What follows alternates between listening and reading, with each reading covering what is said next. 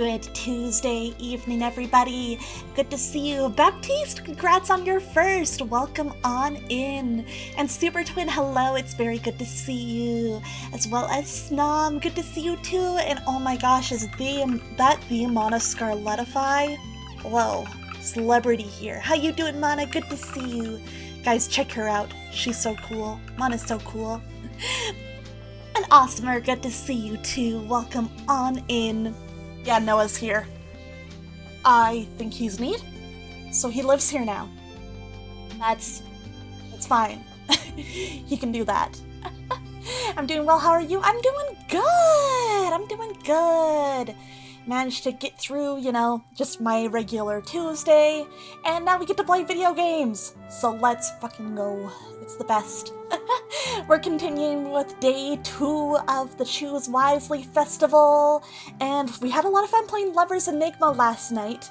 And so tonight we're doing another visual novel, but a very different one. And hey, Springy Hearty, good to see you. There's absolutely no problem with that. You're so right for that. He's neat, so we need to put him in the house as decor. True! You put him on the wall so everybody can see. And hey, Kazu, what's up? Good to see you. How you doing, my dude? Hope it's been swell with you. Oh man, I'm excited. I'm very interested in tonight's game. Does this one also have a bad cult, Mom? I don't know for sure, but we'll see. We'll find out.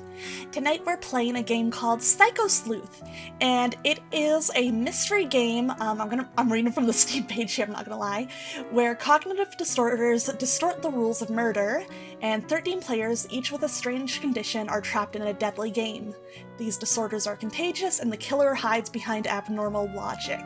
So they described in the Steam page and stuff that there could be things like, prosopagnosia, where you can't see a body's face properly or identify them properly, and things like that, kind of playing around with sort of the murder mystery format. And it looks really interesting. It's giving, when I look at it, it's giving kind of Danganronpa-ish vibes to me, but slightly different, which really caught my eye. I was like, okay. I see the types of games that you're drawing from, and I'm curious to see this. I'm very interested. And I think the hook of,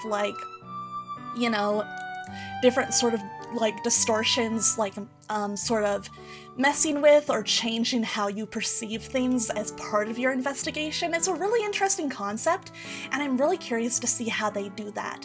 I'm definitely very, very curious. Oh my gosh, I forgot though, I need to remind you guys, Choose Wisely Festival on Steam. Here we go.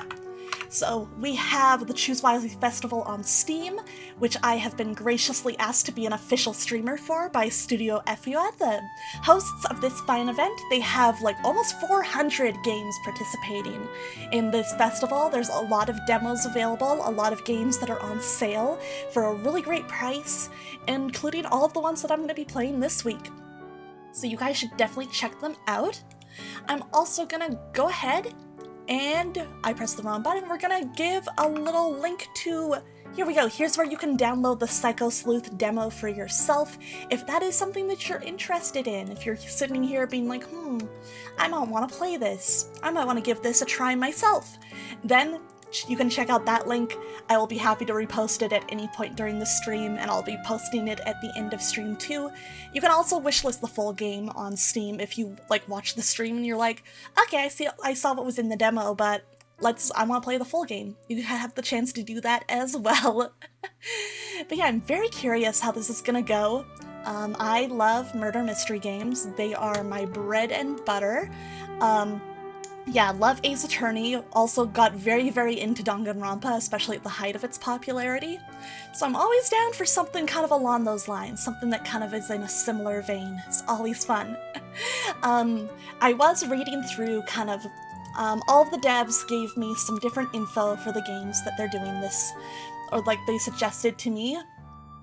Mana, don't play with me right now. Don't play with me.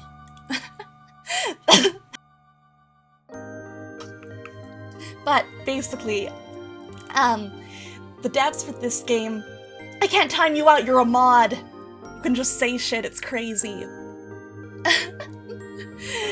But yeah, basically, they gave me a little streamer guide for this game as part of the materials.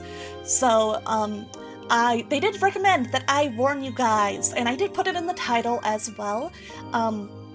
Let's see, there is a gore mode of this game, which I like, and I wanted to keep on. Because I'm not against gore, but they did recommend that if I use it to warn my stream, warn the chatters. So basically, just so you know, guys, if you stick around for the full stream, there's a chance you'll see gore. I don't know how intense it will get, but if they, you know, if the devs ask me to warn people, I'm taking that seriously, you know? I think it's good to keep in mind if you're sensitive to that sort of thing. It's a murder mystery. I think we can definitely assume there will be dead bodies. Maybe they'll be a little killed in some, like, brutal or grotesque ways. Keep that in mind. Feel free to, you know, tab out or look away, even if you feel like being at stream, if you're sensitive to that. Doesn't she have a favorite Danganronpa boy? Oh, I wonder who that could be. My favorite Danganronpa boy is Shuichi Saihara. Really thought you got me there, huh, bitch? You really thought you got me there? You didn't. You didn't. You don't know what you're fucking playing with, Mana. You don't know. You have no idea. You're so real for that? Yeah, like, objectively, even though I have my complaints with the way that, he came into his role in the story, I'm sure anybody who's played V3 knows what I mean by that. I think he's a really good character. Honestly, I was like, is this my boyfriend, or is this just me if I were a boy? Because he was very, very relatable, you know what I mean? He's a really good character. I like him a lot. But yeah, that's my whole little preamble. The gore warning is in the title again, so, you know, I'm assuming people will see that. I tried to make sure that it was near the start of the title so that people wouldn't, you know, wouldn't be caught off guard. Makes a lot of sense. You don't seem like a Komaeda girly to me. I would never. I could never enjoy Nagido Komaeda. That would not be a phase that I would have as a teenager. Definitely not. Definitely not. Never. Never. That said, though, even though, like, this definitely, the trailer gave me some Danganronpa vibes, I still want to meet it as its own thing, its own kind of stuff. It doesn't look exactly like Danganronpa. I can just tell it maybe took a couple stylistic, like, influences, maybe. Oh shit, my hat. Relics! Yeah, Shuichi isn't a luck guy, he's the ultimate detective. And yeah, as a fan of murder mystery stories, I like detectives a lot. I think they're cool. And I really liked, you know, the take they did with him. The first Danganronpa also had an ultimate detective, and that character was my favorite in that game as well. I think detectives are neat. I think they're cool. I think they're cool. Detective might be a type I have, but it's fine. But alright, yeah, let's go on into it. Let's finish up our little preamble. Woo! Let me turn on the game sound so that you guys can hear it as well. Once again, as always, please let me know if audio needs to be adjusted. We are playing around with this. Always. Okay, I think on my end I'm gonna turn this up just a little bit. But let me know if it needs more. That tracks, there's a very specific detective I know you really love. Which one was that? Did I make myself smaller here? Oh no, it's just because my hat's off, I look smaller. Like, which detective?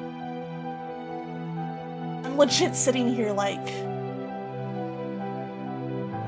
What the fuck? Oh fuck, she probably did mean Sholmes, didn't she? No. We don't care for that guy.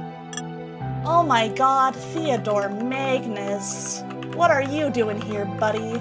Title screen already? Cool, it is! It is! I also, when I was sent this game by the devs, I was like, oh shit, the art's really pretty. What up, Theo? Oh my god, Captain Freestar! Hello, guys! Did you know that Captain Freestar is also a part of, Choose Wisely! Words! And she's gonna be streaming Lover's Enigma herself as well! I'm actually, like, gutted that I might not be able to watch her play all of it. I'm probably gonna be watching her VOD later, but I hope you have fun with it, Tisha! Music might be a little loud. Let me turn it down a little bit. Okay. Let me know if you think more. Obviously, you know, if it's different from the title screen, we'll get further into it, but it's good to see you, Tisha! Yeah, guys, if you were at last night's stream and you liked that, please, please, please check out Captain Freestar as well. You definitely should. I think it'll be fun. Yes, you have fun too tonight, Tisha! I'm sure, I have an idea in mind for who will raid, depending on who finishes stream first. We'll see. We'll see. Depends how long this demo is. We'll figure it out.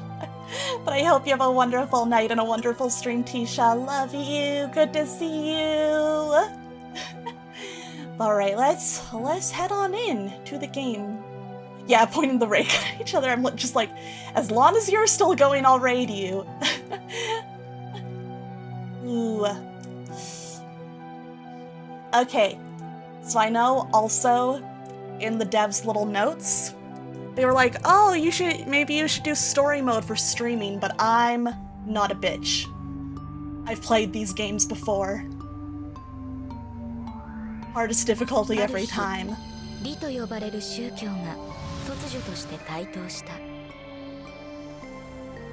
Ooh. その勢力は驚異的な速さで拡大し、熱狂的な信者を Can't wait for this to backfire. Nah. Usually I'm okay at these games. それだけではない。リは人知を超えた技術によって回転子と呼ばれる発電施設を築き上げたのだ。 So guys, let me know if you would like me to be reading over the subtitles as 燃料 well. を一切必要とせず、汚染も生み出さない奇跡の装置だっ Ooh. た。この不可思議なエネルギーを求 Perfect め、 energy. あまたの都市や国家が次々と理に身を寄せ、その支配下へと飲み込まれていった。やがて理は世界最大の宗教となり、そしてある日、ごく限られた者たちのもとへ招待状が届けられる。 That 大聖堂で行 we われ might る have another cult. 選抜への招待である。 We might have cult 2 of the festival. It's kind of looking like it. いかなる願いも叶えられるという。 I see. Any wish, huh? Damn, this is just like Fate Stay Night.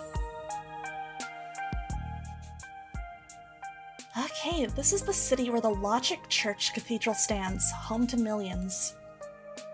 More than half are believers of the Logic Church. A name like Logic Church, you really can, you know, trust it, right? Surely. God, I love this girl design. Like the way like her hair looks so fluffy in the ponytail, and I love just the way it curls around her head here, despite coming from the back. So cute. So cute. I wonder if these two are like siblings? They look very similar. Never thought I'd get an invitation. Looks like the Logic really needs me after all. Lyle. Of course they do. Compared to you, other humans are just walking meat sacks. I can only tell the truth. That's what makes it terrifying. You actually mean it. Lena! Oh, her whole design is really cute. Love like the use of black and white and just red. And a little bit of gold to highlight on her bow and her buttons. Really nice design. Really well done. I just always love like a limited color palette. My sister suffers from a cognitive disorder. Obsessive compulsive disorder. Oh yeah, the headphones are pretty cool. I like those. Okay, so OCD is that's going real fast. Yeah. Obsessive compulsive disorder. For Lena, her compulsion only takes one form. She is incapable of lying. Okay. Still, I'm surprised we both got invitations at the same time. Contents are pretty suspicious, though. Might just... You mean the selection process? Or the whole becoming a god thing? The vague selection details I can handle, but winning makes you a god who can grant any wish? Oh wait, that's Lyle. The vague selection details I can handle, but winning makes you a god that can grant any wish? What's that about? You have a wish, Lyle? Like becoming rich? Please, I'm not poor. I have enough savings to last a lifetime. If I died tomorrow. It's just like me, for real, for real. That's what normal people call very poor. Whatever the case, we'll have our answers soon enough. Hey, Kazu! Thank you for the gigantified emote. Oh my god. So kind of you. Thank you, thank you. Candidates of divinity, please enter. Oh. Guys, I don't think we should trust like that. I don't think we should trust like that, but okay, they're following, I guess. Following the Logic Church member, Lena and I entered the cathedral. It seemed so normal. At that moment, I had no idea that the victor would truly become a god was an absolute fact. Oh! That's kind of crazy. Killer is me. Oh, no spoilers. What the heck?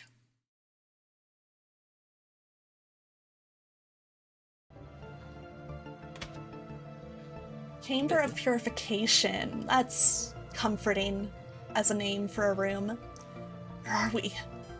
Wait, where'd the woman who brought us here go? She vanished right after leading us in and locked the door behind her. This feels like trouble. Lyle, we should investigate this room before talking to anyone else.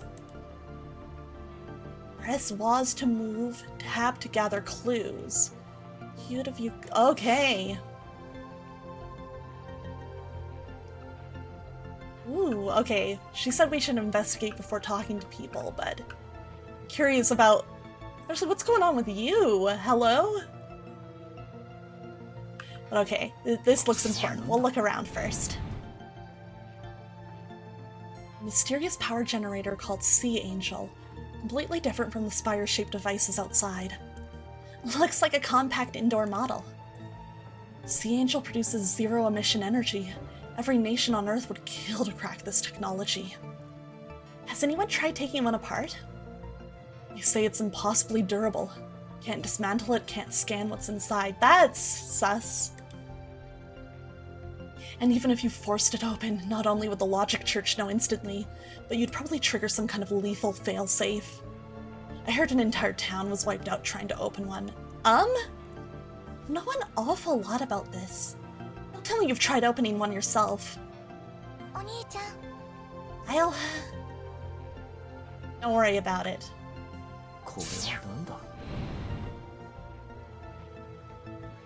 This machine must be for grinding bones into ash. It's showing error. Looks broken. We can't use it. Why is that here? Like, for what purpose? Okay. What the hell is this thing? There's a label here. Sanctified cremator. Ask for what it's used for. Oh god. What is it?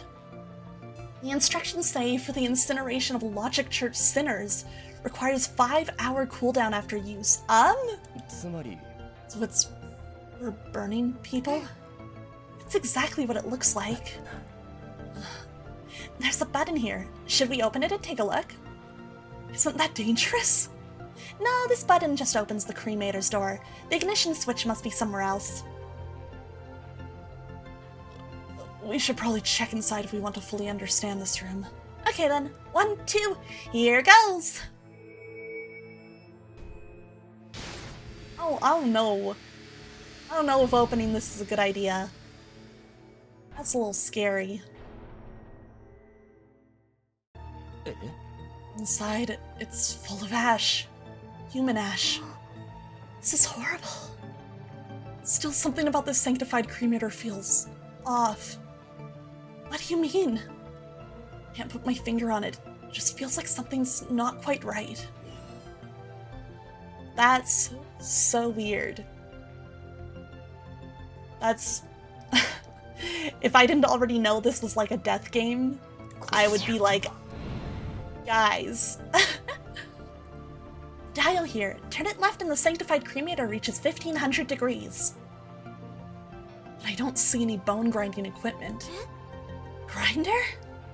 You burn a body and most of it disappears. Only bones remain. Cremated remains are bones that have been ground down mechanically. They don't just turn to ash from burning. I actually did not know that. Amazing! You even know the whole cremation process. Sometimes I swear you're insulting me through compliments. How could I? I can only tell the truth. Still, I've heard plenty of people join the Logic Church and just vanish. This cult's hiding more secrets than we thought. 4. Looks like this device shows how many people in the room are still alive. Are you assuming still alive, not just how many people are in the room, bro? That's crazy. Why would we need something like that? Maybe because someone needs to confirm how many people inside are still breathing? This room keeps getting creepier by the second. Sure does. Room's light switch. If we turned it off, the whole place would plunge into darkness. Let me out! Let me out! Door's locked tight. Looks like we'll need a key to open it.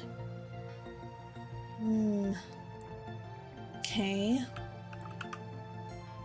Anything I missed to look at? I don't think so. Guess we'll start by talking to Lena. Need something? If you want to hear me say nice things about you, I could go on for 10,000, no 100,000 compliments. Oh god, you're one of these, huh? I know you can't lie, but honestly, that's what makes it terrifying. But who are you?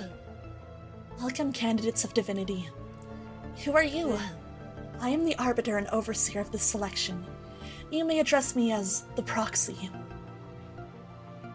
Everybody needs a Lena. True, that's just me to my men, honestly. As you can observe, I am a mechanical being, constructed specifically to oversee this selection. Oh, okay. Why do you call yourself the proxy? Where's the real hierarch? Participate in the selection, they have temporarily relinquished their identity. Until the selection concludes, I shall preside over all proceedings. I stole a glance at our mysterious companion. Would she actually be the hierarch of the Logic Church? No one knows what the hierarch looks like. Do they look anything like you? That information is classified. I cannot disclose it. Oh, come on, just give us a tiny hint. Just the tiniest little detail up front. Inappropriate intent detected. Request denied. Lyle is not a pervert. He's just slightly more interested in that stuff than the average person. Lena, please, that kind of defense is only making things worse for me. Oh boy.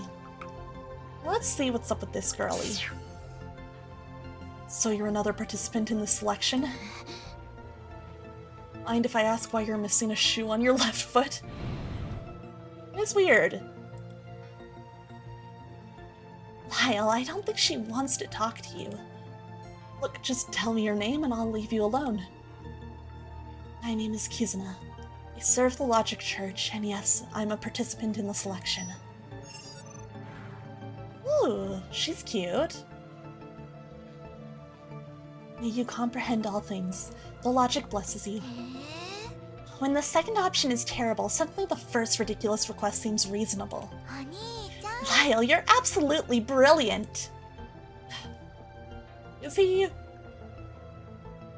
Okay. Ah, okay, so we can look at all these in here.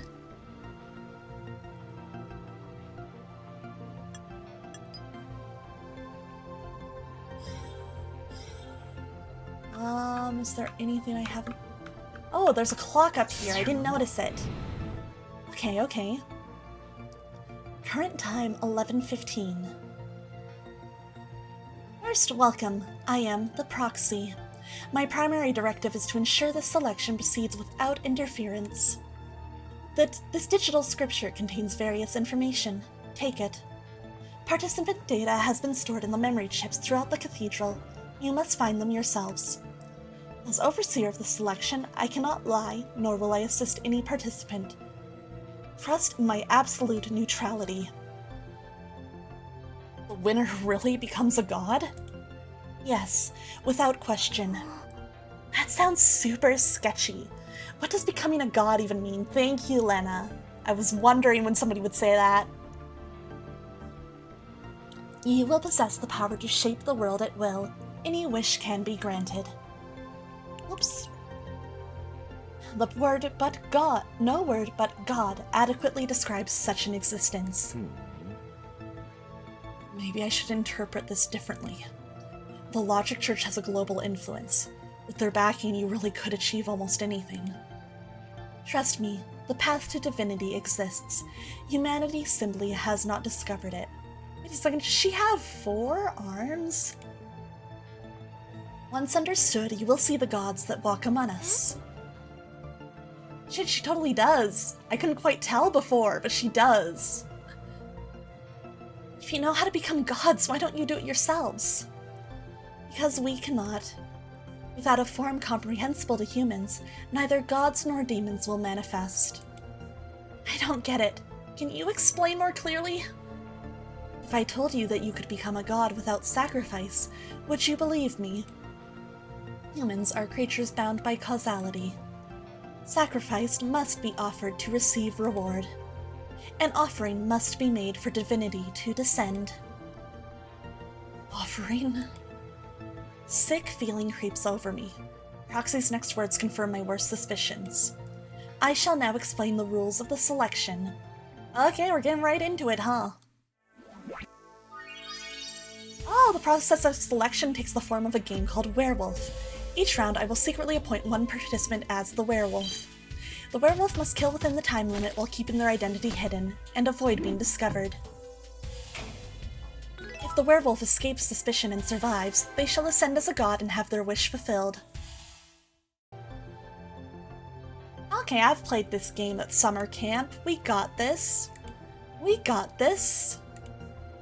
So you're saying the participants have to kill each other? Danganronpa! Correct. This is a death game. Give everything you have. Kill or avoid being killed. Wait, Lena, I don't want to! Are you certain? I shall repeat. The victor can have any wish granted. No matter how absurd, how impossible the wish, the Logic Church will make it reality.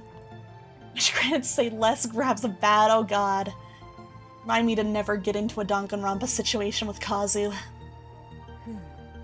Do you know why you received invitations? Because you both harbor wishes that must be fulfilled, no matter the cost. Ooh. Heather, I'm your sister. Please. Please don't kill me. Oh. Lyle, are you okay? Leave now, and your wish will remain forever unfulfilled. Lyle? I want to grab Luna and run, but my legs betray me, rooted to the spot. Oh shit, he wants that wish. Whatever it is. It seems you have made your decision. Be at ease. Whatever you desire, if you can comprehend it, the God of Logic shall grant it. Your sacrifice will not be in vain. Proxy spreads their arms wide. O Divine, guide us who have lost our way. Reveal to us the first candidate for godhood. Ooh.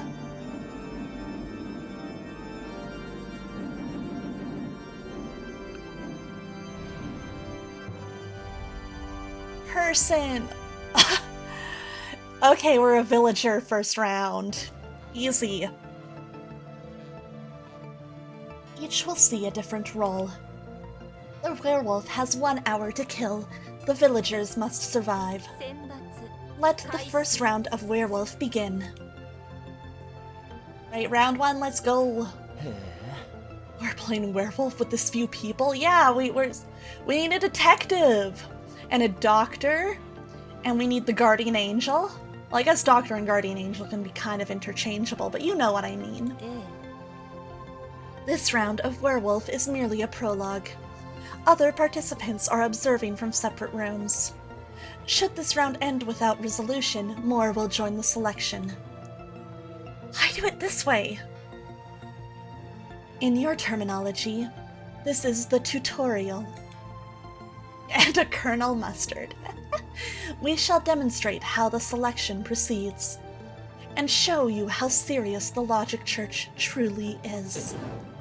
This is completely unfair! We have to play an extra round! Consider an alternative perspective.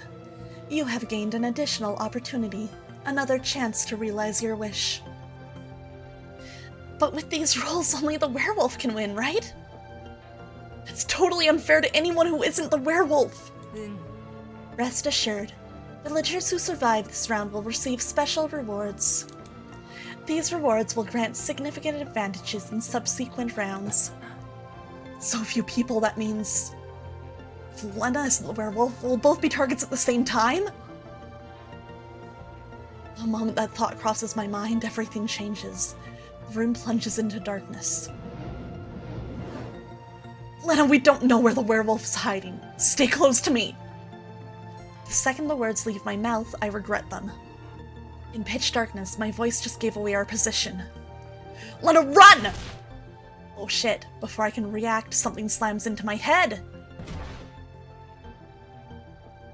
And he fucking died. Hey, welcome back, Super Twin. You're here just in time for death. My vision blurs, and in the darkness, memories of Lena and me flash before my eyes like a dying man's reel. We got hit in the head playing werewolf. Happens to everyone, you know how it is. It all began with an apple. My sister and I grew up in an orphanage. That orphanage was special. It only took in children with mental or cognitive disorders. That's interesting. Lena was diagnosed with obsessive-compulsive disorder. My condition is called synesthesia. I always struggle to say that word out loud. Oh god, they're gonna make me say it a lot, huh? My synesthesia was severe, like an inescapable web of tangled sensations. When I hear a sound, I see colors. When I see colors, I taste flavors. When I taste flavors, I hear sounds. The cycle repeats endlessly, each sense triggering another. To me, an apple is never just an apple. The moment it enters my sight, I hear it, smell it, taste it, and feel it all at once. The chaos of overlapping senses batters my mind with unrelenting stimulation, like it might explode at any moment. Lyle, this is for you. Seeing me bedridden from this condition, Lena went everywhere to find me headphones, tinted glasses, gloves, and an air purifier to cover my nose. Aw. With those things dulling my senses, I could finally, just barely, live like a normal person. The respite didn't last. The orphanage shut down. Lena and I were left with nothing, our lives sinking into hardship. They just abandoned y'all? That's crazy. Lena collapsed to the ground, groaning. Even though I gave her whatever food I could, she was still too young, too fragile. She had reached her limit. Please. I closed my eyes and prayed with everything I had. Anyone, please save Lena. But what appeared before us was neither God nor Buddha. What saved us was an apple. It materialized out of thin air, landing in my hand. Oh, an apple! Oh. Lena grabbed it and took a huge bite, regaining her strength. The effect didn't last. Strange. I ate the apple, so why am I still so hungry? She collapsed again. I shut my eyes once more and imagined. And suddenly, another apple appeared in my hand. Hello? I see. My senses were far sharper than those of ordinary people. This intense sensitivity gave me an understanding beyond ordinary people. Because I could grasp the apple in its entirety, the things I imagined became nearly indistinguishable from reality. Yeah, bro got the food power. Like that, y'all remember that movie about the boy who can create bread psychically? Ryle's just like him. And for some reason, those illusions could be seen by others. It was only later that I understood. Those who could project their abnormal cognition and disorders onto others were called PSYCHO-SLEUTH users. I named my PSYCHO-SLEUTH world fabrication. You think you can use the same thing to, like, transfer my period cramps to somebody else? You could conjure illusions so lifelike that others would be drawn into them as though they were real. Hazel! Hello, how you doing? Yeah, he says that it's just an illusion, so I think that's why she was, like, still hungry. But good to see you, Hazel. Hope you're having a great night. To keep myself and my sister alive, I began using this PSYCHO-SLEUTH to deceive. I fabricated jewels, gold, fine food, luxuries that I could sell. Once the victims left my side, the items vanished like smoke. This life went on for a while, until retribution found me. The more lies I told, the less I could distinguish truth from fiction. The more illusions I wove, the blurrier the boundary between reality and fantasy became. When I bit into an apple, I could no longer be sure if I was eating real food, or just my imagination. Kyle, is the apple good? Because Lena cannot lie, her words reassured me. I truly was eating. Kyle, there's a car ahead! Why are you walking straight into it? She yanked me back, saving me from being hit by a speeding car. Until then, I had believed the car was nothing more than another illusion. At that moment, I realized Lena had become my only anchor. Oh, jeez. I had to rely on her to tell me what was real. Only her words and judgments could confirm my reality. But this bond was never equal. By staying with me, a criminal, Lena had become a fugitive herself, hunted by the police and forced to live on the run. No matter how many times I tried to push her away, she stayed. Unable to lie, she followed her heart, and that meant staying by my side. If things continued this way, she would only be dragged into ruin along with me. Oof, perhaps only the Logic Church's technology could grant my wish. Yeah, this is a very interesting dynamic. I kind of like that from the start they're, like, being upfront that, like, this is kind of codependent, and even he knows it's unhealthy. I think that it's an interesting setup. I wasn't expecting this from these two. I wished Lena would forget me completely. She might find a future that didn't revolve around me.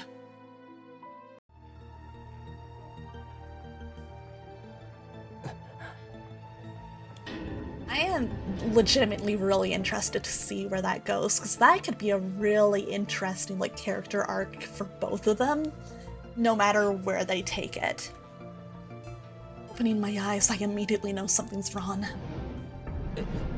Where's Lena? Oh boy. No, we can't even talk to her. 3?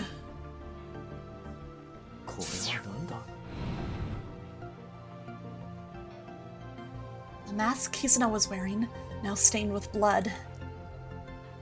Ooh, oh god. Oh no. Oh man. Oh jeez. Oh jeez. Wait, is that? I look around. The room is empty except for me. Someone has been killed by the werewolf. Gather evidence and uncover the werewolf's true identity. Right, no matter what's going on here, this is, not good. This is looking pretty bad. Dan, I wish I had looked at what time it was. I'm curious if the clock moves. Also, I like that, like, we have this effect on the screen right now over places we haven't looked yet. I feel like that's a nice way to kind of visually symbolize, you know, yeah, the distortions he deals with. Like how he feels like he can't trust his own perception of things. That's kind of a cool detail. I like it. Let's see, is there anything else here? Oh, okay. I didn't realize that was... That's Lena's hair. Ooh, he's crashing out. Answer me! Are those bones on the floor my sister's? Gather evidence. Piece together the truth yourself. If Lena's dead, I'll... You will what? Oh god. Just realizing Lena's not here makes my whole body shake uncontrollably. Yeah, she's a robot.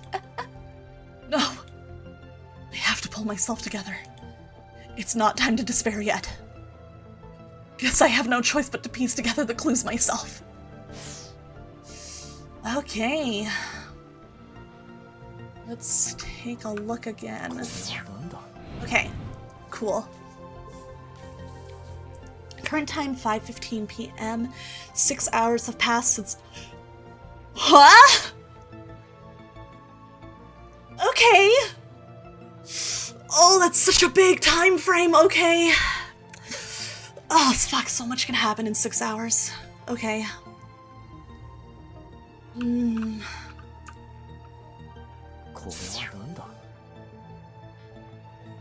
Sickening dread fills my chest. Do I really want to open this? I feel like I'm about to see something beyond comprehension. But to find Lena, I have no choice. I take a deep breath and open the sanctified cremator door. I'm a little nervous.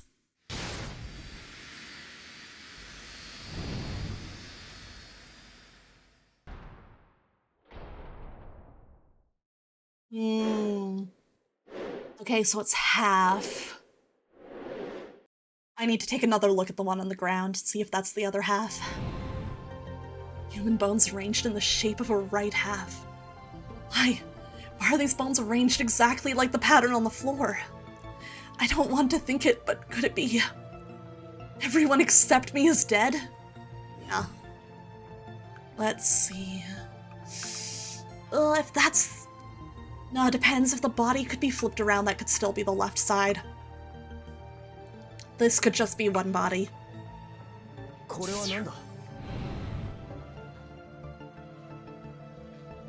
Hey, that means he won, right? True! The dial only turns right to off. How the hell are we supposed to activate the cremation function? Okay. Screen shows the number 3. It's different from when we first entered the room.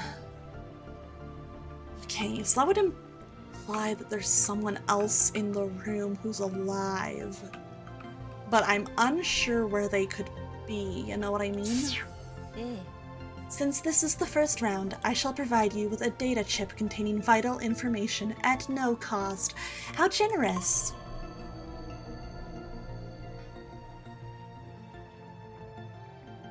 State your name. I am Kizuna. This is the test you just completed. You understand what's wrong with you? No. And tell me, what am I holding? A pen. Now then. Ow! Can you tell where you're bleeding? I don't know! It just hurts so much! Even if I stabbed this pen through your left eye, your reaction would be exactly the same. Oh. What are you talking about? Where did that pen go? You suffer from hemispatial neglect, a condition that creates abnormalities in your perception. Your eyes can see the left side, your left hand and foot work perfectly, but none of it registers in your consciousness. Oh. Put your condition simply, you have no left world. That's kind of crazy. I don't understand what you're saying. Place a pen on your left side, and to you it ceases to exist. You can't even perceive your own abnormality. You, the left side of the world, simply doesn't exist. Your pathosync is called sinistral deletion. That's a pretty crazy name to give it. Everything related to left is forcibly erased from your cognition.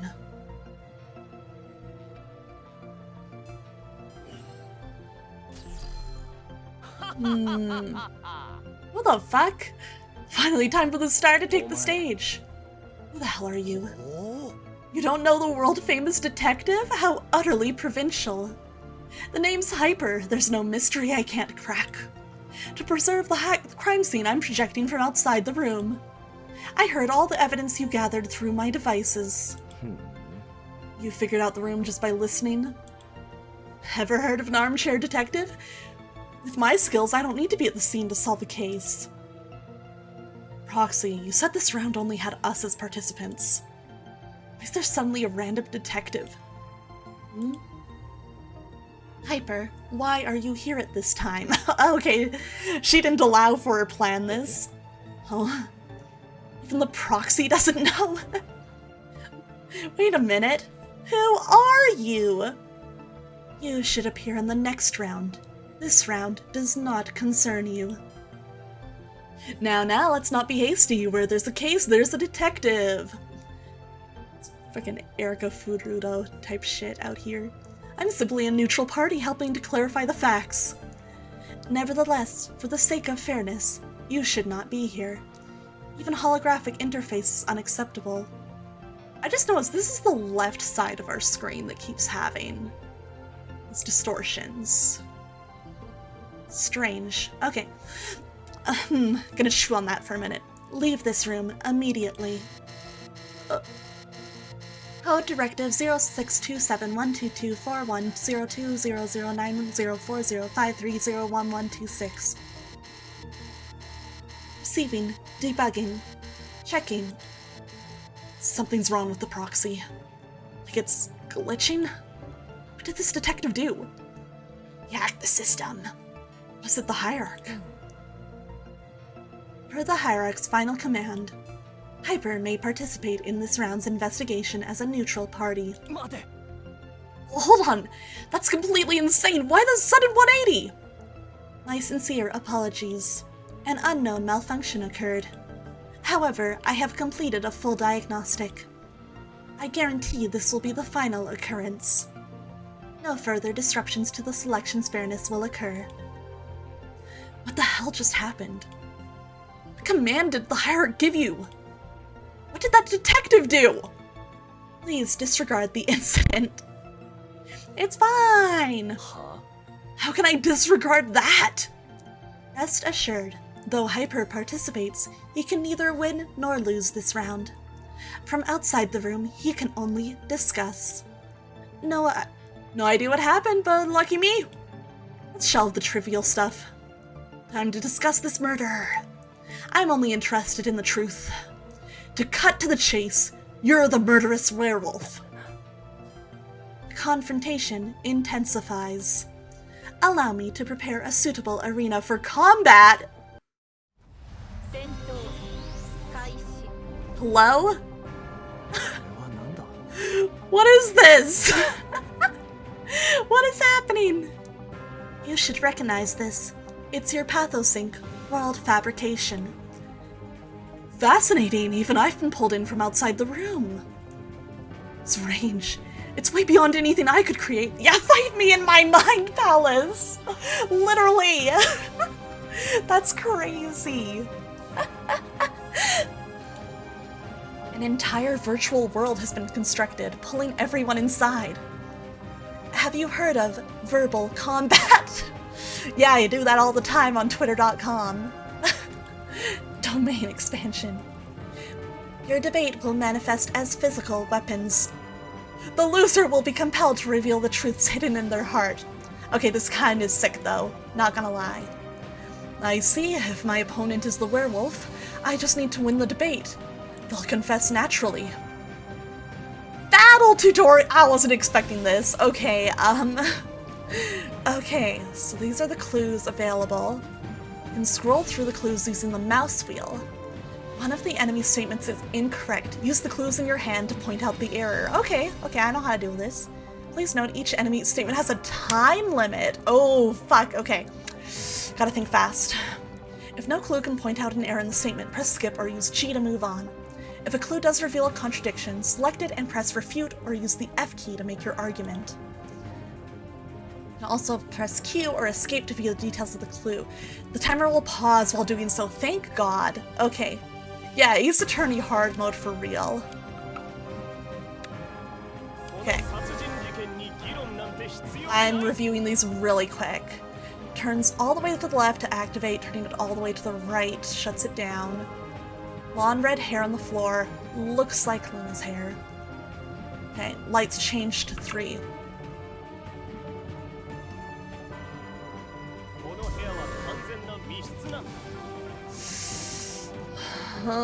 Perfect locked room. A refute. Wait, no! I meant to refute the one before!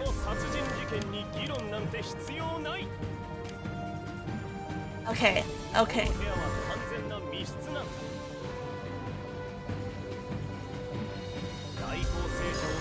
There we go. I pressed in. Oh my god, they literally do the Danganronpa. The pose. Life detector shows 3 right now. That means 3 people in this room are still alive. That's impossible. Aren't you and the proxy the only ones here? Actually zaps you with my weapon before you can respond. Maybe it's malfunctioning. Counting the dead, too. That's not it. Remember, when we entered, the number was... The fucking lens is glowing. Love it. 4. Yon. So there were originally 4 people in the room. 1 died, leaving us with 3. 4 minus 1. 4 minus 1 is 3. Right! Your math skills are impressive. I just get praised for basic subtraction? But I have proof of the life detector is malfunctioning. Oh boy, here we go again. Okay, okay. Bloodstained mass, bones inside the cremator, and her past. Let's see how this goes.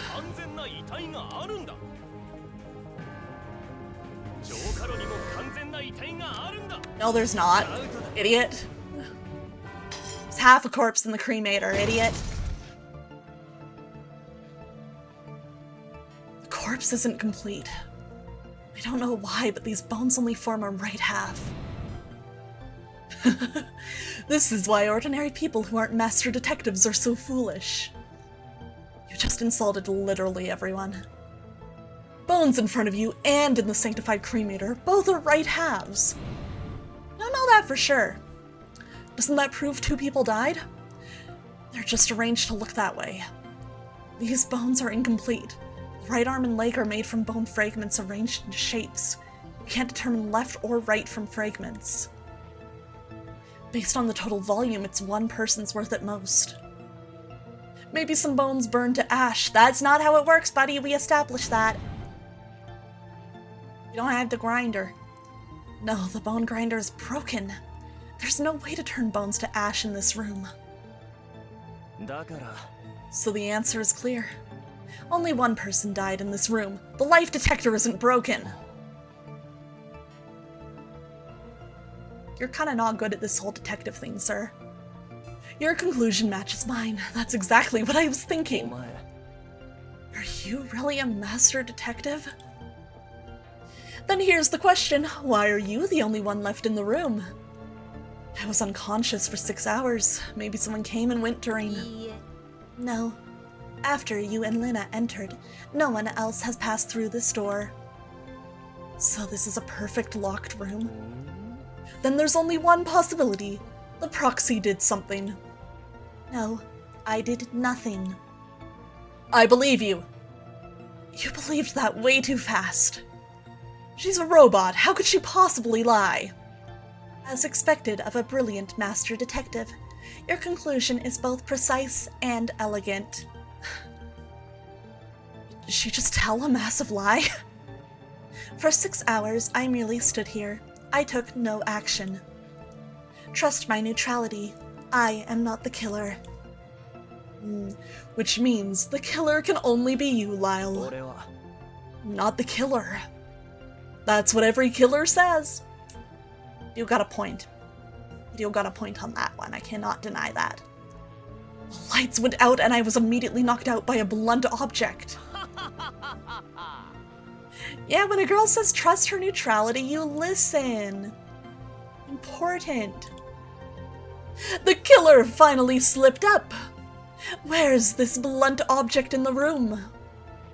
You're right. There's no blunt object here. What if they burned it and made it look like a body? Is that too crazy? Is that too crazy? If a blunt object was really used, it would have blood or impact marks, but there's nothing like that here.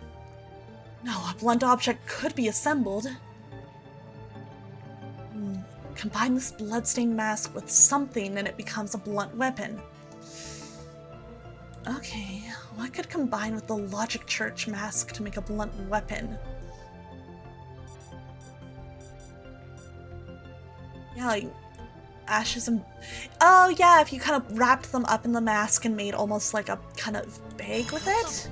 Yeah. Using ashes as a weapon? It's like that Danganronpa case where the gravel from the fish tank was the murder weapon, you know? Pack it with ash and it becomes a blunt weapon. Knock me out, then put the ash back in the sanctified cremator. So the blood on it isn't the victim's. It's yours! Exactly. Think about it. If the victim was burned to death, how could there be blood? If Kizuna's mask knocked you out, that means Kizuna is likely the killer. That's what I'm thinking. Looking back, when the room went dark, Kizuna was closest to the main light switch. Then where is Kizuna now? Well, if Kizuna's alive, though, that means Lena's probably dead. Assuming your theory is correct, you are unconscious for 6 hours.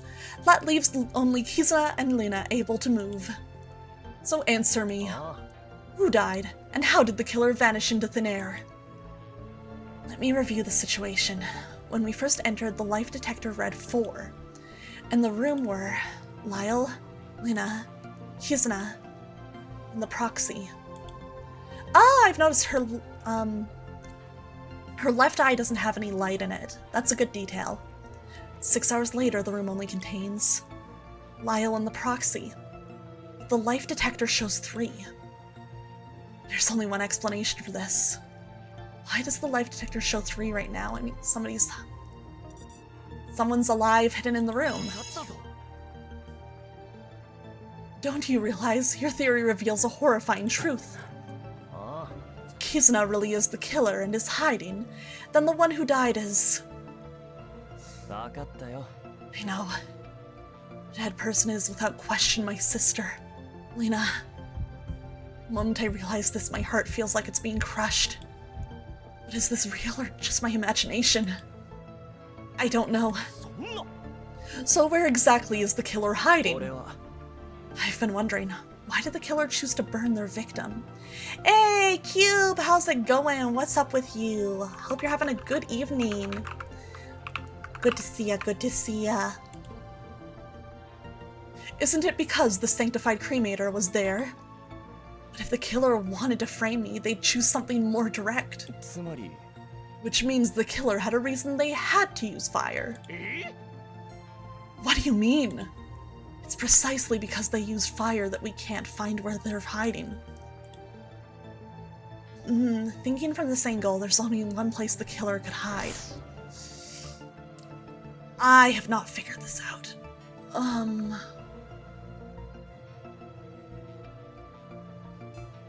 Wait, now this is crazy. This has to... Can't tell if I figured it out or I'm an idiot. Yeah, okay. Did they cover themselves? Killers inside the sanctified cremator. Good God, that's such an absurd theory. Even this master detective is feeling nauseous. Okay. God, I just kind of did this on instinct. Okay, dial bones on the floor, 6 hours unconscious.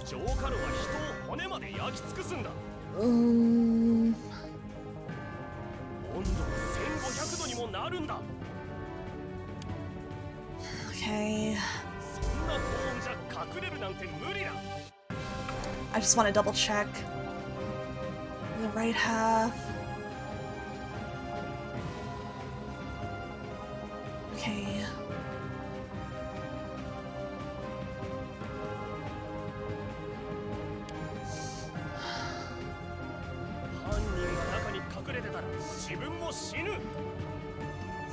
Trying to find the right.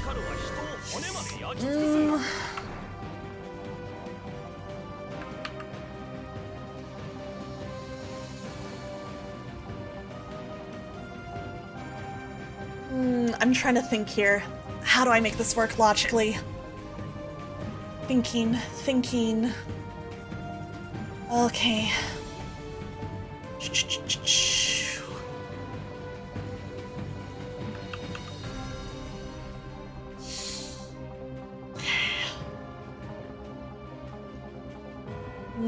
Brain spinning. Okay. I want to say it has to do with something with either the dial or the bones on the floor. I think those would make the most sense, you know what I mean? Just trying to logic out exactly what the game wants from me here. Let me see. Thinking. People to bones. Well, I guess it could be the dial here. Maybe it's that we're not necessarily...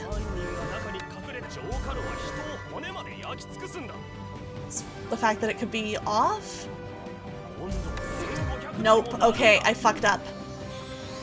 Oh shit, I don't have a lot of time. Okay.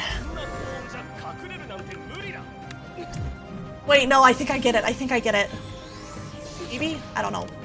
Stupid?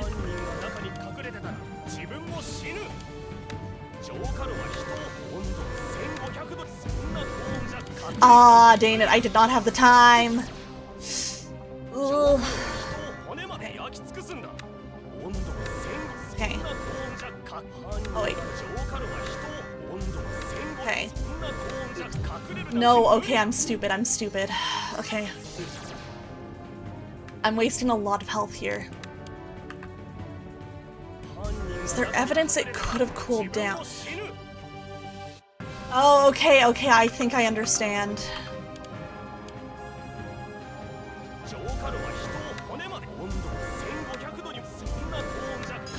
Okay, I understand now.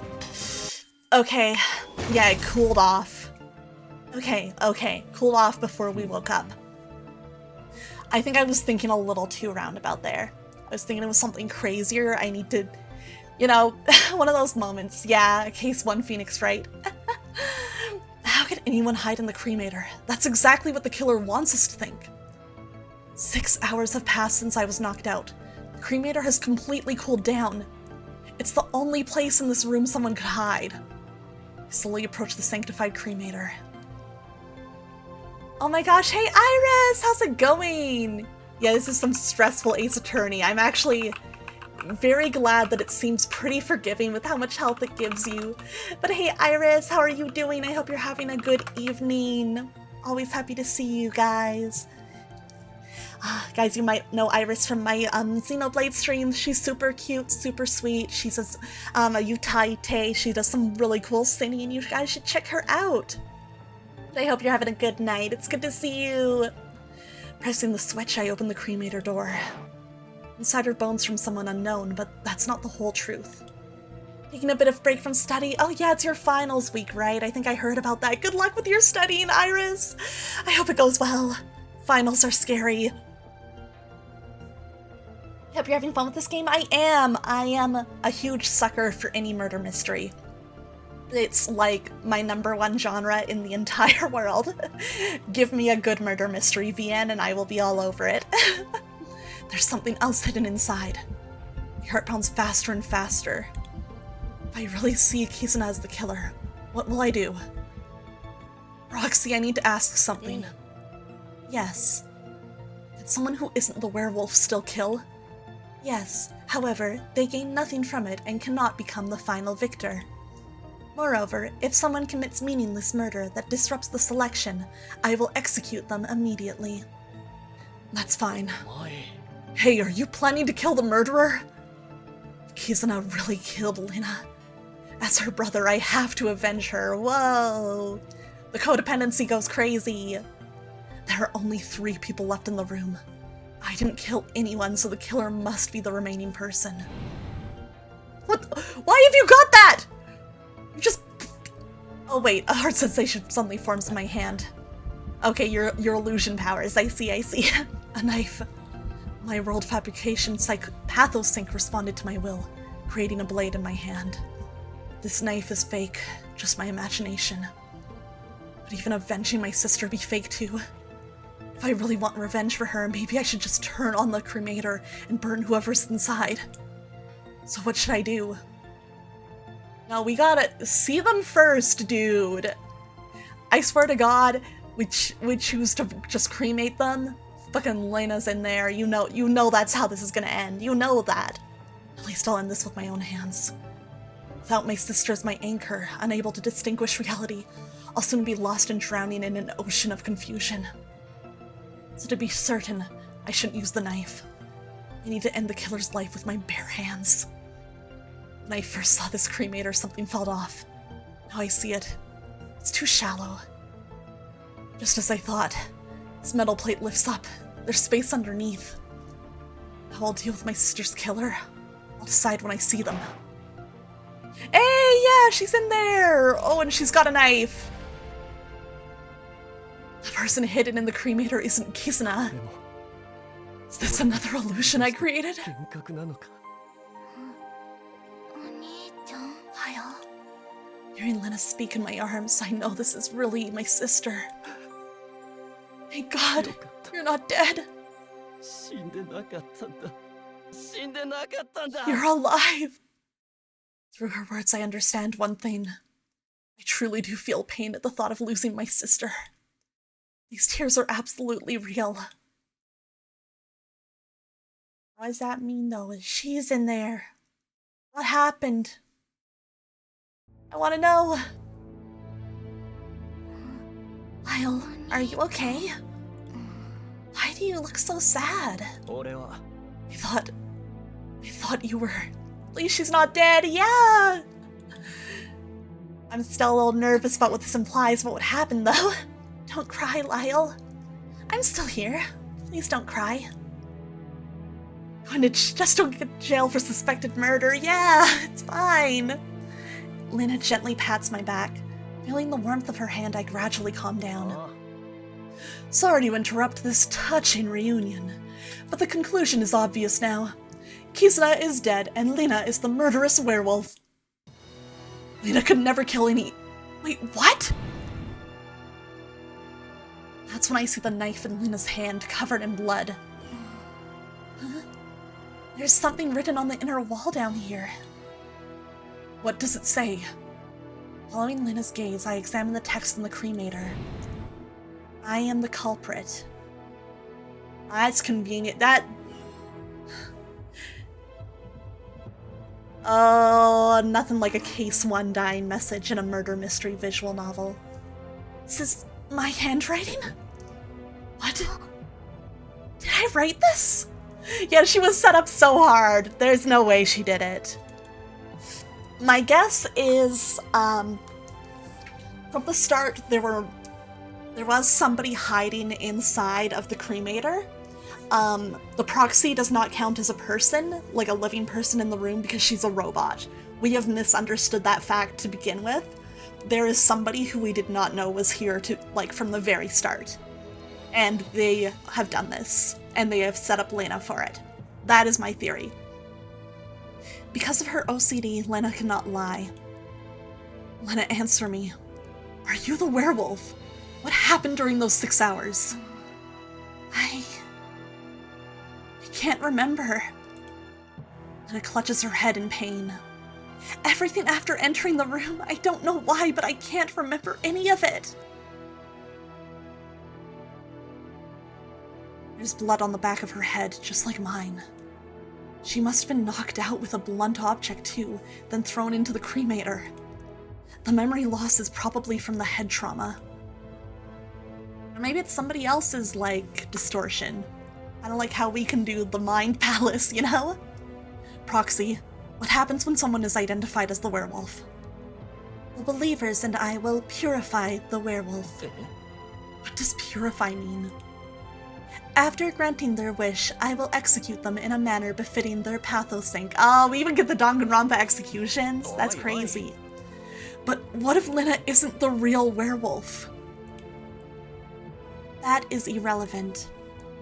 Once a majority identifies someone as the werewolf, I will purify them, and the true werewolf wins. Those mistakenly condemned become nourishment for the victor. So if Lena's identified as the killer, then I shall offer Lena as a sacrifice to the divine.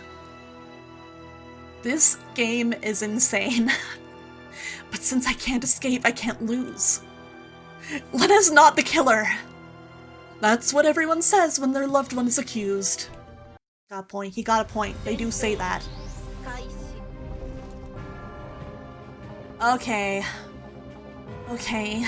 Clock, bloodstained knife, a bone ash grinder, Kizuna's past. Victim was burned to death. Saw blackout, you did nothing. It's only... Okay. I'm gonna review. Okay, when entering the time is displayed as 11:15.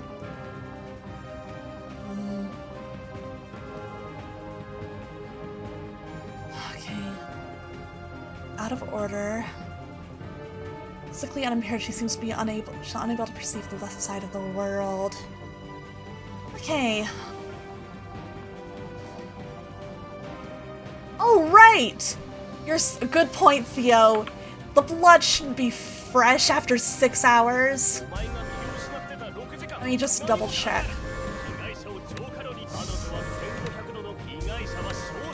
I think... Nope. Okay. I wasn't sure. I went for that one because it referenced the 6 hours.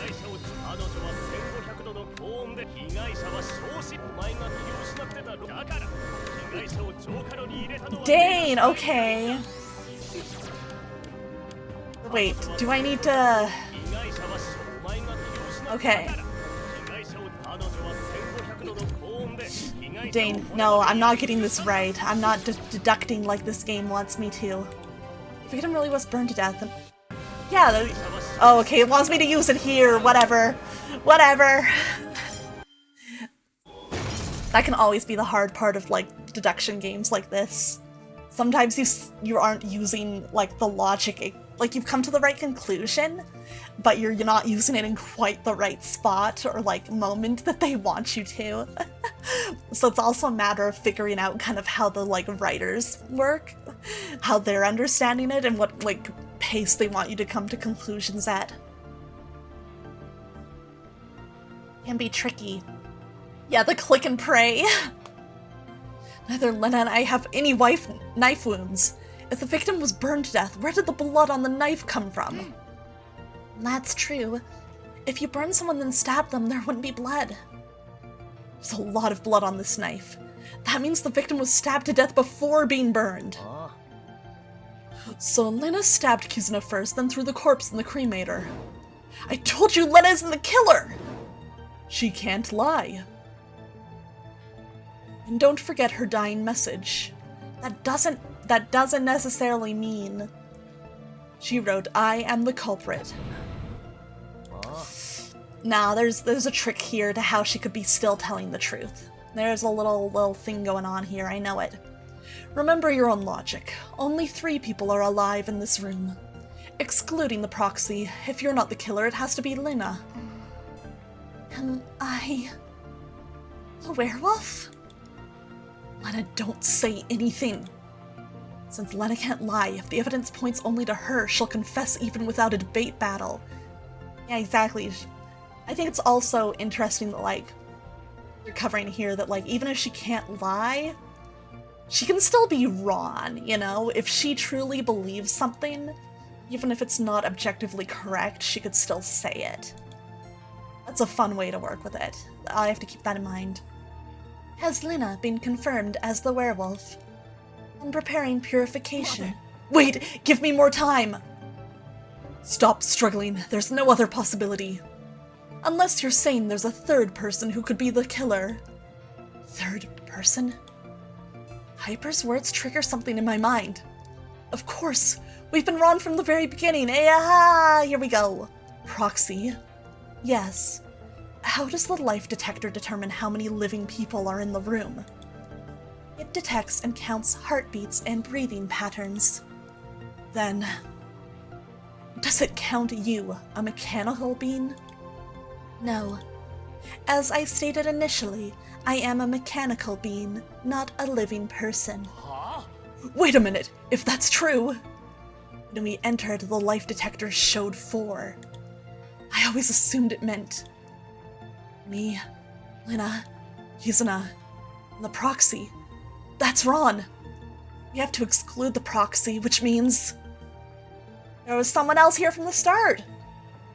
Len and I entered, besides Kizuna, there was an unknown X hiding in here. Also, hey, Awesomer, welcome back. We did find our sister. She was in a hidden, like, kind of compartment in the cremator. And we've just figured out there were probably someone else in the room who I'm assuming would have been hiding there to begin with. That's just a fantasy you're spinning to save your sister. This X is real, otherwise the life detector numbers don't add up. If your theory is correct, where was this X hiding initially? Easy. Easy clap. Easy, there's only one place in the room someone could hide.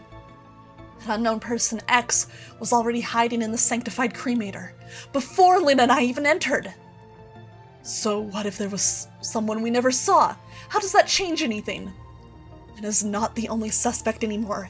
The victim could be X or Kizuna, and the other one could be the killer. But Lena's still the prime suspect. No, we already established the victim was stabbed first, then burned in the cremator. I have proof Lena isn't the killer. Yeah, this detective ain't so good. Then show me evidence that proves Lena's innocence. Think back, when Lena was lying in the cremator.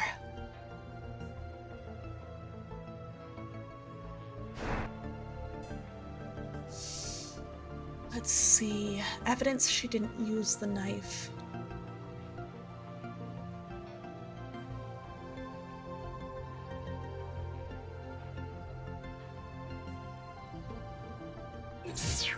Oh, okay, that is like an identify thing. Let me see here, I'm taking a look at it. So it is very bloody, but the main thing I noticed is that she does not have blood, like, on her properly. I was like, Okay. For knife murderer, yeah, I'm like, do her clothes not count? Should I do, like, her white clothes? Okay. Okay, that just confused me, because I thought that, like, clicking her skirt would also work. I see. If Lena stabbed someone to death, her clothes would be covered in blood. They couldn't be this clean. So you're saying Kizuna or X killed the victim and framed Lena? Exactly. Then how do you explain the dying message in the cremator? Wasn't it written by Lena, who can't lie? Another thing's been bothering me. If they already killed with a knife, why burn the body? To hide the space beneath the cremator with fire and frame me as the killer. There's a deeper motive than that. Like you said, the killer had to use fire. How would the killer use the cremator to hide blood evidence? Let's see.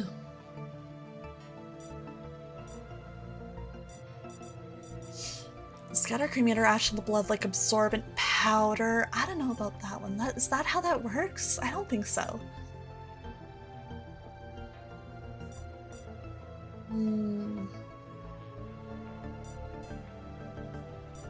Actually, I don't know if this is actually a thing that can happen, but out of the 3 of these, this seems the most realistic, I guess? No, I'm stupid.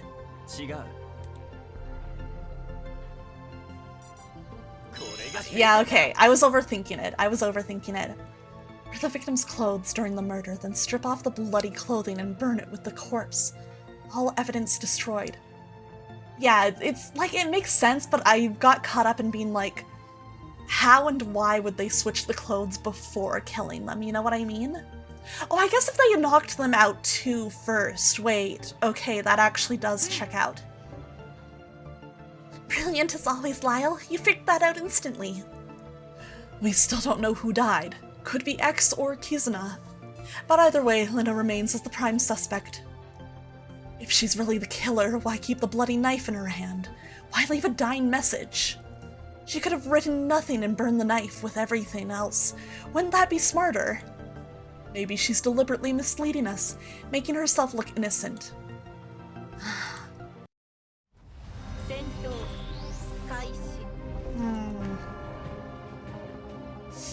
Okay.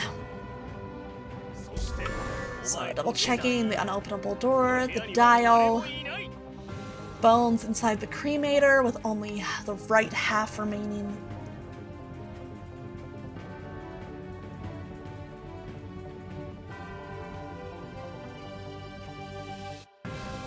I think I just figured this out. This should have been obvious from the start. It was Kizuna. She can't see the left half of anything. So I think she forgot to, like, clean up her move. That half of the body. I think. Okay.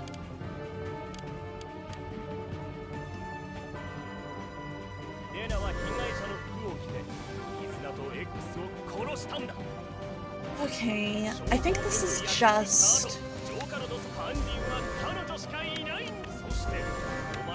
Oh, there's somebody else in the room. Easy. That was a simple one. There's at least 3 living people in the room. No. How did we only realize this now? We've been wrong about something crucial. Based on the bones in the life detector, only 1 person died. If the proxy doesn't count as a person, then the current reading is wrong. It shows 3 now, but besides you and me, there's no 3rd person here. Someone else is still hiding. That's impossible. There's nowhere left to hide. No. Something changed since we entered this room. What changed? We didn't notice because we subconsciously accepted that this is how the world should be. But my heightened senses picked up something wrong. Proxy, I need to ask something. Do all the selection participants have something in common? Yes, they all suffer from mental illness or cognitive disorders and can project these abnormalities onto others. Which means every participant in this death game is a PSYCHO-SLEUTH user? Correct. I finally get it. Ever since I woke up, we've been under someone's PSYCHO-SLEUTH influence. Our perception isn't normal. What exactly changed? Okay, what is different from when I entered? Time to double check my memory.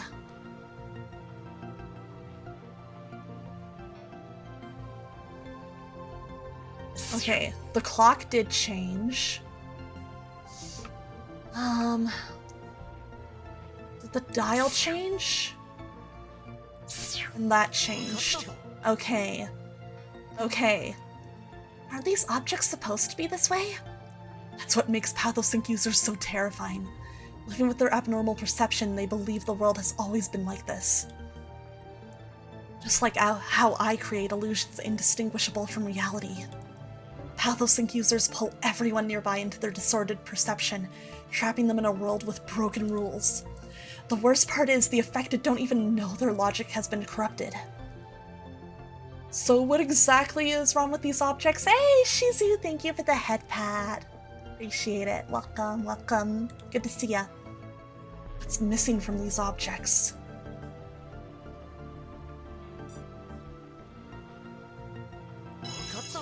Left side. Anything that can be defined as left has been erased from our perception.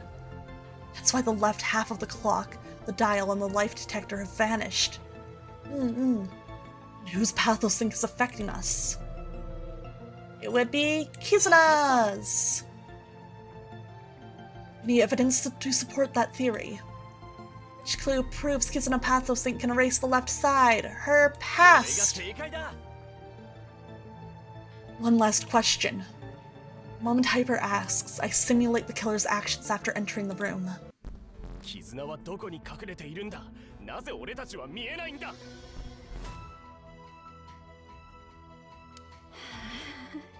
Oh wow. This is some nice animation.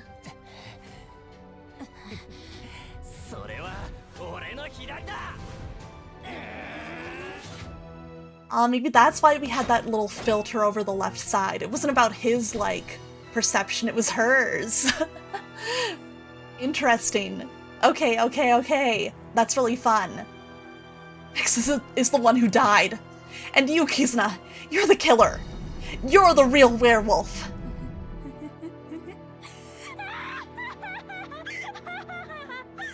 Hey, it's our voice actress is going off.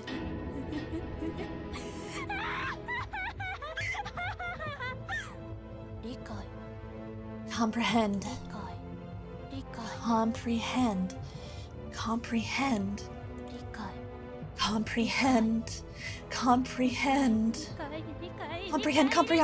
Comprehend. Comprehend. Comprehend! Whoa, this person's terrifying! Aren't you supposed to be a master detective who's seen it all? Oh, logic, grant me strength. Let me awaken these foolish heretics. Oh boy, okay, here we go. Okay, I'm gonna put on the door, bones on the floor, hair, possibly Lena's, Kizuna's past. This affect the people around me.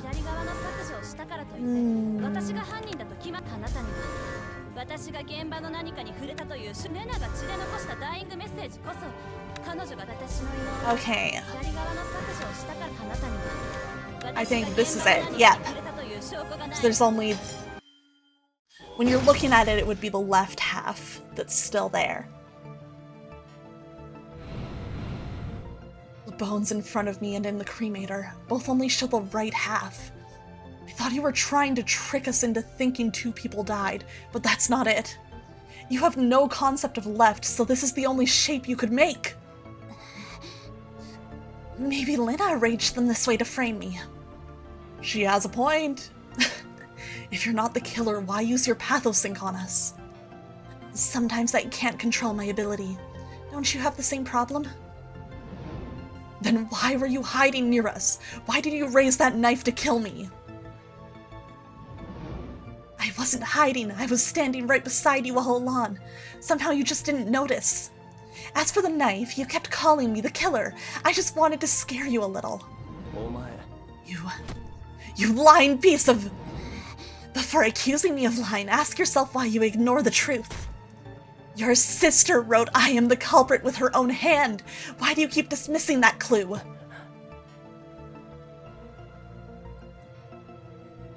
I believe in Lena. Even if designated as the werewolf, she wouldn't kill anyone. I was also knocked unconscious by the killer, out for 6 hours. I did nothing. I saw nothing. Actually, there's evidence proving Kizuna couldn't be the killer. Which evidence proves Kizuna couldn't commit murder?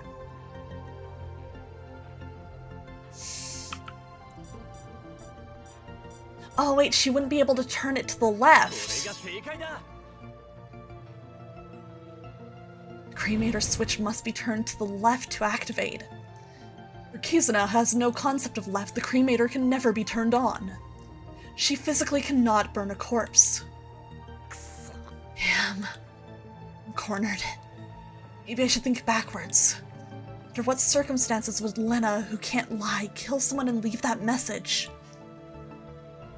Only if she believed she was the killer. Has Lena been confirmed as the killer? And initiating purification. Wait, I've finally seen through everything! Right, the master detective figured out the trick too. No, I just felt that line should be delivered by the master detective. Thanks. This dude really do got some Sholmes energy, huh? Go ahead, explain your shocking revelation. Though I already know everything, I'll let you speak. This guy is definitely not a real detective. It doesn't matter if Kizuna can't operate the cremator. Think carefully. What actually killed X? I know the truth, but I need one more piece. I have to gamble on this. For Lena's sake, I must. X died from a knife wound, not from burning. The killer and the person who turned on the cremator don't have to be the same person. Alright, so... For whatever reason, Lena activated the cremator. Kizuna stabbed the victim, placed the body in the cremator, then ordered Lena to turn it on. That's absurd! Why would Lena help Kizuna? She had a reason. There's only one scenario where Lena would help a killer. Because if she didn't follow Kizuna's orders, my life would be in danger. That's fair. You mean, Kizuna held you hostage while you were unconscious? Exactly. And that dying message, the killer must have forced Lena to write it. Circumstances don't matter. If Lena can't lie, then she believes she's the killer, right? Not being able to lie doesn't mean everything she says is fact. As long as Lena doesn't perceive her words as a lie, she can say them without issue. The killer's true purpose in stabbing the burning victim was to make Lena misunderstand. It seemed like a simple murder had double, triple, no, multiple layers of misdirection. Whoever devised this trick is absolutely terrifying. When Lena turned on the cremator, she didn't know the person inside was already dead. The body burned to fragments, so we don't know X's identity or how they were stabbed. But maybe the wound was on the back where it couldn't be seen, making them appear merely unconscious in the cremator. Then Lena, thinking X was still alive, was threatened by Kizuna into turning on the cremator. Let me reconstruct the entire murder. Dude, we doing our oh my god, it is the Danganronpa comic. That's crazy. Okay, drag the cards from the bottom left into the slots in the order the crime occurred. Hovering over will display a hint. Complete all card placements within the time limit. Okay, let's do it.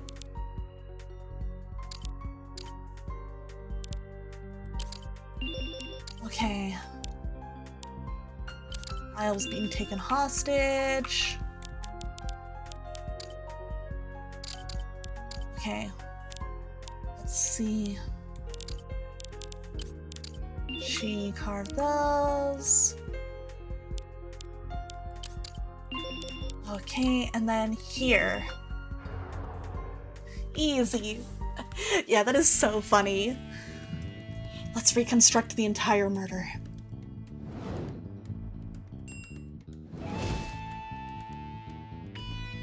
After turning off the lights, Kizuna knocked me out with a blunt object.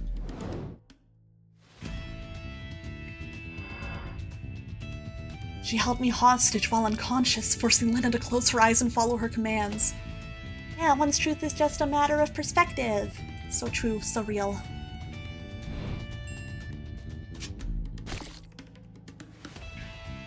She moved X from his hiding spot in the purification furnace to the upper level, dressed in his clothes, and stabbed him from behind.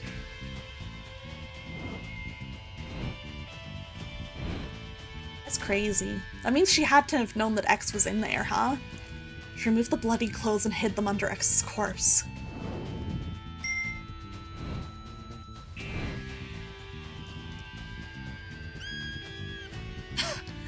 Very cute illustrations. She ordered Lena to open her eyes and activate the furnace, making Lena believe she had killed X. After the furnace cooled, she forced Lena to write the bloody message inside the lower chamber. She knocked Lena unconscious and concealed her in the furnace's lower level. She arranged the bone fragments, bloody knife, and mask. She activated her pathos sync to affect the entire room.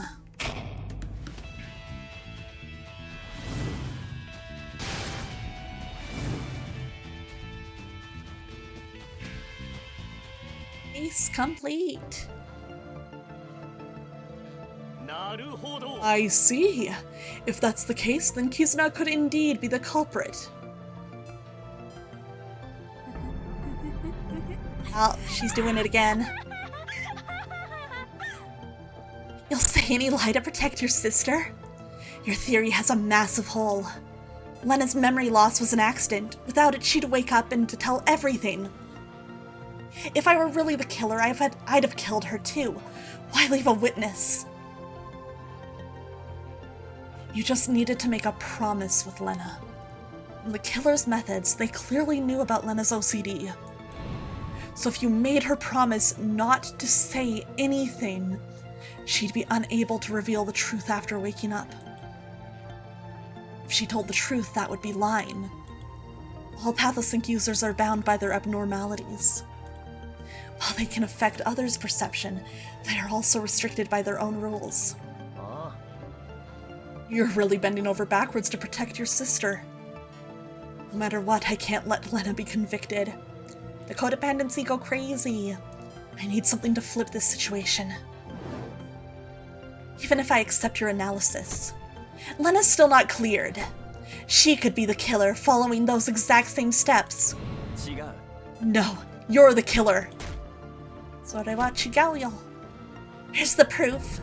Where's your proof I'm the killer? Why won't you release your PSYCHO-SLEUTH? What? Because of your ability, we can't perceive anything defined as left. Which means on your left hand or left foot right now, there's damning evidence! Oh, the missing shoe at the start. Stop talking nonsense! Then let's see the truth. Oh. I take out my phone and snap photos of Kizuna's hands and feet. Oh, for free? If I crop the photos so you can't tell left from right, they won't be affected by the PSYCHO-SLEUTH. Let me see. Oh my god, this is... That's crazy. What do you see? Lena, you who can't lie, deliver the final blow to the killer. In the photos, hands and feet covered in ash and blood. I'm not the killer. Lena's lying. I have OCD. I can't lie. I'm literally neurodivergent and a minor. My left hand and foot. Is there really something there? No. Wait. My left hand and foot. Where are they? Those with hemispatial neglect have no left world, but their left side functions normally. Kizuna raises her left hand to her face, but no matter how wide she opens her eyes, she perceives nothing. Under her PSYCHO-SLEUTH's influence, we only see a clean, pristine left hand. Answer me. If you're not the killer, why are your hands covered in blood?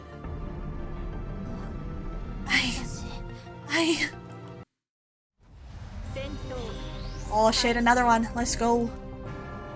Let's do this. Unpull Diary message testimony of the bond. Kizuna's past. I want to double check testimony. The bond. I was also knocked unconscious by the killer and me. Unconscious for 6 hours, I did nothing and saw nothing. Okay. You know, she's refusing to go down.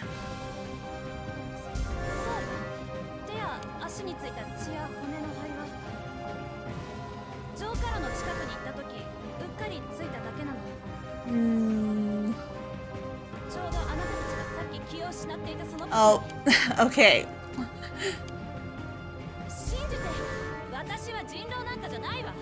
Okay, I see where she messed up.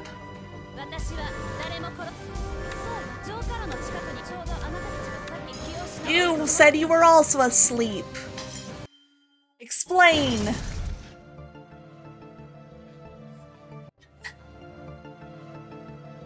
There's only one answer. You're the werewolf. You killed X.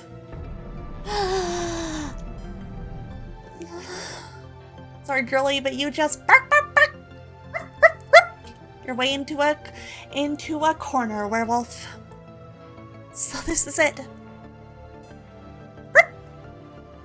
Wait, I still have questions. Kizuna, you really want to win? What do you mean? The truth we've pieced together makes sense, but something feels off. Who exactly was X? Was Lena's memory loss really accidental? Did you really make a say-nothing promise with her? Why? What are you hiding? Since when did you become a real detective? There's nothing to investigate. I killed them. Your deductions are the complete truth. Sounds fake. Has Kizuna been confirmed as the werewolf? Yes. I immediately follow the proxy's lead. That's the truth. You're right. Kizuna, who should be filled with regret, instead wears a satisfied smile. I am the killer. I'm the first round's werewolf. Kizuna speaks the truth. She is the killer and the first round's werewolf. After lengthy deliberation, this round of the selection concludes. Regrettably, Kizuna has not emerged as the victor. Before purification begins, one final question for Kizuna. If you had become a god, what wish would you have granted? Ooh, I like that you can see, like, all the details that she's not human this close. That's fun. I would get everything to the hierarch of the Logic Church. They saved me. They gave me a complete life. For the hierarch, I would become anything, do anything. The world the hierarch desires is my ideal world. We appreciate your devotion to the Logic Church. May the Logic bless you. Your life shall mark the beginning of this selection. No sacrifice is too great. We shall bring forth the omnipotent divine. I hereby declare the sacred purification ritual has begun. Alright, execution. Oh yeah, literally.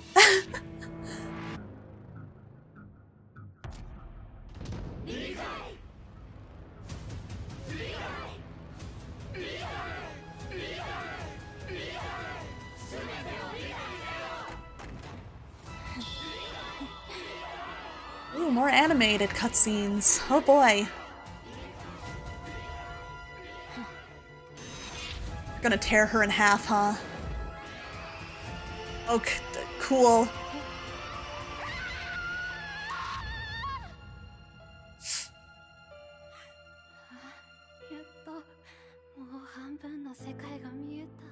That's crazy.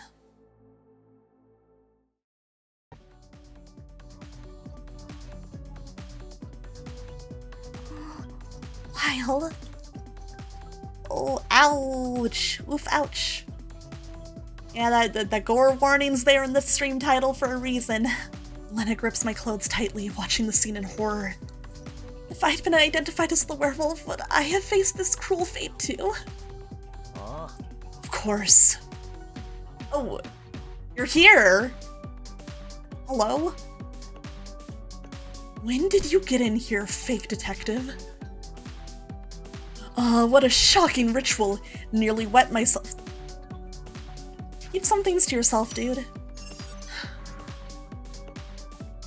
What a guy. Clearly, the Logic Church is serious about this selection. They truly intend to manufacture a god. This song, I like this. This is a good music track. Can they really do it? Let the Logic Church worry about that. As a master detective, I'm only interested in the truth. By the way, I came in here to ask for something. What? How? Wait, the door? I guess maybe the door was unlocked when we finished the like ritual, but like, I was about to be like, how'd you get in here? But maybe the proxy unlocked it. The photos on your phone. Too bad. Already deleted them. Oh, what? Got something to say? Just considering a possibility. For Kizuna, who has no left world, wouldn't avoiding her left hand be the natural choice?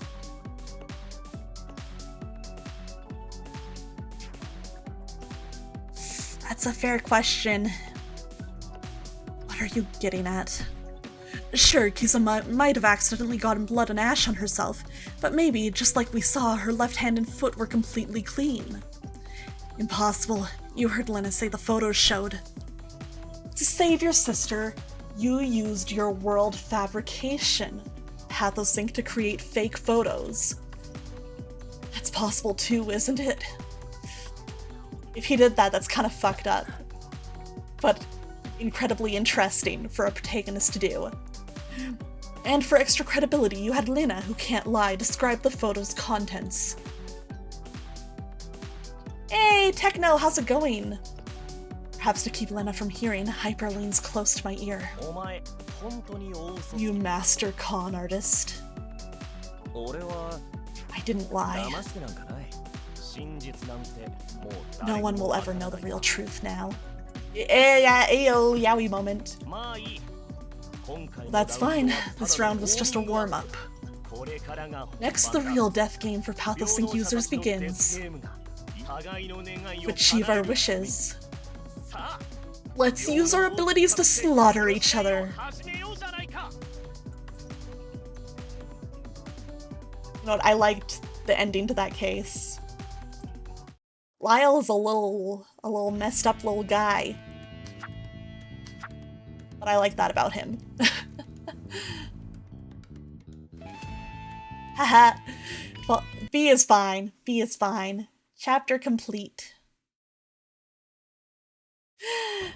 Let's go. Dang, we get a second chapter in the demo? Let's go. Limb severance. That sounds fine. It's fine. First round ended in panic and bloodshed.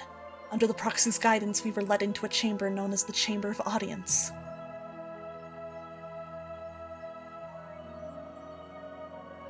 Ooh, lots of characters in here. Crowds had gathered, and no, according to Hyper, everyone here was a PathosSync user.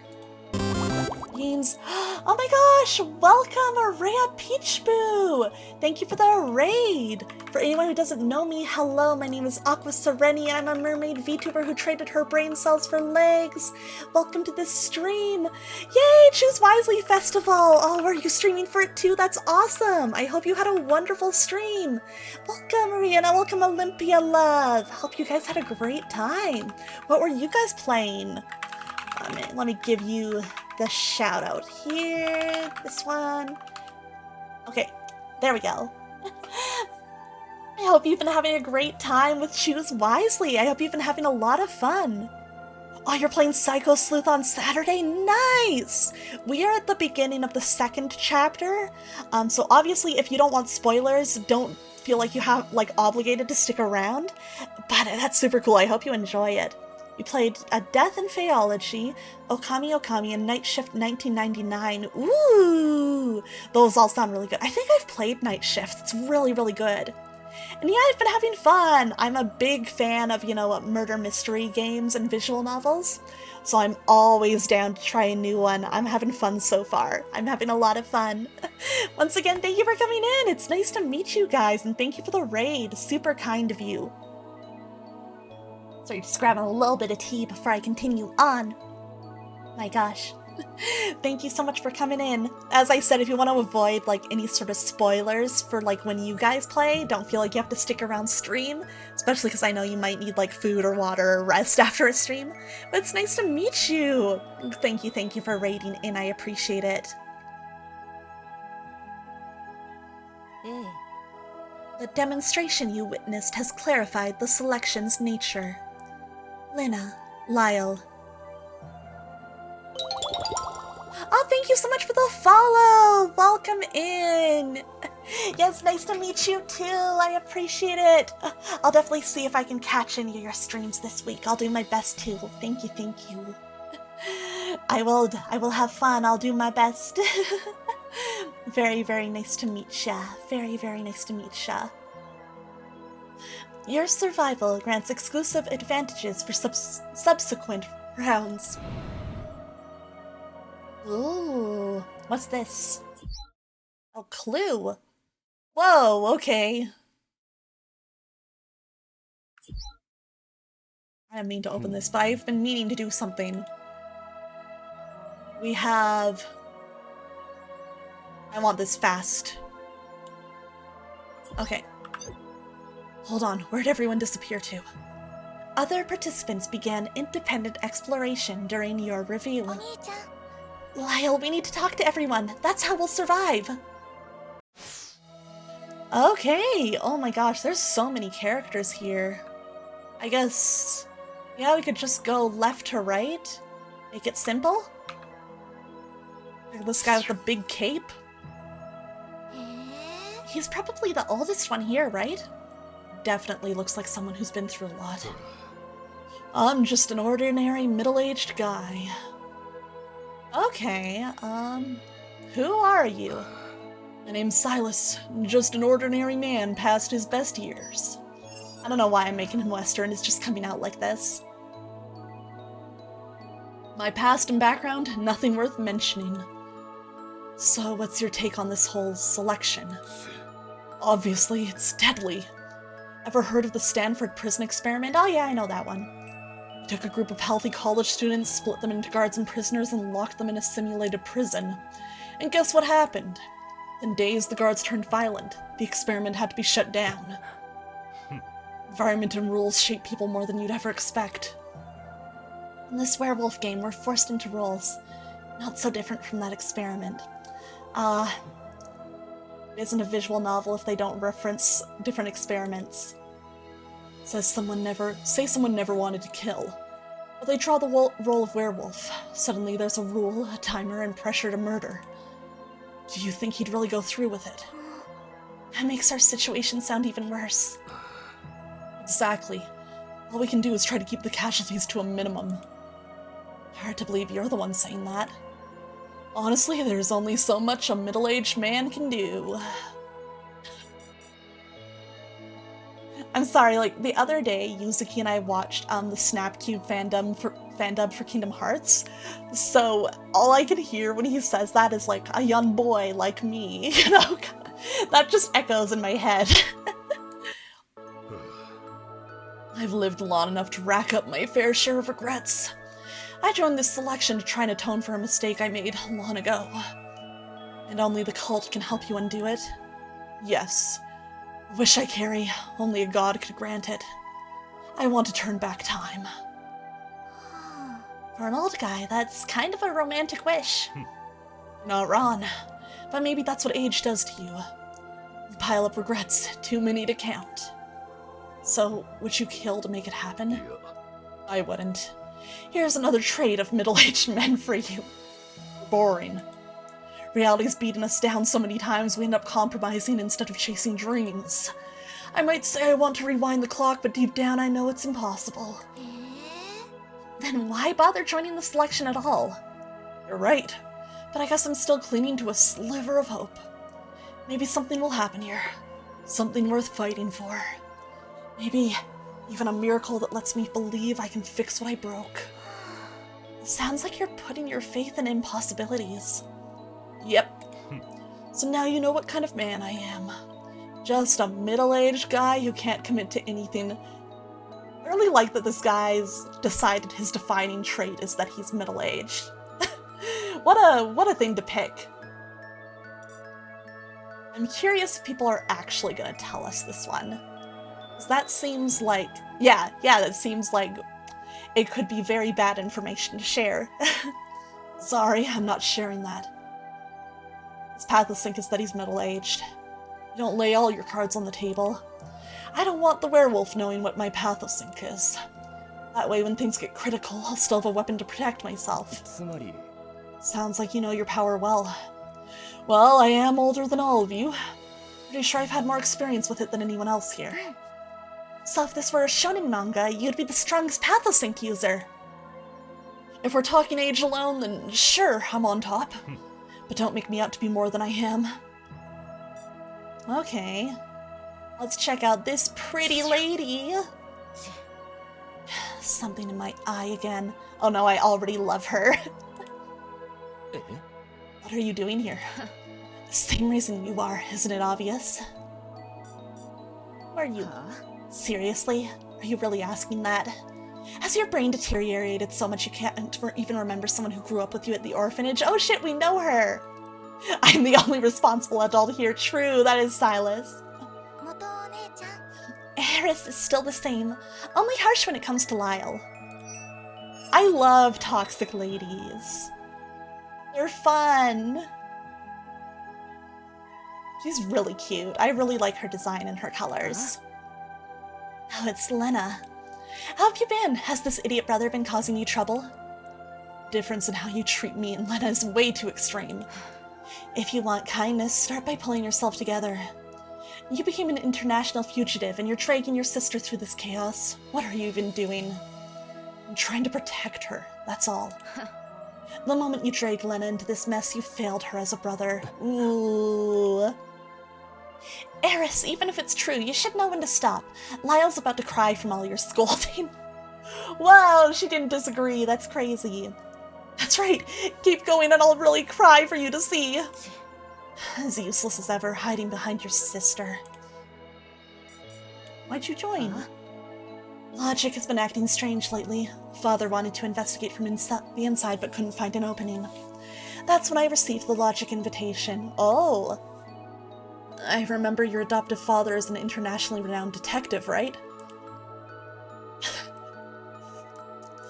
Hyper wishes. Growing up under his influence, Harris would help her adoptive father with cases. Yeah, that purification earlier would have been the perfect excuse for him to break in and conduct a search.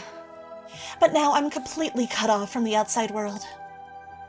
Even your mechanical dog can't get a message out?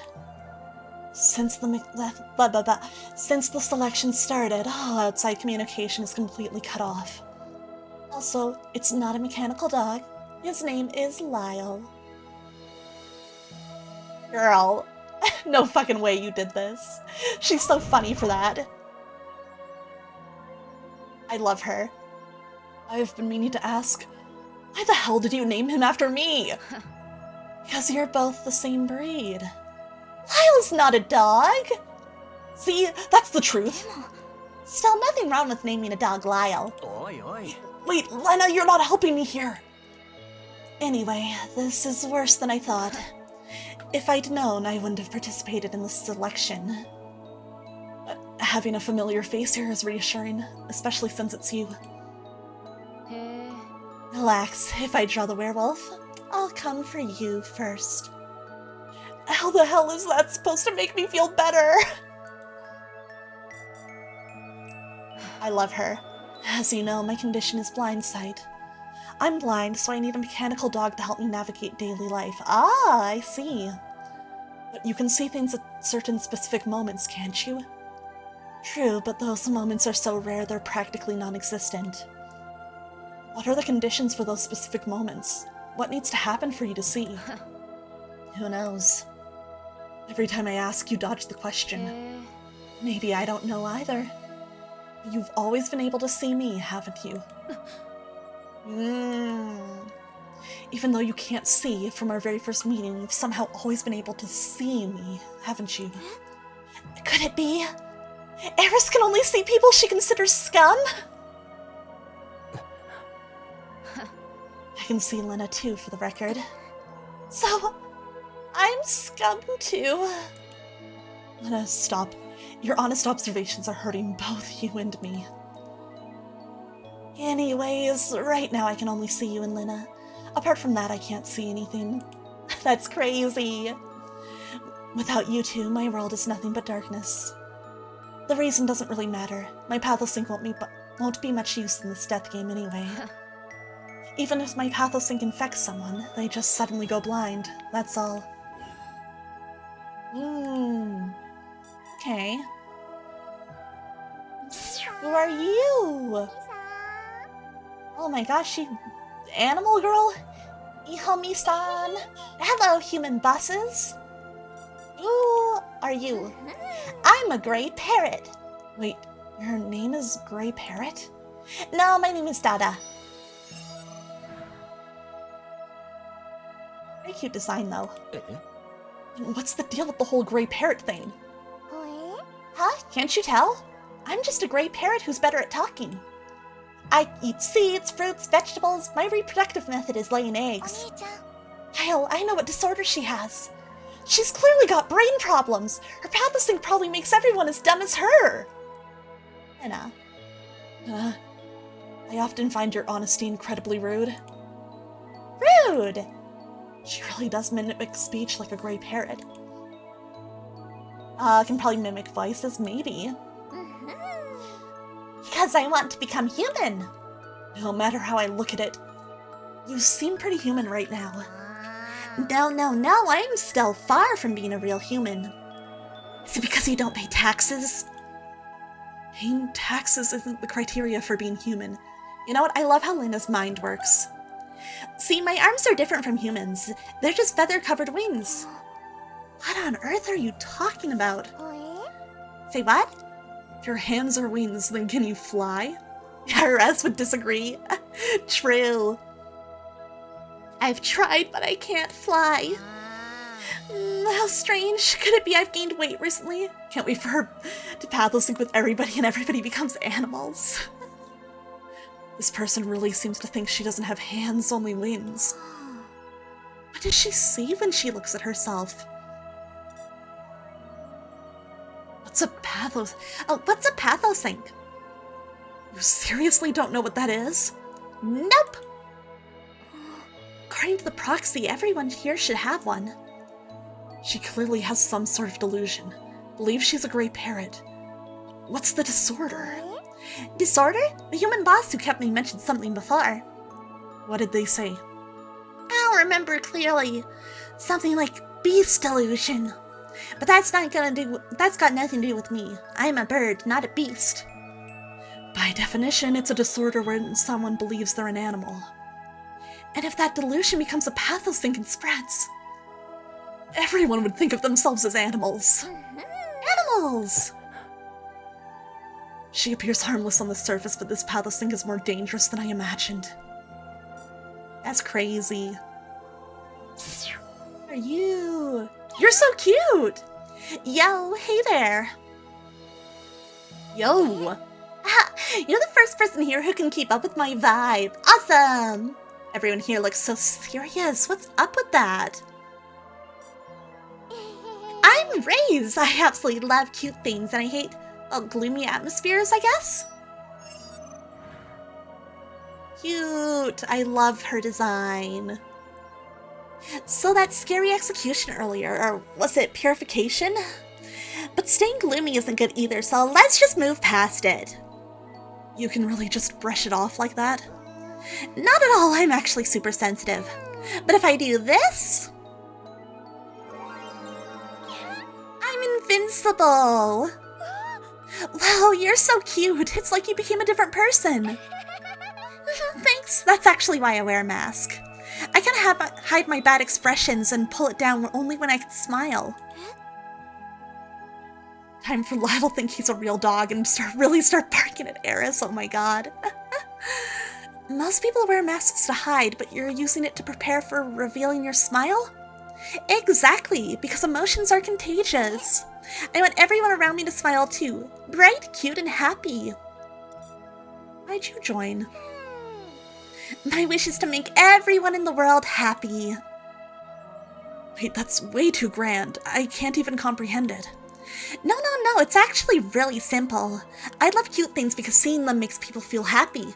But no matter how cute I dress, I can only make the people who see me happy, right? Then why not be like a fashion designer or something? I thought about that, but no matter how hard I try, the reach is still too small. When I got the logic invitation for the selection, I thought I'd give it a try. I just didn't expect it to be a death game. No. Negative vibes, be gone! So you want to make everyone in the world cute, bringing happiness to both those who dress up and those who see them? Exactly, though I'm not sure how to make that happen yet. Well, if all the cult members wore cute outfits, you'd already be halfway there. Right? Their robes are way too plain. They need at least 10 times more decorations and lace. Just imagining that feels like a visual hell. Are you kidding? That sounds amazing. That's why I have to win this selection. I mean, even if it requires killing. No, killing doesn't bring anyone happiness, does it? I'll work hard to win this selection without killing. Does she even understand the rules? What is your pathosync? I've got this condition. If I don't touch cute things regularly, I'll literally die. Me too, girl. Let me introduce my best friend. It's called Oxygen. Oxygen? When I'm low on cute energy, just one breath and I'm instantly recharged. Lyle, this person is clearly unwell. Perhaps mentally challenged. Lena! Be nice! Oh my god. Ouch. I know you only tell the truth, but that was brutal. Aw, don't say that. I just really love cute things. No, wait! Be gone, negative vibes! Setting aside her excessive love for cute things, she seemed fine otherwise. But what disorder does she actually have? Interesting. What's up, Hyper? Toxic positivity. True, real. I'm sure you all know me by now. No need for introductions at this stage. Who are you? I'm a world-renowned detective, and no mystery can stump me. People speak my name with awe and fear, the Affair Terminator. So you just investigate affairs. What's wrong with that? In reality, detectives don't solve murders, they make a living catching cheaters. You just completely contradicted your previous statement. Why are you always squinting, man? That's weird. Squinting gives off an air of mystery, perfect for my image as someone with hidden depths. That's even more superficial than I thought. Don't underestimate appearances, they're everything. Act capable and people will assume you really are capable. So you're just a con artist pretending to be a detective. That's hilarious! Me, called a fraud by the world's most notorious swindler. I've never told a single lie in my life. Says the guy who scammed people across multiple countries, leaving countless families destroyed. Your infamy is legendary. That's just mistaken identity. I happen to share the same name. It's pure coincidence. Oh, wait, really? Hey, apologize for confusing me with that guy. Sorry about that. Oh boy, Hyper. You understand this is a death game where it's kill or be killed, right? What if I draw the werewolf card next round? No one would reel their hand so easily. But you're an amazing detective, aren't you? Even if you showed all your cards, it wouldn't hold you back at all, would it? No, that's not exactly how it works. If you can reveal every card and still come out on top in a death game, that's proof how incredible you really are. You know what? That makes perfect sense. My condition fits perfectly with the role of a great detective. It's called hyperthemasia. I hope I said that right. Simply put, it's a total recall. I can remember everything from my past without missing a single detail. I've heard of this. It sounds crazy to have. So you never forget anything? That's right. I can even perfectly recall the contents of the first adult magazine I read 10 years ago. What? That's actually kind of enviable. No way. That's nothing to be jealous of. They say only a few dozen people in this world have this. Clearly, I'm one of the chosen ones. What about your pathosync? Even if you infected someone with total recall, they'd just be better at remembering their past? Exactly. That's all it does. That's it. That's it. There's no point in hiding it. It's totally useless in a death game. I don't know, in a death game where you gotta solve murders? A really good memory is great. But is that really all there is to it? Even so, for the sake of fairness, you shouldn't be here. Not even as a projection. Leave this room immediately. Ah, yes, the code sequence. Back when he glitched her out. Oh, actually, it was probably him, but we don't know that for sure. After he suddenly appeared last round, the proxy malfunctioned. Why did the Hierarch send a final command just for him? Why make an exception for this one person? Yeah. Or could it be Hyper actually is the Hierarch? That'd be crazy. Just like his claim to be a great detective, I still can't see through to his real self. What a dude. Okay, a couple more people over here.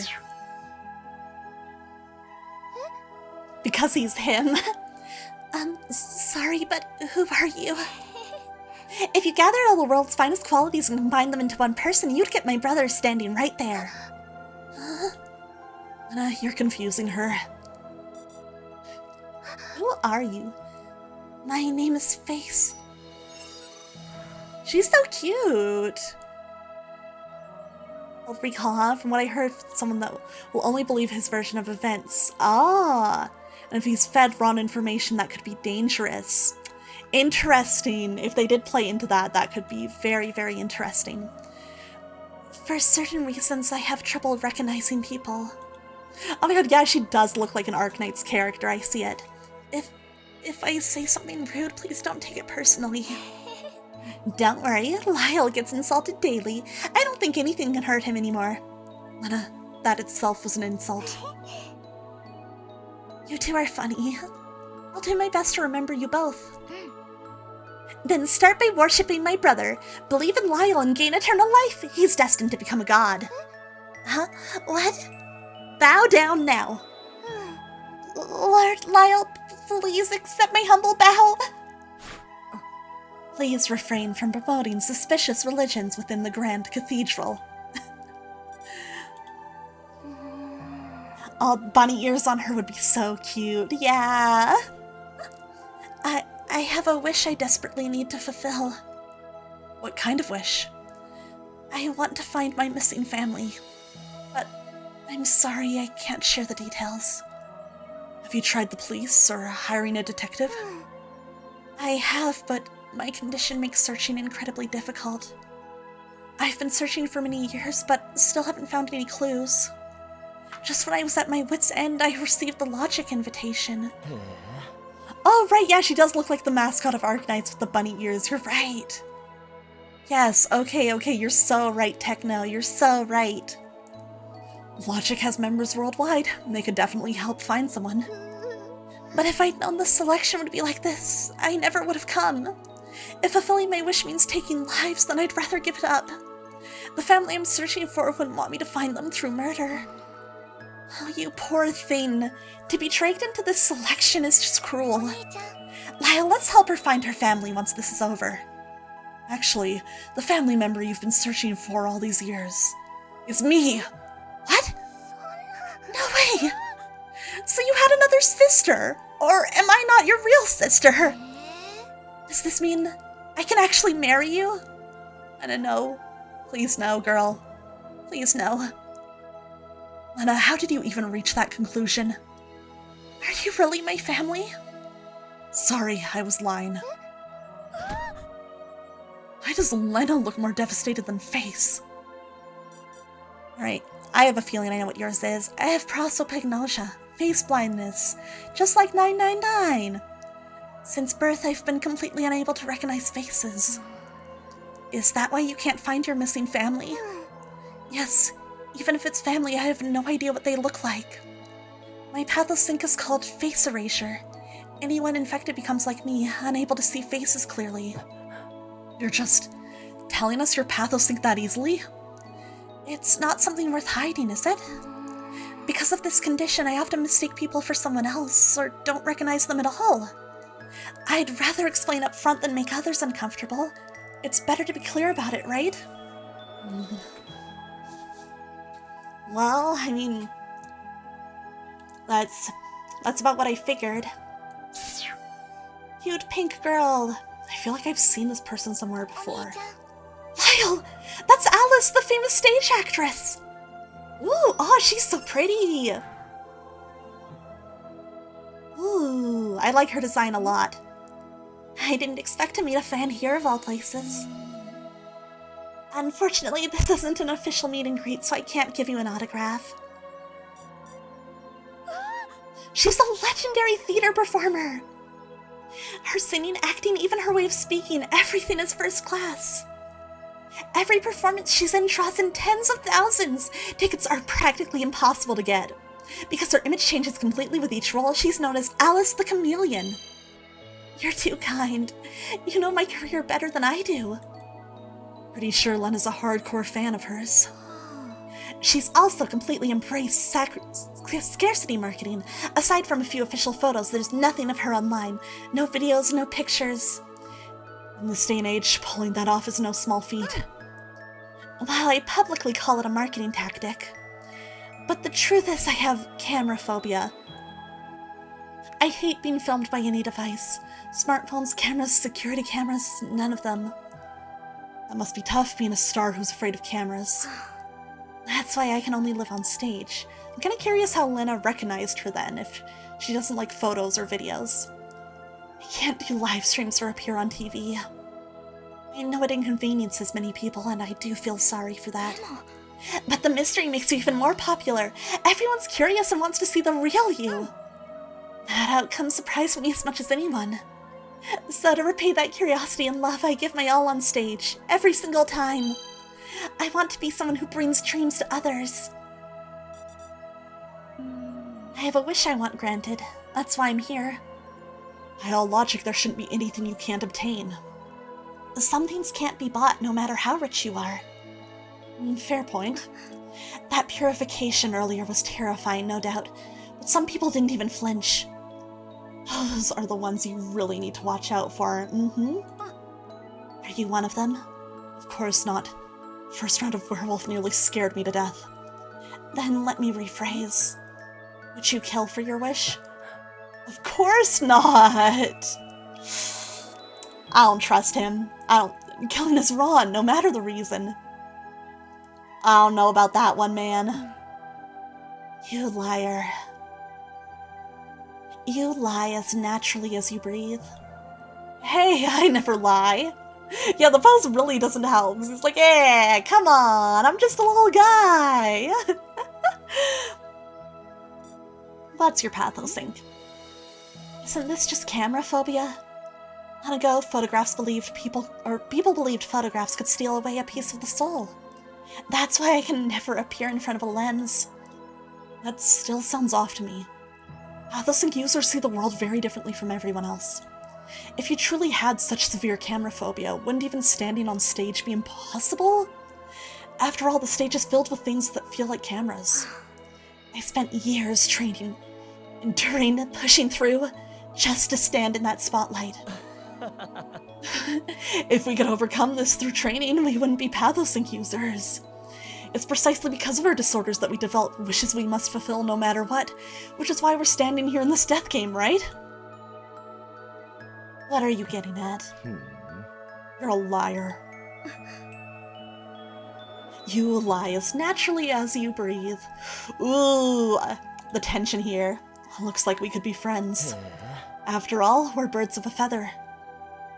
That's crazy. She's probably one of the characters I'm the most interested in already, though.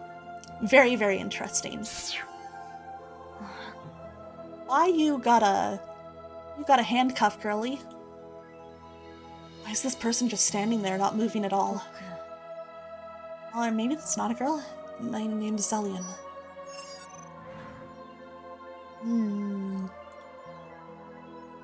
Pleased to meet you. If you like, I can introduce you to my master. Like, it's a pocket watch, but like, the handcuff. My master's assistant. Whatever he needs, I'm willing to help. Last guy looks like they hung him from a hook in the wall. We'll have to take another look at him in a minute. Who's your master? My master is Hyper. Oh, you're his assistant? Yes. How pitiful. Why are you sympathizing with me? So you wear handcuffs and a clock because you're a detective's assistant to help Hyper arrest criminals? No, it's because I often wander off and get lost. The handcuffs are for when he needs to restrain me. The clock reminds me when to meet up.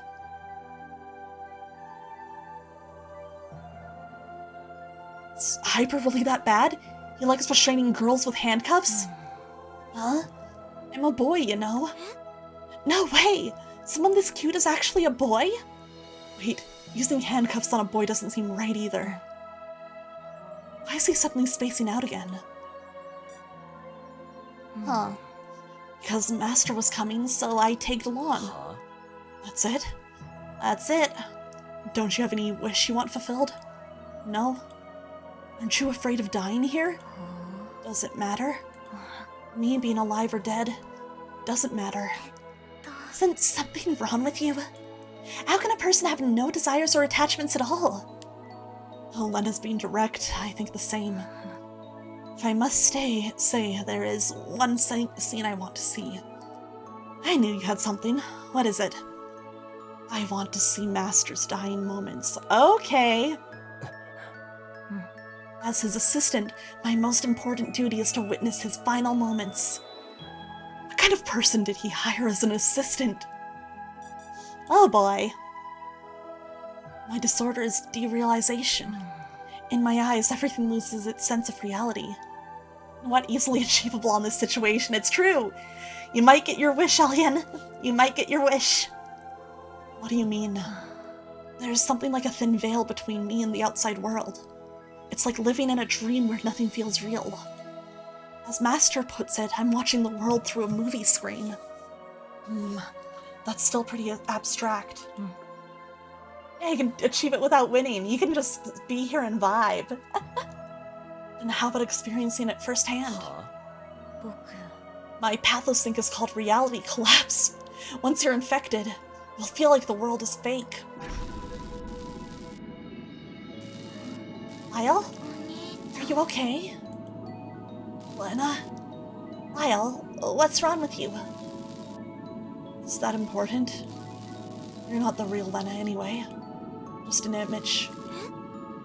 Lyle? I'm your genuine sister. You know I can't lie. Fucking broke this guy. Do you understand now? It's terrifying. It's like watching the whole world through a screen. Everything feels fake. If I didn't know Leno's words were always true, I'm not sure I could have come back. Always living in that kind of world. No wonder he spaces out so often. That's crazy. Oh god, yeah, look at this guy. Understand everything. May the god of logic bless you. You. I'm just an insignificant, ordinary believer. What's your name? I had a name before joining, but abandoned it upon entering the faith. That's messed up. Isn't that inconvenient? Not at all. Our bond is extremely close. We're all family. We recognize each other without names. There are so many of you here, you're saying you know everyone? Yes, there are 1,000 believers here now, and we all know each other. Yeah, I'm like, I think they just have an exposition follower here. Did they go up to this guy and say like, hey, go stand in the room and do the exposition? That's crazy. Yeah, how thoughtful. How kind. Not just me. Every believer can do this. The first thing upon entering logic is to learn understanding. To understand that believers are family bound closer than blood. This religion is seriously creepy. Many people say that, but that's just because you don't understand. They didn't tell him to go, somebody just picked him up and left him on the wall. You know what? I buy that. I feel like that would happen here. Once you understand, you'll see the truth. That's why so many follow us. If the whole world embraced the cult, it would become a better place. May the god of logic bless you. Achoo. I don't know. You don't know. But bringing the god of logic to this world is our collective aspiration. How do you plan to make the god descend? I don't know the details, but the hierarch has found a way. The hierarch has made many preparations, and this selection is the final result. Whoever wins will ascend as a god and have their wish fulfilled. There are way too many blanks in that story. I place my faith in the hierarch's guidance, and in the strength of my fellow believers. The god of logic will descend without fail. Okay, dude. Proxy has been instructed to let him down after you enter the next scene. I'm just an ordinary person. I'm just a normal dude. Pathosync users are extremely rare in this world. You could say you're the most abnormal of the abnormal. And that's why you were chosen for this selection. But please don't worry about us. We will not aid the participants. We will not kill, and we will not testify. We're like decorations by the roadside, neutral existences. What a dude.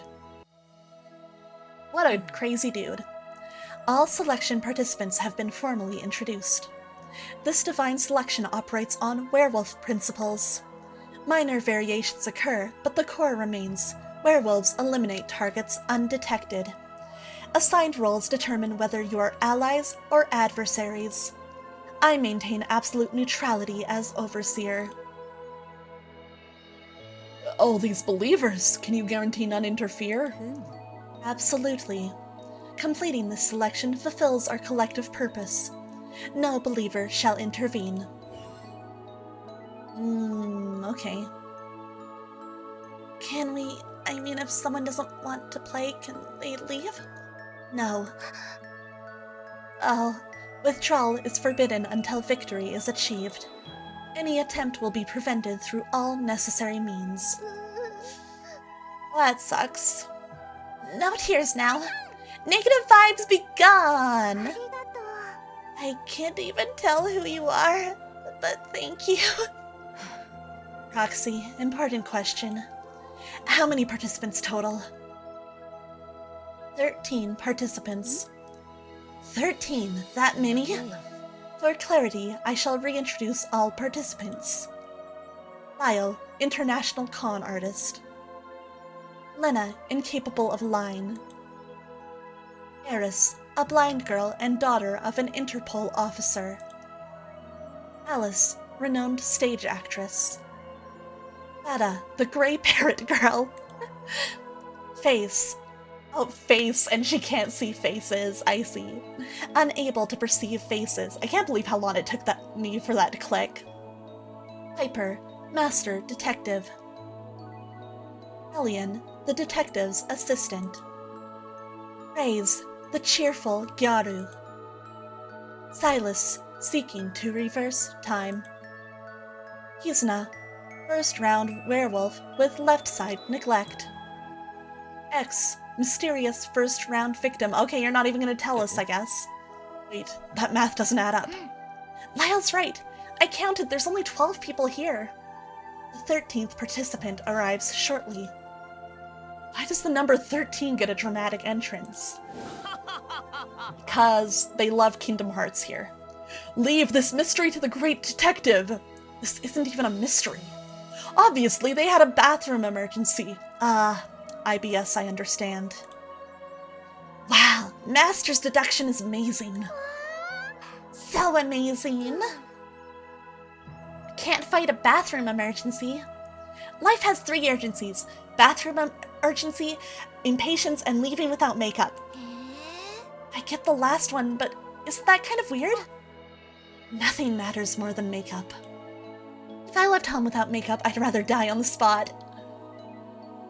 That killing intent's thicker than anything I felt back on the battlefield. Who the fuck are you? Each one stranger than the last. But the real question was, tell me, is the hierarchy among these 13 participants? Yes. The air turned heavy. Everyone exchanged uneasy glances. You mean? The hierarch is among these 13. They have concealed their identity, hidden among you. How about just telling us who? I am a neutral overseer. I show no favoritism, not even to the hierarch. Even if the werewolf kills them? Correct. Your logic's flawed. If this truly is fair, why hide the 13th participant? Unless 13th is the hierarch. The 13th arrives late to preserve selection integrity. Their presence will fundamentally alter the selection's nature. That sounds ominous. It sure does. Now, the 13th participant shall enter. Who is this gonna be? Oh. She's pretty. Her name is Kotari. Kotari cannot speak or move independently. Believers will bring her by wheelchair. We will not intervene thereafter.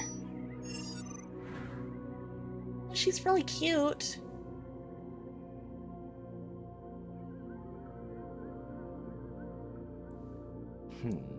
Something about her feels off. Lyle, she hasn't moved at all. Not even blinking. She's beautiful in a way that doesn't seem human. Don't tell me she's actually a life-size doll. The Logic Church wouldn't send a doll into the selection. あれ Proxy, is she a doll, a person, or a corpse? Doll! That is for you to determine. Yay! So we can get handsy with this cutie all we want? No, leave her alone. I think you should ask for permission first. Face. Can you see Kotari's face? If not, doesn't that mean she's alive? I can't see her face, but that doesn't prove anything. I can't see faces in paintings or photographs either. When the case hits a dead end, that's when the master detective makes his entrance. Go, Face! Check her breathing and pulse! Why me? My deduction, you're the only one here I can push around with a little pressure. Be nice to her. Master's deduction is amazing. That's not deduction, that's just bullying.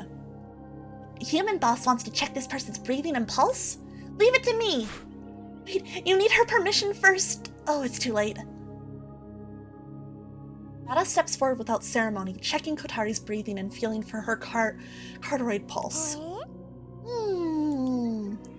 Well, if I had to say, no breathing, no pulse. This person's probably dead? Oh.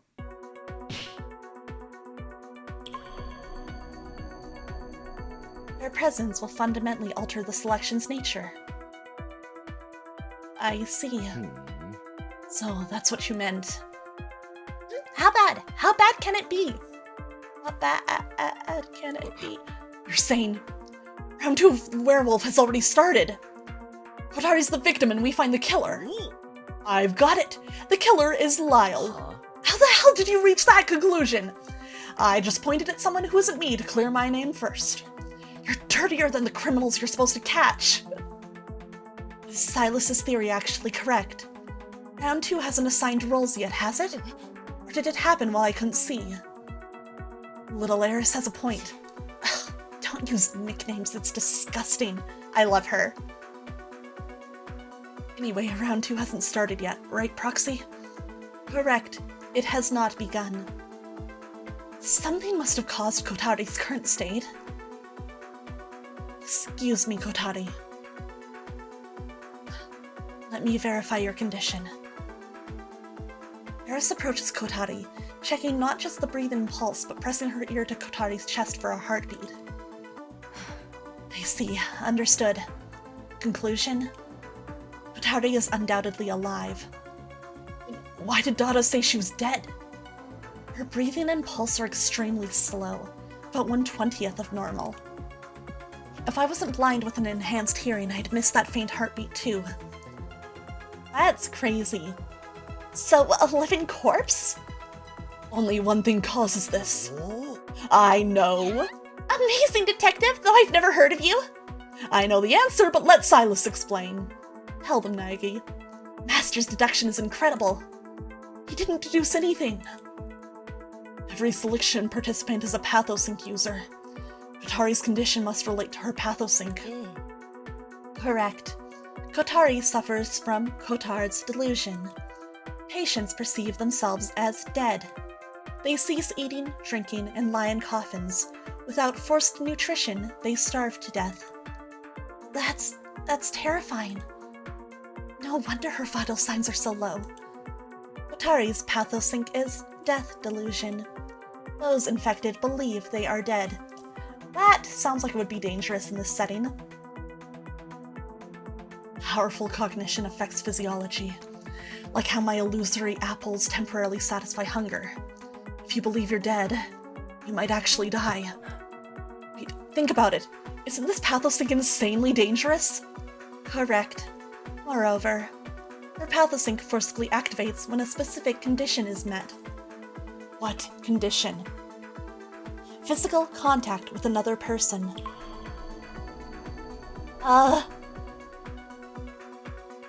Oh shit, Dada! You already touched her.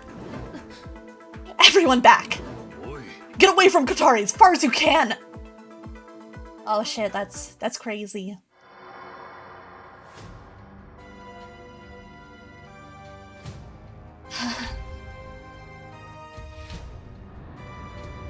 Making this girl in the wheelchair as scary as possible, huh? Oh, but that's sick as hell, that imagery. That's really cool.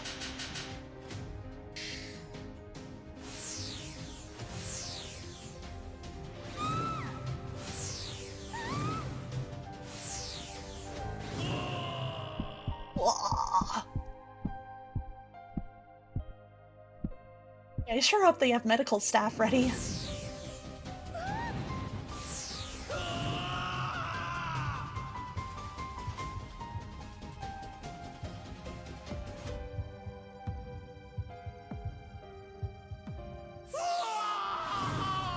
That's rough, buddy. Shot super twin. Oh my goodness. Oh god, all the followers too, huh? It's crazy. Is it gonna wear off? Is it gonna wear off and somebody's gonna be dead? Human boss, wake up! The quadruple combo. Game is over. Everybody died. Where's Lena? I'm here, Lyle. I'm okay. Thank God. Girl in a wheelchair wins. Good for her. First thing he does is look for his sister. Disgusting siscon as always. I love you. I love you. Siscon! Don't blame Lyle. Loving cute things is natural. Leo, Eris, and Dada. You weren't affected and woke everyone. That brief experience, death delusion drops heart rate and breathing dangerously low. Any longer and fake death becomes real death. Terrifying.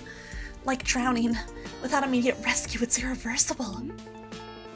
Why weren't you two affected? You're pathosyncs? Kotare's ability gives humans the death delusion, right? Non-humans aren't affected. My dog Dial led me out of range. Oh, thanks, Lyle. Oh, Dog Lyle is so cool and reliable. More useful than the real Lyle. Eris, be nicer to Lyle. Without girls' kindness, he can't survive. Loser. I understand Eris, but why wasn't Dada affected? Because she doesn't think she's human. Allow this master detective to explain. Huh? You're a detective too? Sorry, thought I was master for a second. Almost spouted some random deduction. This guy doesn't respect Hyper at all, does he? I don't know. I think it's what Hyper deserves. I'm gonna be so real. Dada's immunity is simple. She's not human. She's a gray parrot. That makes sense. You actually accept that logic? Wait, Hyper might be onto something. Death delusion makes humans think they're dead. Dada believes she's a parrot, so she's unaffected. Oh, so that's why. Why are you the most surprised? Never thought therianthropy could work that way. Different disorders really do counter each other. Correct. You finally grasped the selection's true nature. This is werewolf centered on pathosyncs. Meaning pathosyncs are everyone's trump cards. Feel your abilities' details, and you're immediately disadvantaged in this death game. This is bad. Everyone already knows Lena's disorder and pathosync from the first murder. If I were the werewolf, I'd kill Lena first. Her ability forcing truth is too dangerous for werewolves. Lyle? You okay? I'm fine. I have to protect her, by any means necessary. Round 2 begins now. Great logic, reveal the second round's divine candidates. Oh boy. What are we this time?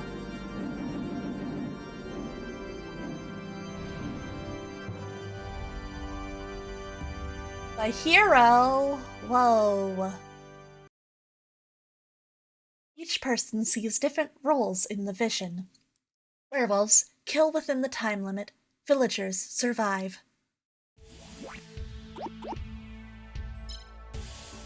Note, round 2 introduces a new role, hero. There are 2 of them. What do heroes do? If heroes eliminate the werewolf before they kill, the heroes become gods and grant their wishes. Oh, that does make things more complicated. because now it's not just the werewolf attempting to kill. Even if they fail to prevent murder, heroes can still execute the werewolf during debate. Oh! Interesting. From this round forward, heroes determine executions. Only when both heroes agree will the werewolf face purification. Oh. Okay, that makes things much more complicated. So, heroes oppose werewolves. Correct. Consider heroes the werewolf's natural enemy. Enemy! Indeed. Twisted game. Kyle, why does everyone look so grim suddenly? Because these rules give everyone a reason to kill each other. Werewolves must kill to survive. Heroes must kill werewolves to save everyone. Lyle, yeah. People who've never killed might hesitate at first. Give them a righteous cause and that psychological barrier vanishes. Yeah, you don't necessarily want to reveal that you're, a hero. In regular werewolf, this would be kind of like getting the detective role, huh? No matter what, I won't kill anyone. Based on Faye's statement, her role is likely...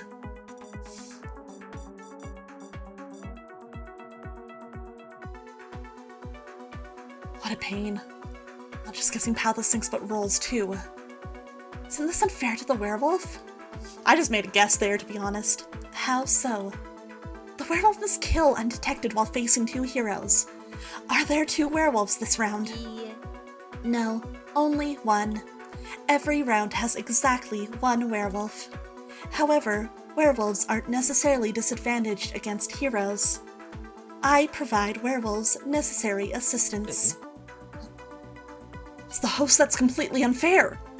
I do not directly interfere with murders. I merely assist with preparations, providing weapons, disguises, and suitable killing environments. Okay.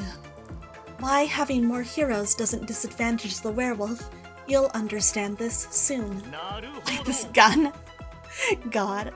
I see, I understand perfectly. Master, why would more people be worse? Don't worry about it. Just act like you know what's going on or they'll realize we're clueless. Wait, I have a question too. What is everyone even talking about? I sense awkwardness. Awkwardness be gone! Be gone! Excellent. Everyone understands the situation, do they? No, clearly several people have no clue. Understanding everything will summon the logic's divine presence. Use your pathosyncs and rolls. Slaughter each other freely. I hereby declare round 2 of Werewolf begins. How data lives, it's just parrot everything. The moment the proxy announces the start, everyone exchanges glances in silence. There's really not much to think about. Regardless of who's the werewolf, the first target is obvious. It's Kotari. Why? If her pathosync goes off, she's basically a walking bioweapon. Oh yeah, we should let that guy down. We forgot about him. And then I'll just wake everyone up again. You guarantee you'll be available next time. What if you're asleep? True, gray parrots need 8 to 12 hours of sleep, just like humans. But is killing Kotari smart? She's untouchable. Touch her while killing her and the werewolf gets counter-killed. Use blades or ranged weapons, idiot. Oh. Did Eris's attitude rub off on you? Even if Dada can't save everyone, my dog Lyle can. How do I trust you'll actually save people? Ooh. You could be the werewolf too, right? Understandable thinking. But I'll say this. I have zero interest in this murder game. Killing or being killed, neither interests me. And what's your pathosync? Your roll this round? Your wish? Ooh, the tension. Someone who reveals nothing convinces no one. Ooh, right back at you. Please, both of you, stop fighting. As I expected, everyone's starting to suspect each other in the midst of this chaos. Everyone hold up. This isn't the time for infighting. The old man's right. The vibe's gotten way too heavy. So what if it has? Is this really okay with you? Fighting like this? You look ugly. Whoa! That's crazy. That's harsh, but effective. Everyone cool down. Leave this situation to me. Let's just all eat together. So true, girly. Oh hey, we got a dining hall. Under Race's insistence, we head to the dining hall for a meal. Since ancient times, the only way to bond is eating together. If we get along better, maybe people will hesitate before killing.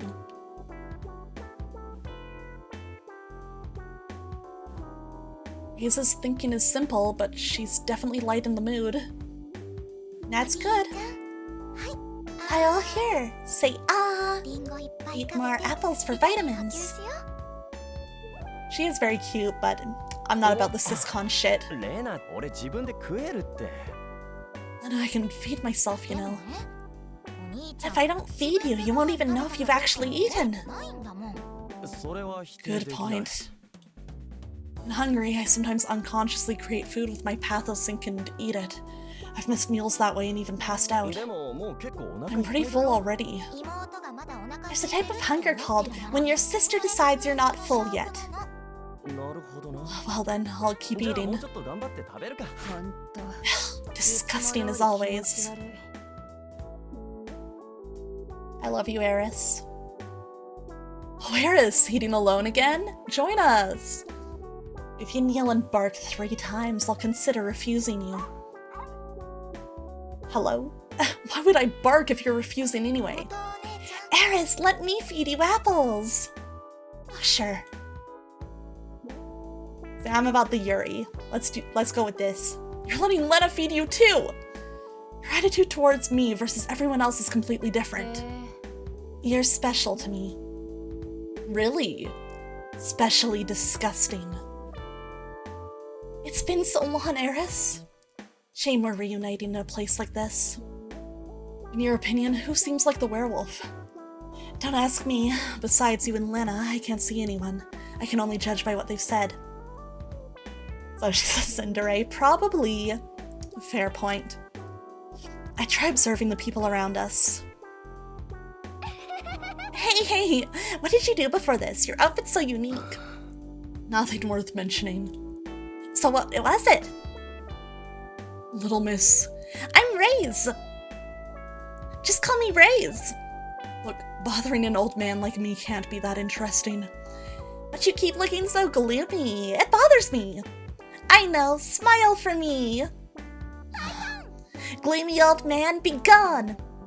You're erasing my entire existence. What would make you smile? Want to see if you're ticklish? Why do you need everyone smiling? Because anyone who smiles becomes cute! Cute? Not this old man. No, old men can be cute. Really? I bet you'd look great smiling. What if someone can't smile? Impossible! Otari right there. She can't. She can't smile. That's different from not wanting to. Everyone wants to smile. Because humans live to find happiness. Not necessarily. Definitely. Oversimplified, but maybe you're right. I'm definitely right. Sure. So I won't stop until you show me a happy smile. Right. I've attracted a real handful. Surprisingly, Silas seems helpless against Raze. But he... Smile, man, but if he does, he will have his entire existence erased, Relics. Oh god. What a moral decision in gaming. It's crazy. Wonder how the others are doing. I'm not eating anything here. Could obliterate this man? What did he ever do to you? Whoa, that's crazy. What if the werewolf poisoned the food? But Alice, if you don't eat, you'll eventually collapse. Then how about this? You taste everything on my plate first. Oh, sure. Oh god. Tastes normal. Should be safe. Go ahead and eat, Alice. Aren't you afraid something might happen to you? Of course I'm scared. If I die from poison, that's my choice. I can live with that. You're even more unsuited for this place. I think so too. Keep this up and you'll be the first victim. Do you want to die? I know I'm not cut out for death games. Alone I'd probably die quickly. But others will help me. Who? Do you know anyone here? No. My parents taught me, treat others with kindness and kindness returns. It's painfully naive. It's every person for themselves. What's funny? You're actually pretty straightforward, Alice. Otherwise you wouldn't warn me like this. See, not everyone only thinks of themselves. These two couldn't be more different in personality and values. Yeah, we're having a lot of opposite outlooks sitting together, huh? Besides them, there's another mismatched pair. Hey, Elian, you spilled iced coffee on my hand!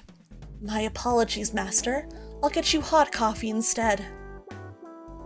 It's not about temperature, that would burn me! But you're a master detective. What do you think detectives are? Oh, it really does burn, Master. You did that on purpose! Let me bandage that immediately. Elian pulls the first aid supplies from his bag and carefully tends to Hyper's burns. The relationship remains a mystery. I think this is what Hyper deserves. Suffer. Oh no! Ada stares at her plate, trembling. This death game is too cruel. They're making a great pair to eat eggs? Oh no.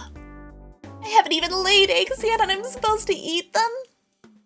Most humans eat eggs without ever laying any. If you're not eating it, can I have it? Leave it alone! That egg could be my future baby! And Shum's hurt you, Aqua. I never forget, you know? Never forget. Calm down. My deduction, it's just a chicken egg. There's only one truth. Isn't it the truth is one? Chaos erupts instantly. Well, who do you think is the werewolf? Birds tend to eat the shells, though. I didn't know that, do they? Interesting, I had no idea. Rather than who's the werewolf, I'd say none of them are normal. What matters most right now is Lena. Hearing me call her, Lena shakes her head slightly. Without words, we understand each other. Neither of us is the werewolf. I need to keep Lena from becoming a target. To protect her, my best move would be...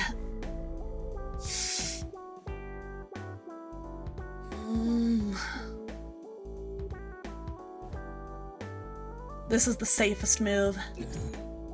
Really? I mean, to be a villager won't help protect the Lena army. I would always play this. I wouldn't reveal this role if it were me, honestly. Everyone listen up. I'm the hero for round 2. Everyone falls silent at my announcement. Is that true? Yeah. But you're a famous con artist. How do we know you're not lying? I can't prove it. But when it matters, I don't lie. Iris glares at me, seems about to speak, but stays silent. God, I hope she's the other hero. That would be fun. She's figured out my real intention. So what now?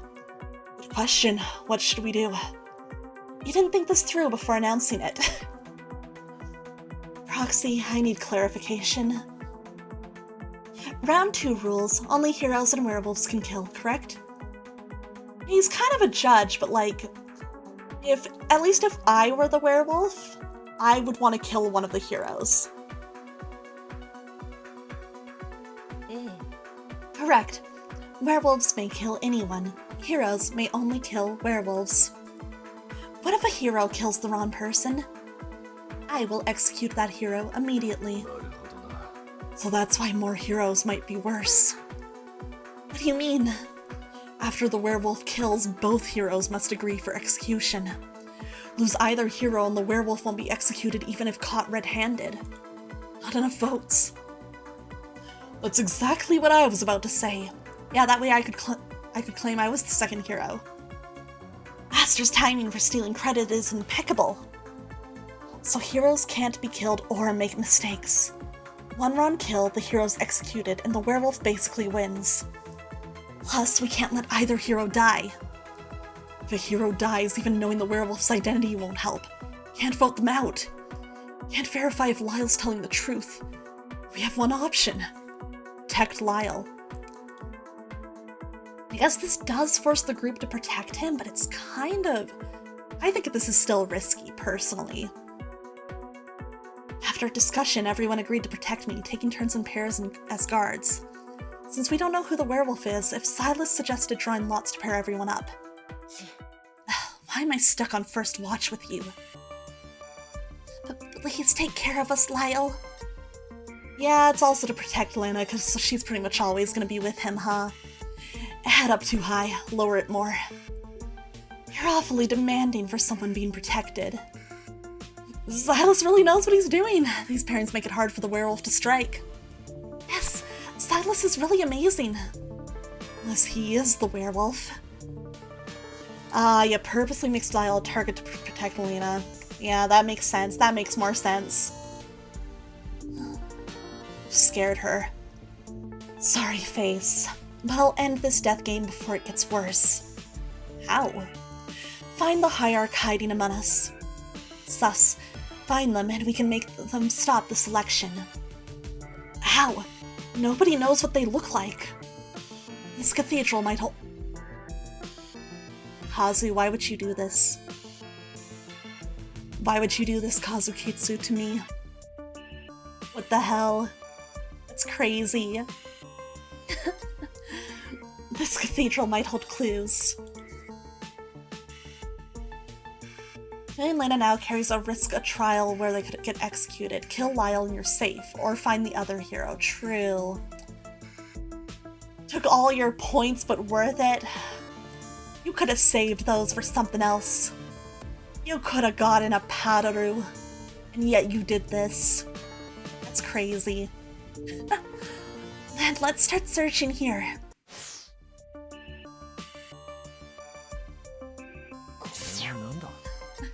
Sea angels everywhere. I still want to know how the hell they generate power. What's this? It lies a treasure trove of gold and silver with a note beside it that reads, I offered everything I had, praying that logic may flourish all eternity.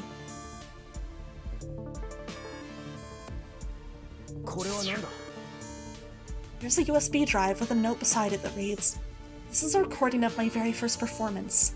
I want that past sealed away forever. Huh. Here's a photo of Lyle with a note beside it that reads, My brother's photo is worth more than any wish. Please return the excess value to me in cash. It's a crumpled note with strange contents written inside. Who am I? Who am I? Who am I? Who am I? I'm you, I'm him, I'm I.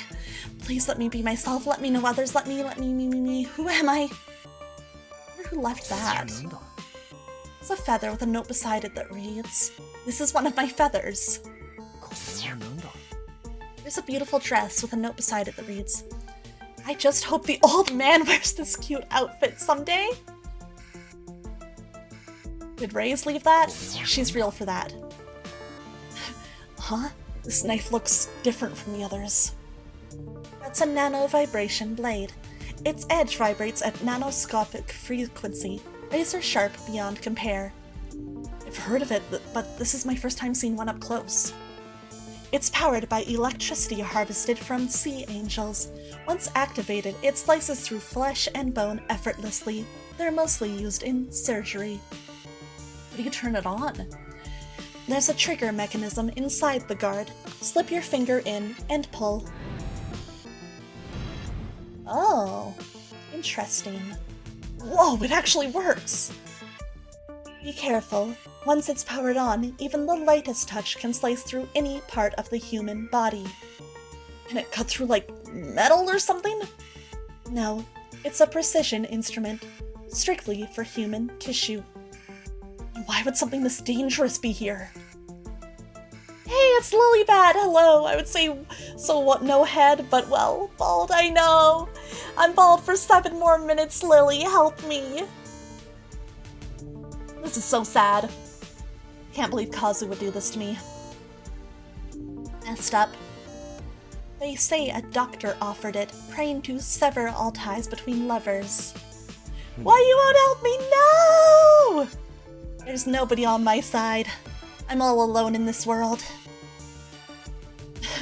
Temporary baldness? Well, that's better than most people. I mean, I can't believe it, not as expected. I trusted you, Kazu. I trusted you, despite everything. Yeah, sounds like he just went through one hell of a breakup. It's funny. That's crazy. That's crazy. Let me see. Thanks for the bits. My eyes. But I know you did that so that you could get more channel points. Motherfucker. Store's locked too. Once it shuts, it auto-locks. You'll need a key to open it again. Where's the key then? Lyle has it. Know what you're talking about? You know. I know you know. Shaking my head. What? I mean dog, Lyle. The key's in his stomach. I told you we should have renamed him. This is way too confusing. Since we couldn't be sure who the werewolf was, everyone agreed Dog Lyle should hold on to it. I'm the only one who can take it out. And nobody thought you might be the werewolf? Seriously? Sorry, I thought that was the part where I laugh.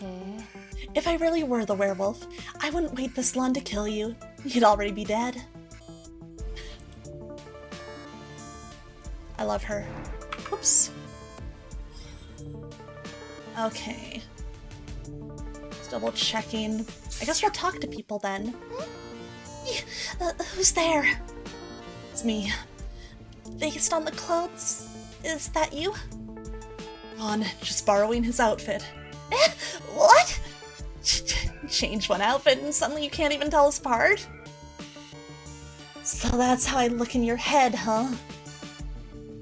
Oh, did you notice anything strange? I found a beautiful box at the central altar. Anything inside? Ooh.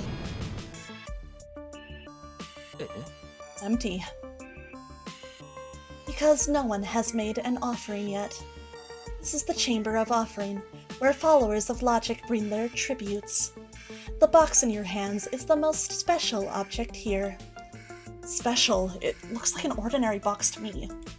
Hey, Dip! How's it going? Good to see you! Hope you're doing well. It's not the function that matters, but the meaning. Place what is most precious to you inside, and you earn the right to ask the hierarch for a wish. Money, jewels, organs, even the life of your family, all can be offerings. In your case, you'd probably put Lena inside. That's terrifying. Sounds like a sacrifice. What if someone cheats, puts in something that isn't what they truly value most? The hierarch will personally come before the wisher to collect what they truly treasure most. So as long as I use this box, I'll get to meet the hierarch. Yes. This box is called the Alabaster Box, but use it with caution. To have your wish granted, you must pay the heaviest price. No sacrifice, no gain. Humans only comprehend what aligns with their own values. The power of the god of logic is understanding. Interesting. Yeah, what are the photos? These photos? I have a habit of taking pictures everywhere with my camera, because I keep dreaming that one day I'll be able to see people's faces clearly. Ever managed to do it? Not once. I don't even know what my own parents looked like. I mistake people all the time and sometimes offend them without meaning to. If I ever say anything rude, please tell me right away. Honestly, not seeing people's faces might not be so bad. Huh? You think so? Let me tell you a secret. Piper has 3 eyes. Why'd you lie to her like that? Oh shit, here comes the dote. Once it loads. Here it comes. Lena's face glows. Dada has feathers coming out of her nostrils. Yeah, thank you. Kissing my bald ass head. And Elian has Hyper tattooed on his forehead. And Eris? She's hideous. No, even if I can't see her face, I can feel she's beautiful beyond words. True! How would you know? I thought you couldn't see faces. People's bodies become slightly stiffer from nervousness when they're with her. Huh. Didn't expect you to notice something like that. Because I can't see faces, I try even harder to understand what people are really like. I guess that makes sense. You'd probably pay more attention to, things like, body language, because just be easier for you that way to pick up on things. She okay without me? Lena seemed fine, though I can't be certain since I can't see her expression. But judging from her behavior and tone, I didn't sense any unease. Well, she's seen her share of intense situations. Though mostly it's when she gets dragged into danger because of me, and various parties come after us. Your relationship is more special than I imagine. If we set up secret hand sign to show face so she knows it's us? Oh, that's cute. That's a fun idea. I like that. What makes you say that? Before you were locked up, someone asked her, if your brother was a werewolf, would you support him killing people? Of course not. But if he doesn't kill, he'll be executed. That's fine with you? Of course not. I don't want my brother to die. You don't want him to kill, yet you don't want him to die for it? That's too naive. So the solution is simple. He just needs to kill me. Yeah, these two certainly have a dynamic, huh? If it means my brother gets to live, I'll gladly give him my life. You're crazy. How could anyone actually do that? What are you talking about? I can only tell the truth. So I really would do it. Don't worry. She may say that, but I could never kill my sister. Then I'm curious. May I ask something? If you faced a situation where you had no choice but to kill, what'd you do? That's easy. Even if I'd have to sacrifice others, I'd ensure Lena and I survive. I'd bury the truth, twist every resource I could. I'd win through my pathos sink in endless lies. I wouldn't kill anyone. Rather than kill, I'd wait for time to run out and let the proxy execute me. Wow, what a guy! That's crazy. Lyle, you're kind of fucked up. What do you want? Anything suspicious? Oh, sure. Your face. Expecting me to find something is unrealistic. I can't see anything to remember. You act so normally that I often forget you're blind. Well, when you're born blind, you learn to live with the inconvenience. Hard to believe you could still help your father solve cases like this. And sometimes you see things more clearly without eyes. Like what? Like your foolishness? Why the hell did you announce you were the hero? You don't suspect I'm lying? No, because you'd do any reckless thing if it meant protecting Lena. Ooh, she sees right through him, huh? By admitting you're the hero, you made yourself the wolves' target. You put yourself in danger on purpose. Or maybe I just slipped and said it by accident. That's a lie. You think I don't know you by now? You're nothing but a liar. Ooh, she fucking hates our guts. I don't know. But there is one person who concerns me. Who? Dada. Why her? I can't see, so my other senses are sharper than most. She claims she's a gray parrot. I smelled a faint scent of blood from her mouth. Are you saying she might be lying? Not sure. But if she's really a gray parrot, she shouldn't be eating meat, right? That is interesting. I was thinking about how she's wearing, like, is it a cat or was it like a tiger hat? Much to consider.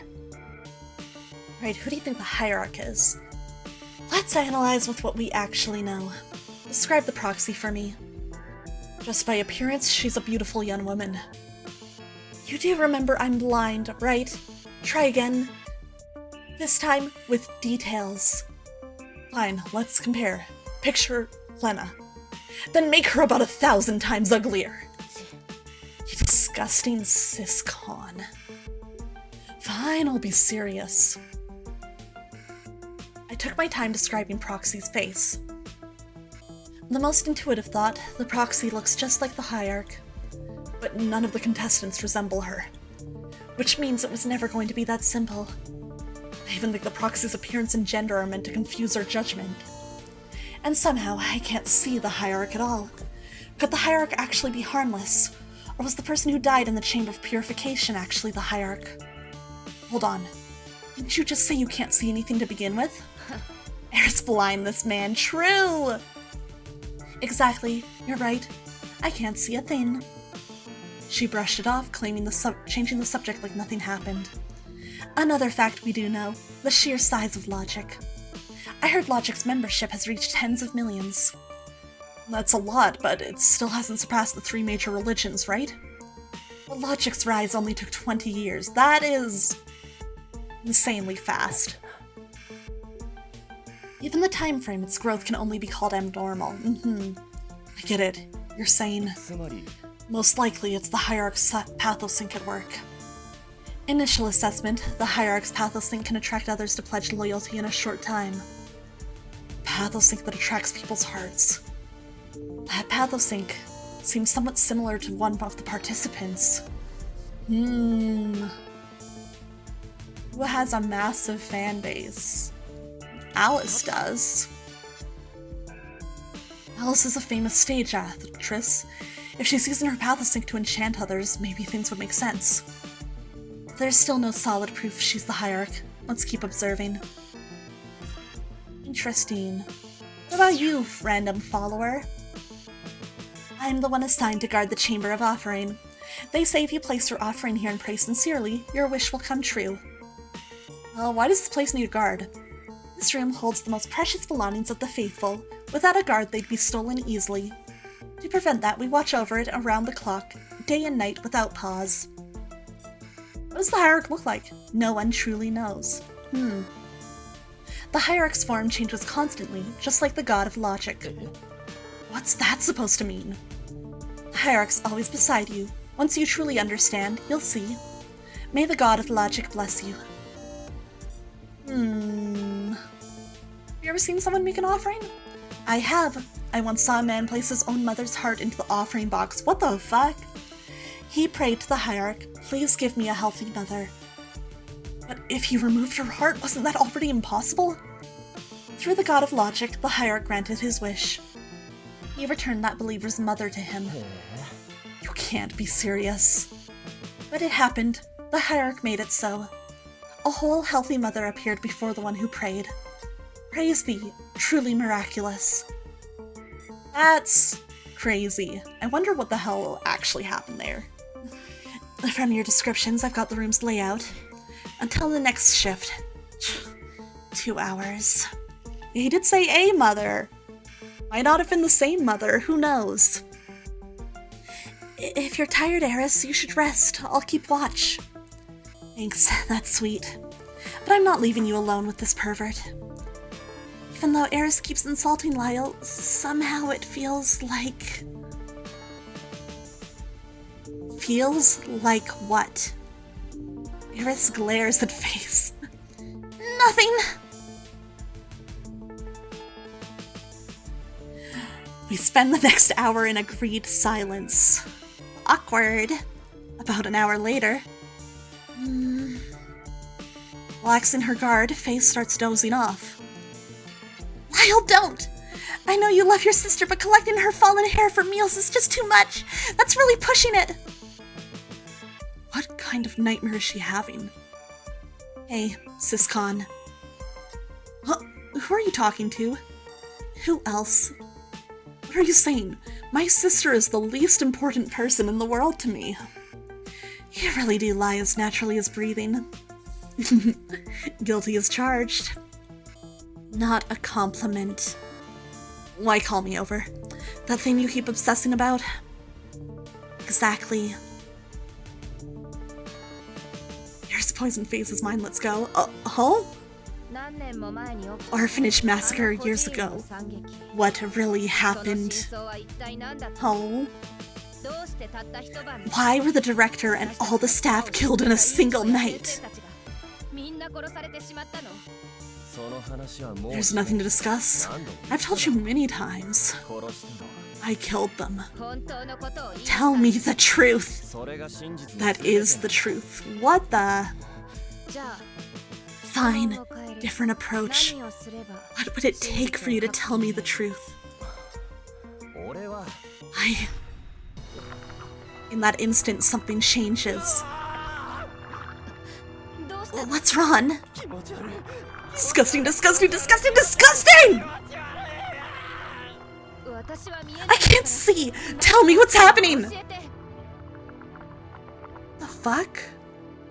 My hands and feet! My limbs are revolting! Need to cut them off. Cut them, cut them, cut them, cut them, cut them, cut them, cut them, cut them! I need to chop off my hands and feet now! Bro, you're crashing out. Strange. Why won't my hand come off no matter how hard I swing? Round knife. Right, there's another one in the Chamber of Offering. Snap out of it! I don't know what's happening, but you're under a Pathosynch's influence. It's crazy. You're right. Coming to my senses, I lock eyes with Eris, forcing myself to not to look at where the distortion is happening. So what exactly happened? Both you and my limbs, everything's changed. Normal hands and feet suddenly look like writhing chunks of meat, and I can't stop wanting to cut them off. Shit! What now? I don't know if this Pathosynch's range, but if it covers the whole cathedral. I see. Eris immediately grasps my meaning. Everyone's in danger. We can't stay here. I need to get to Lena.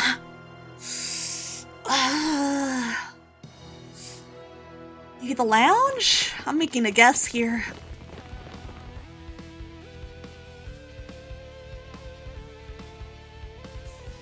Oh boy. That's crazy.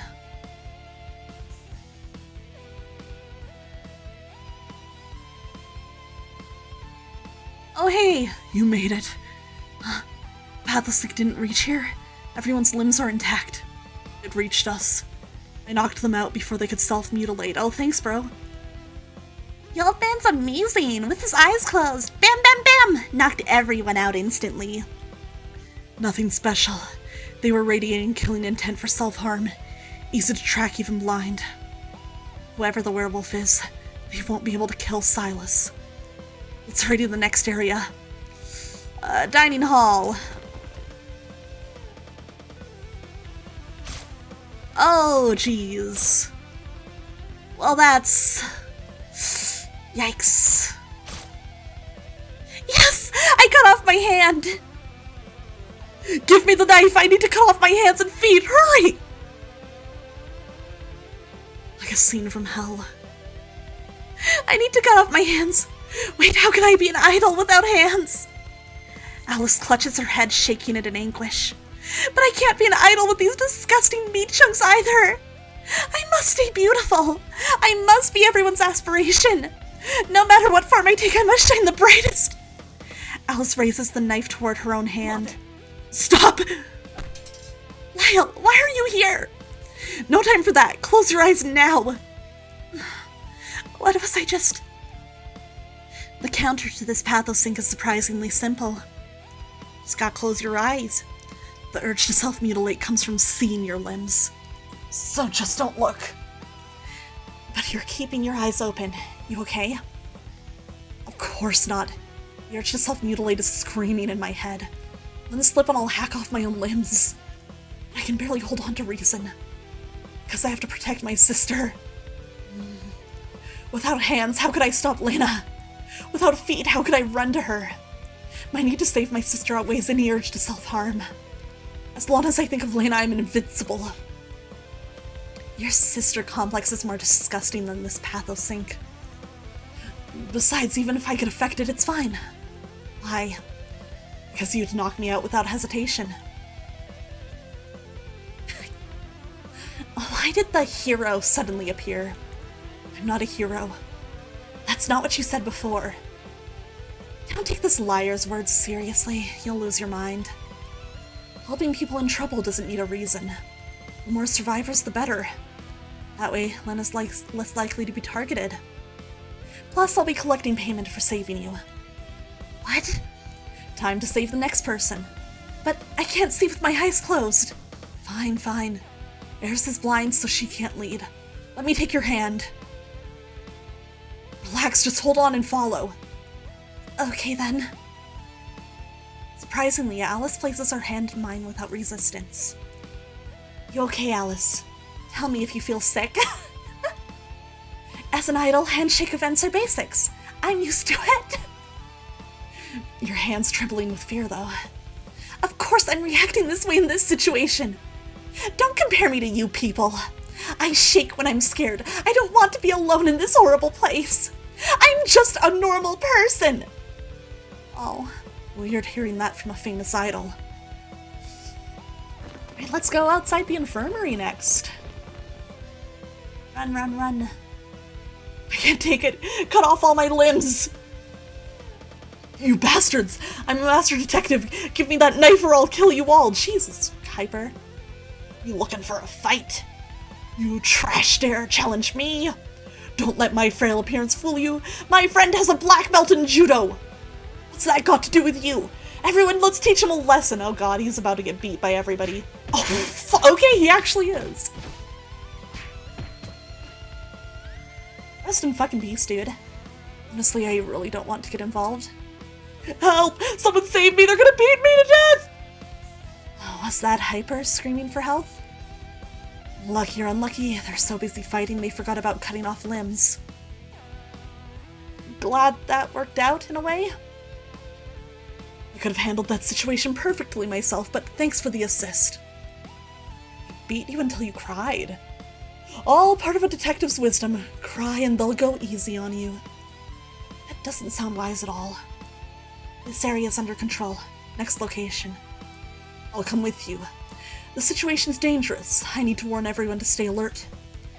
First encounter's scary, but just closing your eyes. The real danger isn't the pathosync, it's who's using it. You know who's triggering this? I can't say I know their identity, but I know what they're called. The Dismemberer. It's them. Over a dozen dead or maimed, and that's just confirmed cases. Oh? Despite all those crimes, we can't catch them. Sometimes we can't even understand their methods. A criminal genius worse than Jack the Ripper. So you're saying the Dismemberer is a pathosync user? Ugh. I accidentally dropped the pillow that I use for my back when I'm sitting in my chair. More than that, they're likely among the Divine Selection participants. This keeps getting worse. Not just the Hierarch, the Dismemberer is among us too. Sus. They're all doing fine. This is fine. After some time, the horrifying pathosync that turned limbs into disgusting flesh finally lifted. Many believers had already hacked off their own limbs. The floor was covered in severed body parts and blood. A gruesome sight. To prevent further incidents, Silas gathered everyone in the chamber of audience. Fortunately, our group's limbs remained intact, unharmed by the pathosync. Lena, are you okay? I'm fine. When it happened, I had my eyes closed, counting all your amazing qualities. Right, whenever you enter that meditative state, it usually lasts about 2 hours. Hello?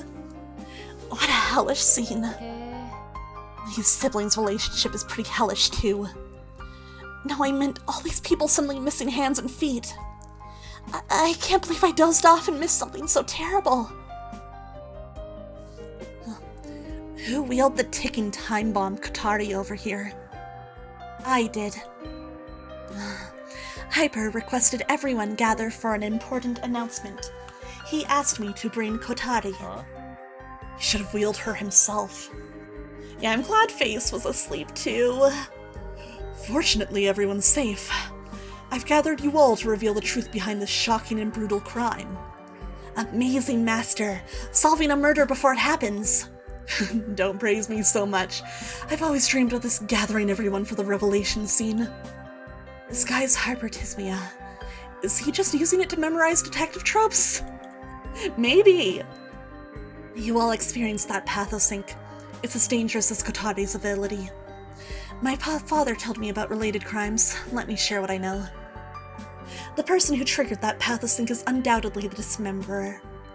Based on past cases, they're a thrill killer, a serial murderer who kills for pleasure. Oh no. At every crime scene, the dismemberer always leaves one thing. A murder marking. What's that? At every scene, the dismemberer always leaves these words and images. Oh?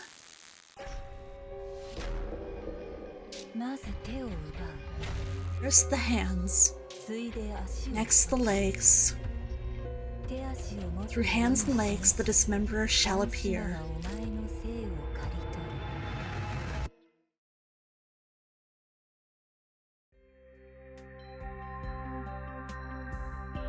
What is that? It sounds terrifying.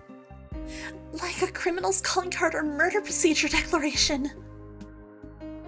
First, they sever the victim's hands, paint a no hands symbol in blood, and write first the hands. Next, they find the handless victim, remove the feet and paint a no hands, no feet symbol, and write next the legs. Most victims die from blood loss at this stage or take their own lives from the trauma. Even if they survive, the dismemberer obsessively hunts them down to finish the job. That's scary. That's very scary. So they kill one person in 3 stages. Correct. Murder markings. We're getting a lot of evidence this chapter. I'm gonna have to really keep track of it all, huh? Definitely sounds like something a thrill killer would do. To avoid resistance, the dismemberer typically targets the severely ill or disabled. But there's one bizarre, inexplicable aspect to these cases.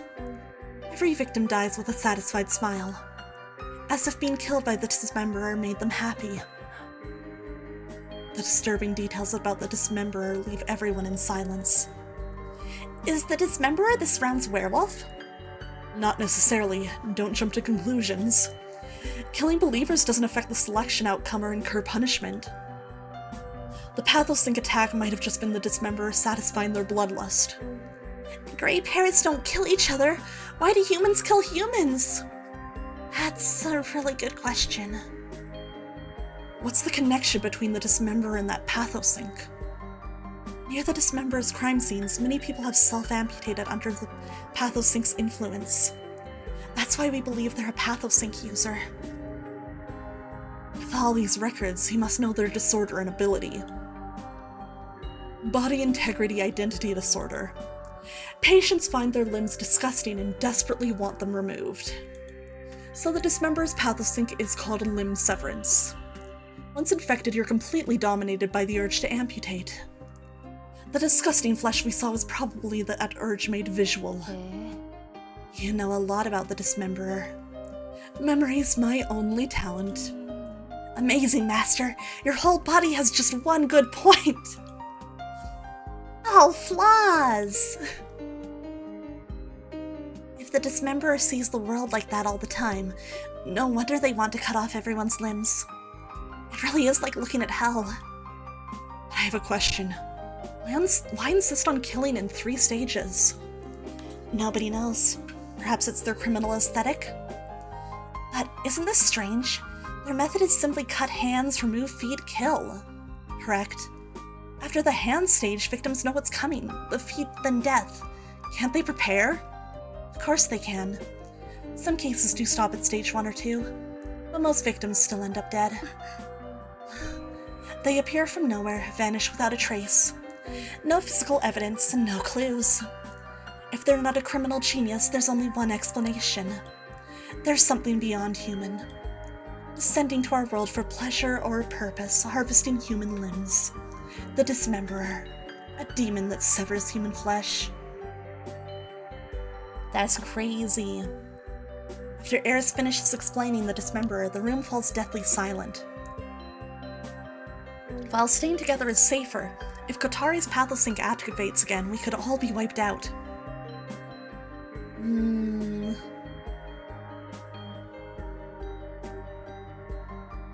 After the discussion, I returned to the lounge. Perhaps fearing isolation would give the werewolf an opening. So many others gather here too. Since entering the cathedral, events have been relentless. Even I'm exhausted. Shortly after sitting down, I start dozing off. Time passes. Oh. Scream. Everyone come quick! What happened? Just come, hurry! Falling face, we rushed to the crime scene. I'd held on to one last doubt about the Dismemberer. Maybe someone in the Divine Selection just happened to have the same pathosync. But the brutal scene before me confirms everything is real. Oh boy. Well, we know it's not Face, but who do we think's gonna be dead? Oh boy.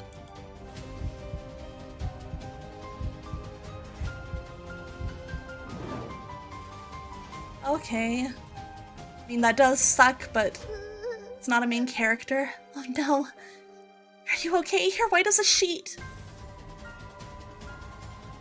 I'm fine. Can someone help me? I want to get this woman to the infirmary. These believers' lives aren't our concern. If I see someone hurt, I help them.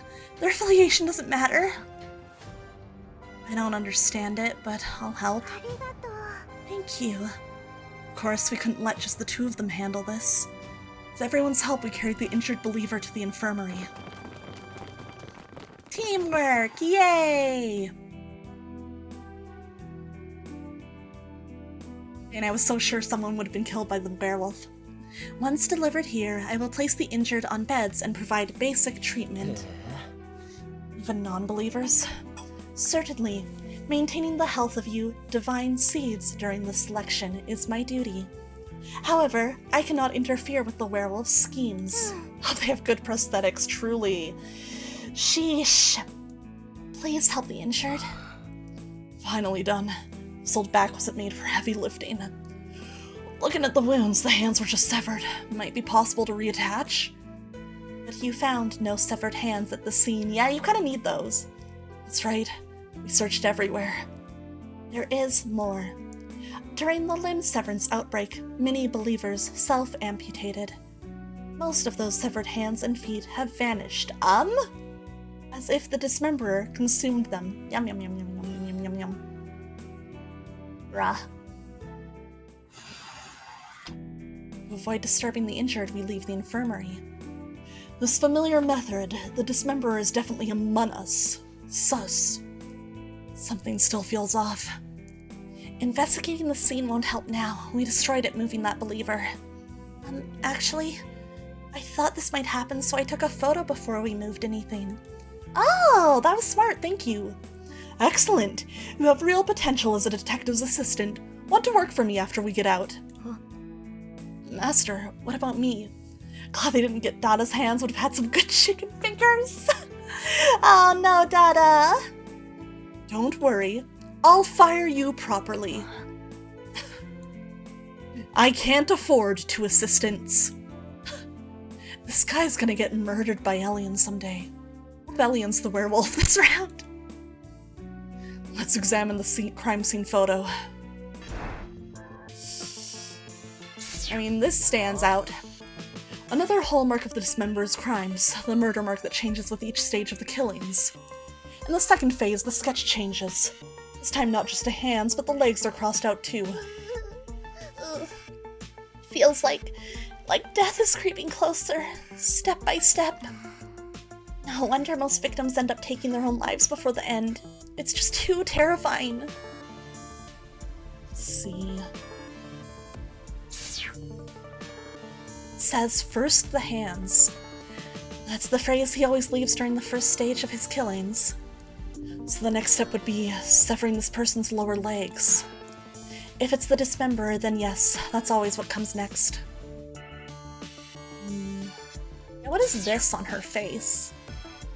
There are deep bite marks here. Like something gnawed the floor.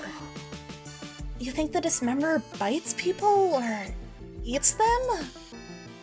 There don't seem to be any records of that in previous cases. Munch. That does remind me. During the chaos of the limb severance earlier, some believers' severed arms and lower legs had those same bite marks. Weird, what does that mean? What if the one who struck wasn't the dismemberer at all? Or maybe they've just developed a taste for flesh. Don't make it sound like they used to be a vegetarian. Weird. No weapon or severed hands at the scene. There's something even stranger. What? Why would the dismemberer attack a believer? Unless they're the werewolf and killing believers achieves victory. Incorrect. The werewolf's only path to victory is killing participants without detection. Any benefit to killing believers? None. Actually, tons of downsides. They could be seen, leave clues, expose themselves as the dismemberer. I have stated repeatedly, neither I nor the believers will interfere with the selection. Even if the werewolf kills right in front of you. That question is meaningless. Whatever we see or hear, we will not reveal. Even if the werewolf attacks us, we offer no resistance. Like NPCs in a game. Precisely. But people aren't machines, they have emotions. When death comes, can you really stay that calm? You will see proof soon. Meaning? Huh? Lena, close your eyes! Limb severance activating again? Yeah. Is the dismemberer nearby? Stay calm, I'll protect everyone. In the darkness, everyone tenses, bracing for what's coming. Bruh, how'd she know? Surprisingly, the limb severance effect fades quickly. Back to normal? Seems like it. By my pulse count, it lasted 8 to 10 seconds. Such a short activation. What's the dismemberer trying to... Ah! I don't know who screamed. What happened? That came from the infirmary. Let's go. Terrible premonition floods through me. But I never imagined the dismemberer's crime would transcend logic, reaching a realm beyond anyone's comprehension. Oh? Well, there go the feats. Hey, Captain Freestar, hello, welcome readers. How was your stream? I hope you had a great time. Let me give you a shout out. Everybody, you should check out Captain Freestar. She is a super talented artist. She plays tons of games on her channel that are very cool. Oh my gosh, we're doing a Silent Hill F collab. Whoops, did not mean to move that. Welcome on in, Tisha. Hope you had a great stream. Hope it was lots of fun. She's also part of the Choose Wisely Festival. So you guys should definitely check her streams this week out. She is super, super great. We love Tisha. I hope you had a wonderful stream and a great night. It's good to see you. Hope you're doing super, super well. Thank you for raiding in. Always happy to see you here.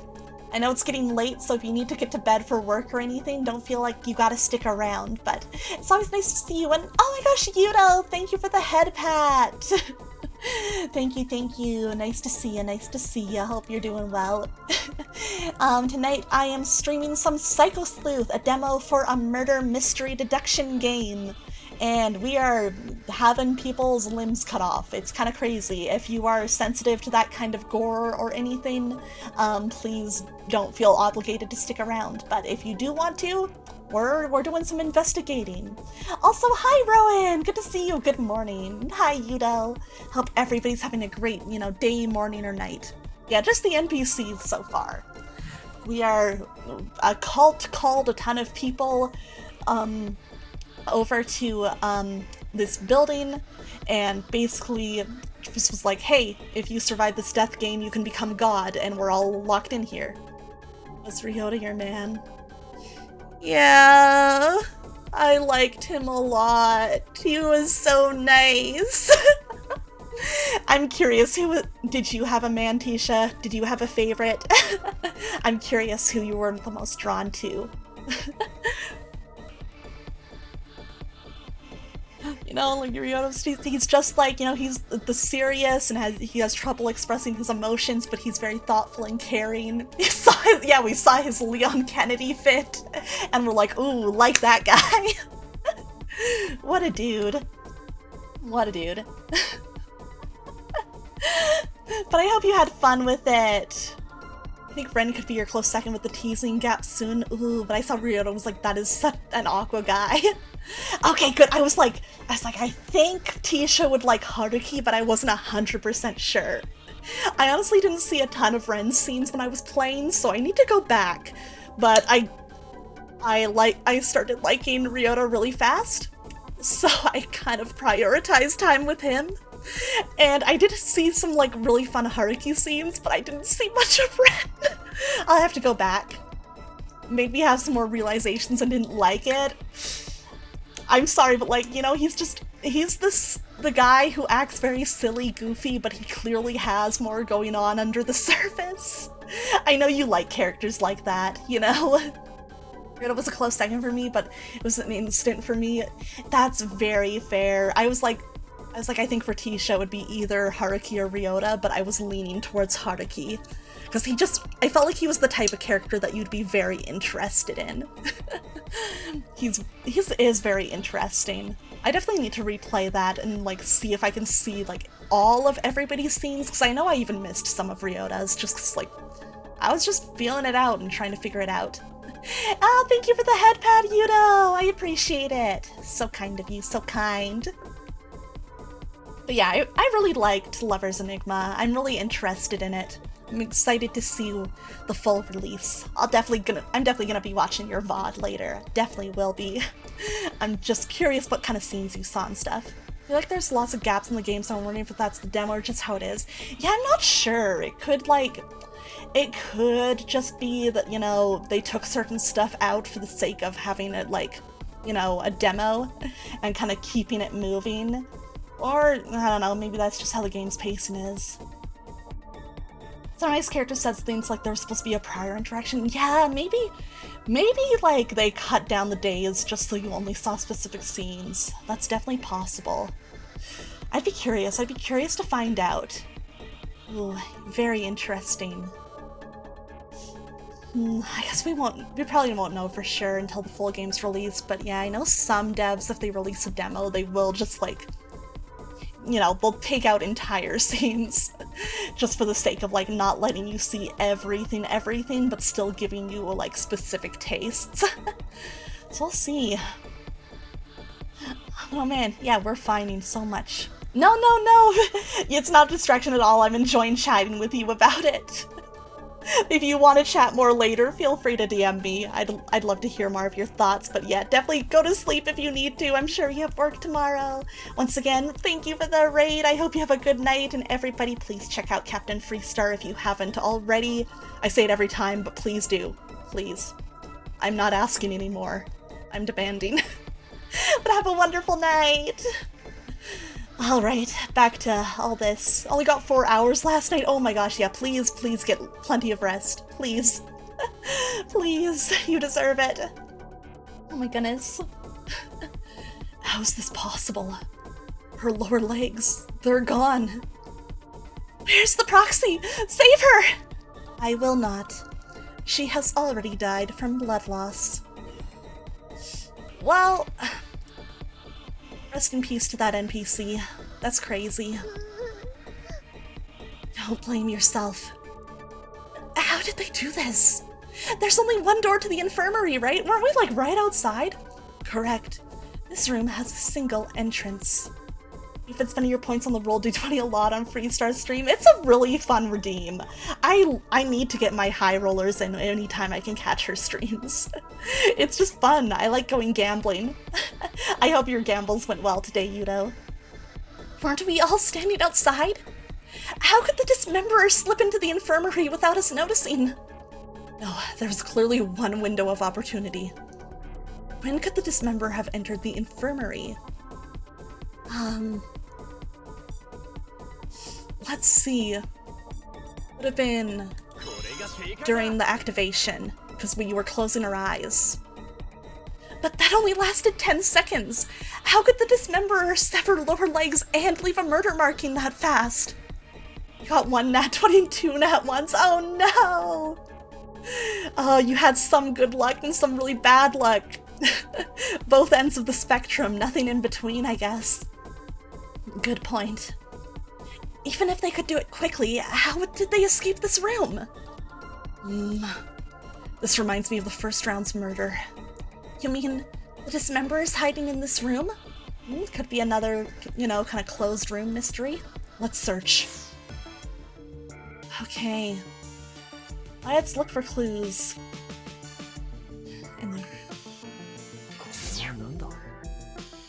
Huh? This door's locked. Once it closes, it locks automatically. Only a key can open it.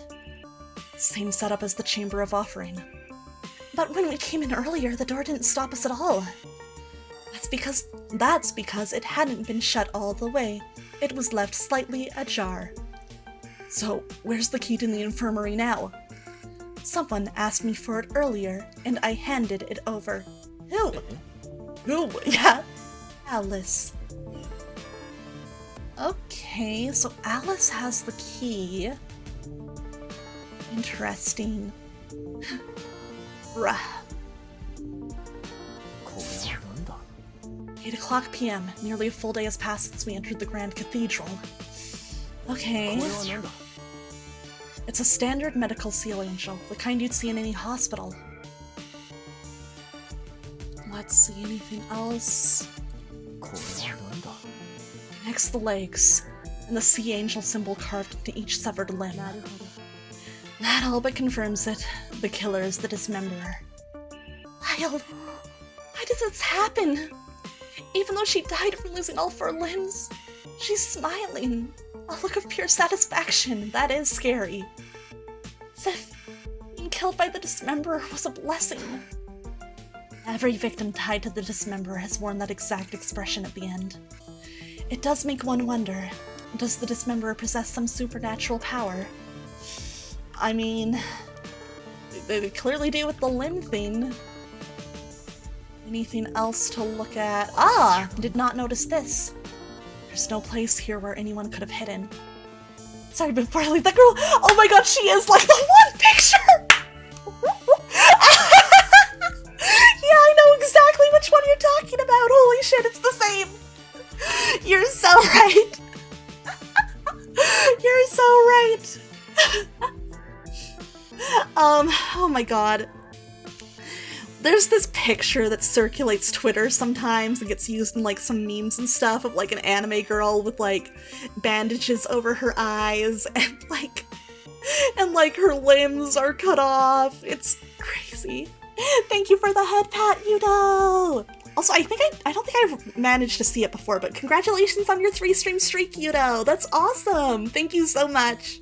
I appreciate that. There's a wire saw next to the body. Judging from the blood and the cut marks, that's what the killer used to saw off her lower legs. But why a wire saw? Because tools like that are often used for dismembering. I mean, you're not wrong, but that is one way to put it. Okay, anything else here to look at? Yeah, I got one from Freestar stream. Oh, that's awesome! Congrats! Yudo out here showing the support. We appreciate it, we appreciate it. Was it really the dismemberer who cut off her lower legs? We cannot disclose any information that might affect the outcome of the selection. But don't you sometimes prepare things ahead of time for the werewolf? That's simply a rule to preserve fairness. Rest assured, we never act outside the rules. Then you spend everything? Listen, you collect those channel points, you gotta use them. You know? It can be fun to spend them instead of hoarding. I respect it. Then, was this bizarre murder part of your arrangement? No matter how I probed, she wouldn't give me a single useful answer. It's not like the Chamber of Purification. There's nowhere to hide a person. Did we check under the bed? I looked away from the stream for a moment and your invested, happy voice describing Dism. Oh, there's a lot happening over here, Rowan, huh? There's a lot happening. What a way for you to start your morning, huh? So, the dismemberer passed by us in 10 seconds, cut off the lower legs, wrote the murder marking, then vanished into thin air? That's impossible! The incomprehensible situation leaves everyone silent. Staying here won't help. Since it's breakfast time anyway, we head to the dining hall. Oh boy. I don't know if I could eat breakfast after all that. And all good, Rowan. I've been there. Can we talk privately? I have something important to tell you. I love you. I love her so much. Better if no one else hears, including Lena. Lyle doesn't deserve to talk to her alone. I do. Alright. I send Lena away and follow Eris to a corner where we won't be overheard. Lyle. Wait. As a man, I should speak first. I bow deeply to Eris. Thank you for your feelings, but I can't return them.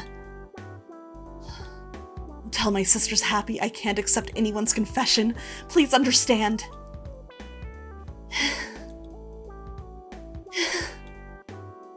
Eris, who rarely shows emotion, suddenly bursts into delighted laughter. Eris blind this man. Never thought I'd be rejected by you. What made you think I was confessing? What makes you think you could reject someone like me? I apologize, but could you not smile so brightly? That smile chills me more than the proxy's purification. So, what did you actually want to discuss? The dismemberer, obviously. Since I can only see you and Lena, I need you to confirm who was outside the infirmary. Why? The biggest mystery is how the dismemberer entered the infirmary in 10 seconds, severed the lower legs at lightning speed, then vanished. Right. Since there's nowhere to hide inside, there's only one way they disappeared. How did the dismemberer vanish from the room?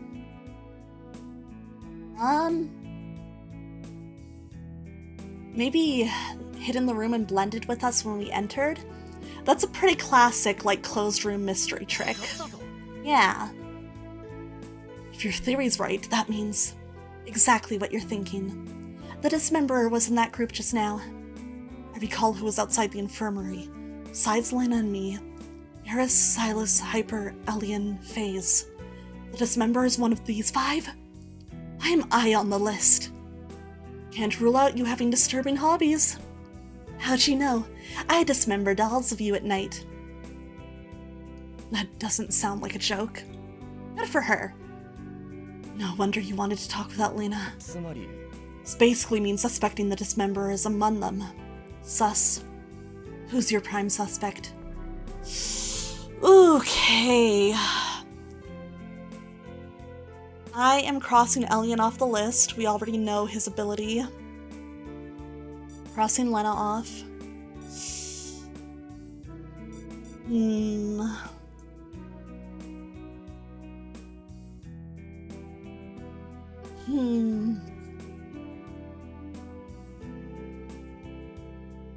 I think Silas is the most likely. First part's still unsolved. How could it... Time for legs and make a new murder marking in just 10 seconds. I guess I got it wrong. Whoops. My logic didn't check out. Yeah, we know Eris's ability too. That's what I can't figure out either. Dismembers cut many limbs. Maybe they're so practiced they can do it in 10 seconds? We could force that explanation, but the risks and variables are huge. Sever, right, drop the tool, blend in with the crowd. We could have rushed in any time. One delay and they're caught red-handed. Blending with the crowd isn't guaranteed to work.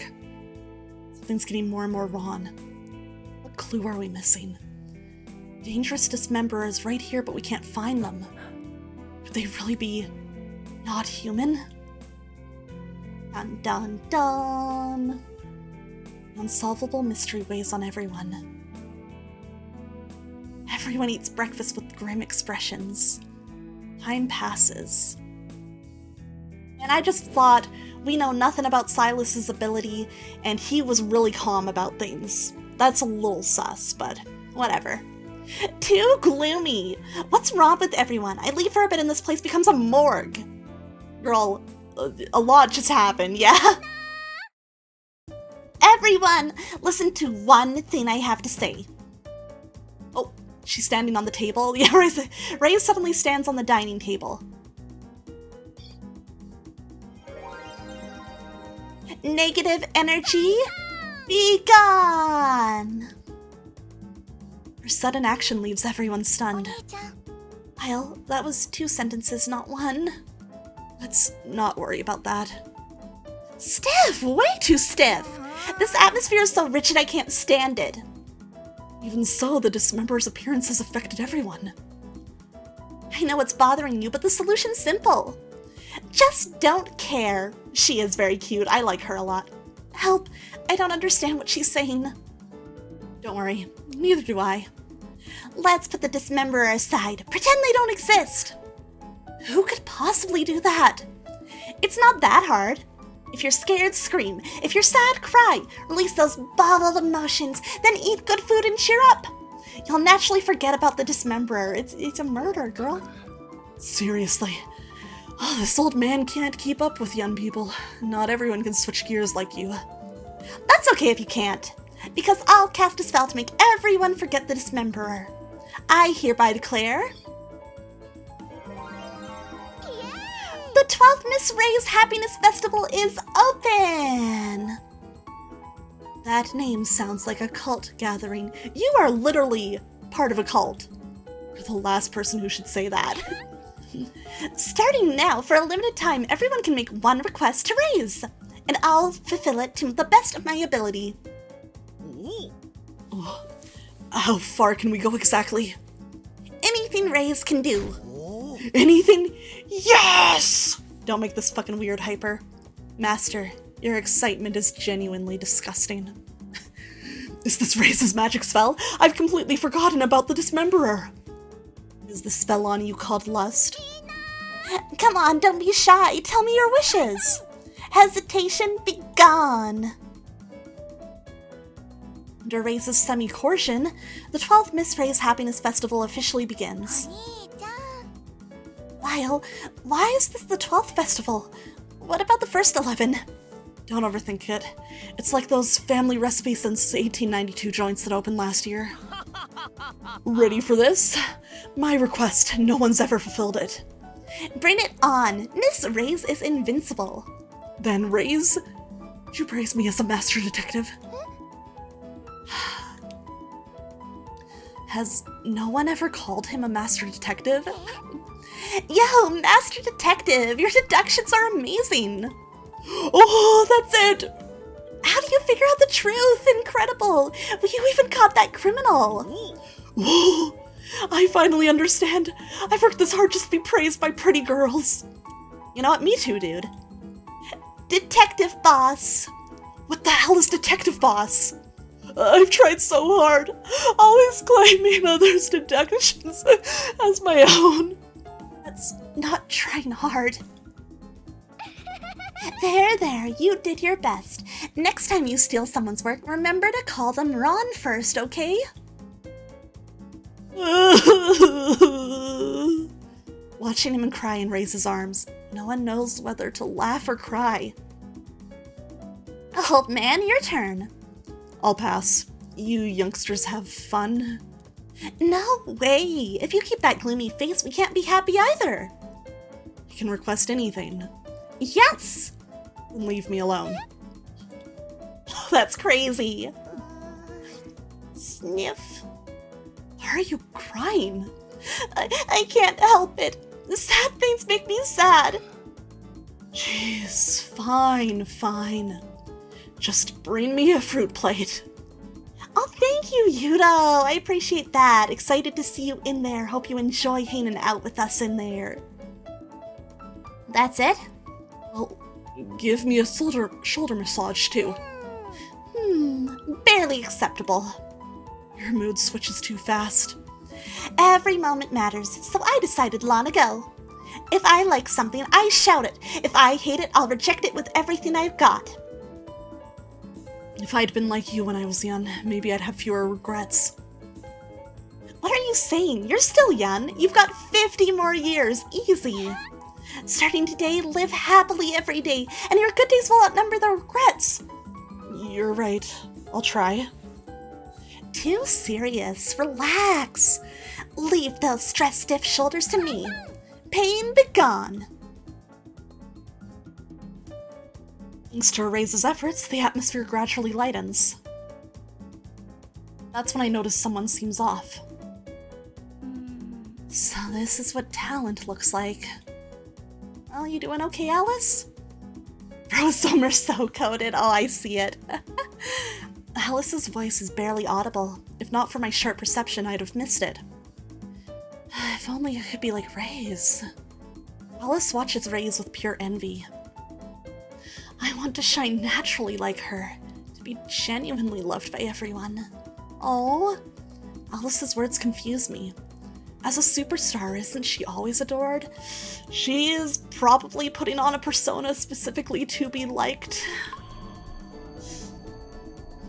Oh, putting us all in a false sense of security. She's the dismemberer. That'd be a crazy twist.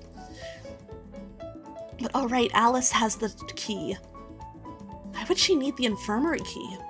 And why didn't she mention it to anyone? That is a good question.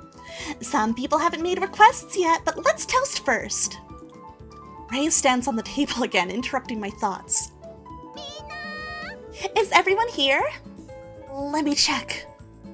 Wait, where's Kotari? Everyone looks around, realizing Kotari's been absent from the start. Oh no! She never moves or speaks, so she gets forgotten. Oh, poor Kotari. I don't think she was here from the beginning. That won't do. Won't do. Loneliness be gone. I'll go find her right now. You tell me with her design you can't see her wielding an axe or chainsaw all bloodied with a mad smile? I think cute girls are allowed to do that. Wait. To prevent the werewolf or dismemberer from striking, we should move together. Good thinking. Everyone, let's go. Our group marches through the cathedral, searching for Kotari. We expected a long search, but quickly something feels wrong. There's a strange smell. Oh god, okay. Dada's nose twitches. Thick blood. Yeah, I had a feeling. I smell it too. It's coming from the Chamber of Offering. Oh boy, what are we gonna find here?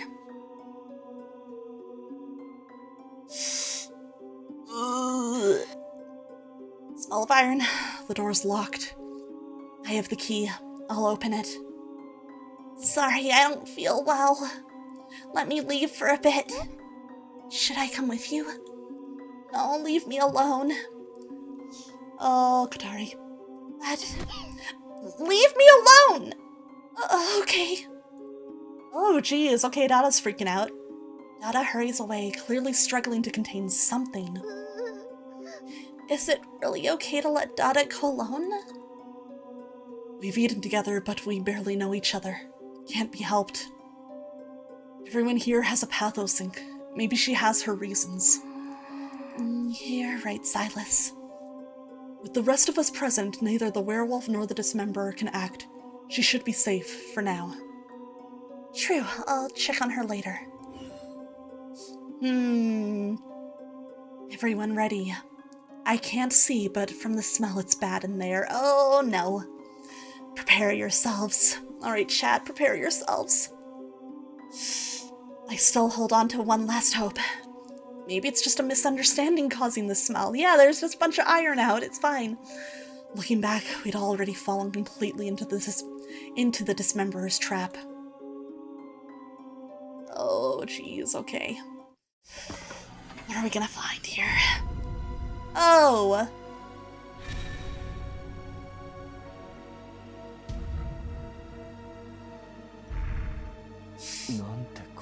Oh god. If this is a nightmare, please let me wake up. That's crazy. Okay. Well then. I think I'm going to be sick. She's still alive! We have to save her! Don't go near her! One touch and her death delusion activates. You know, in the chat, cool. You're right, Silas. Okay, but then how did her limbs get cut off? You'd have to touch her to do that. Let's investigate quickly before moving Kotari to the infirmary. If we don't solve the dismemberer's method, we'll all end up like this. Holy shit, okay. All these severed limbs. Just looking at them makes my skin crawl. Hold up, the way these are arranged, it's the dismemberer's murder mark, isn't it? Oh shit, I didn't even notice that. With her condition, she's probably not bleeding out as fast. Actually, that's a good point. Yeah. Good luck. Thank you, Yudo. Do my best. So all those missing believers' limbs ended up here. But why would the dismemberer do this? Maybe they actually liked other people's limbs, so they started collecting them? No, I'd say it's the opposite. With limb severance, the infected are driven by an overwhelming urge to amputate. Which means the dismemberer must have despised these limbs, utterly disgusted by them. If that's true, why force themselves to handle all this, just to arrange the limbs into a pattern? Maybe it's some kind of summoning ritual, like building an altar for a demon. Weird. What time is it? Time is now 11. Okay. Returno. This is a sea angel assigned to the Chamber of Offering. So I can talk to you. I'm gonna leave her body for a bit, because it's the most interesting thing to investigate. Aside from the main door, there's a small window that looks outside. There's no glass, but the window's far too small. No one could get in or out through it. Like her in the back, does she have hands? For me, it's 2:10. Oh, is that in the morning or the afternoon? But what if it was someone really small? The tiniest ones here would be Face or Dada, right? Dada's not here, so I'll try. Here goes. Face struggled, squirming at the window. She barely got an arm through. No way the rest of her was fitting. Lacking limbs? I see a lot of hands there. It's Yoshikage Kira, true. Oh yeah, they're EST, probably morning. No good. I can only stick my hand out at most. So this window probably has nothing to do with the case, right? Are we really sure about that? At night? Ooh, I see. Yes, T, buddy, then. A lot to look at here. Let's start. First the hands, and that missing hand symbol. Whoever cut off Kotari's hands must have been the dismemberer. But how did the dismemberer even manage it? Touching her would have triggered her death illusion. Maybe they used a blade, cut her hands off without touching her directly? And if her hands weren't restrained? If they were just hanging loose, no matter how sharp the blade, there's no way to get such a clean, perfect cut. Yeah, that'd be so difficult. Then how the hell did the dismemberer sever both hands without ever laying a finger on her? I don't know. I remember the story. Place your most precious thing inside the alabaster box, and the hierarch will appear to grant your wish. So for Kotari, Her hands were what she valued most? I've got a question! With all these severed limbs scattered around, what if those weren't even Kotari's hands? That's actually a very good point. I don't really get it, but I'm glad it was useful. Those hands were without a doubt Kotari's. Since the alabaster has already been used, then the hierarch should appear before the one who made the offering, right? Blood magic. Sure looks like it. Yes, which means if we stay here by the alabaster box, we might actually see the hierarch in person. Maybe so. Something about this just feels off. Maybe it's the amount of blood. Yeah, you're right. If both her hands were cut off, there should be way more blood than this. Oh, Relic's already figured this out. Could it be tied to her death illusion? When someone's perception is that strong, it affects their body. Remember the last time we touched her? Her pulse and heartbeat were practically gone. So you're saying Kotari bleeds far less than a normal person? Makes sense. Let's see, did I check everything here? Oh, there's something. What is this? Hold on. There's something carved under the alabaster box. It says, 12 o'clock, Chamber of Offering. What's that supposed to mean? Considering what the alabaster is used for, would this be the exact time and place the hierarch intends to appear? 12 o'clock, Chamber of Offering. That's in an hour. Girl just like, oh, my hands are gone. No matter how much we pressed her, she remained completely silent. Okay, anything else? The lid of the alabaster box is placed here.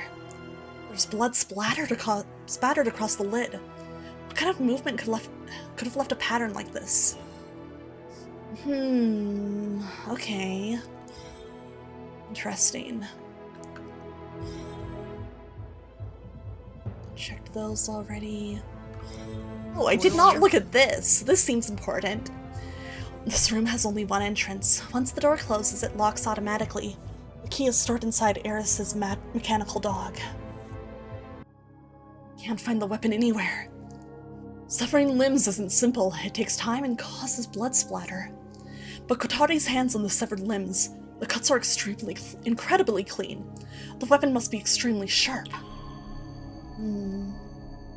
Be careful. Once it's powered on, even the lightest touch can slice through. Oh, that knife! That knife. Oh, shit. Weapon must be a nano vibration blade. Right, those surgical knives. Explains how the dismemberer cuts so easily. Are there many in the cathedral? No, to my knowledge, there is only one. So the dismemberer must use that specific blade. Find the blade and we might identify the dismemberer. Is everyone done investigating? I want to get Kotari to the infirmary quickly. But who's going to wheel her? Touch her and you die. Dada would be perfect, but she's gone. I'll do it. Are you an idiot? Didn't you hear what I just said? I said I'd help her, so I'll see it through. There are so many capable people here. Why be a hero? This isn't about being capable. I just want to help Kotari. Aw, Face, you're so sweet.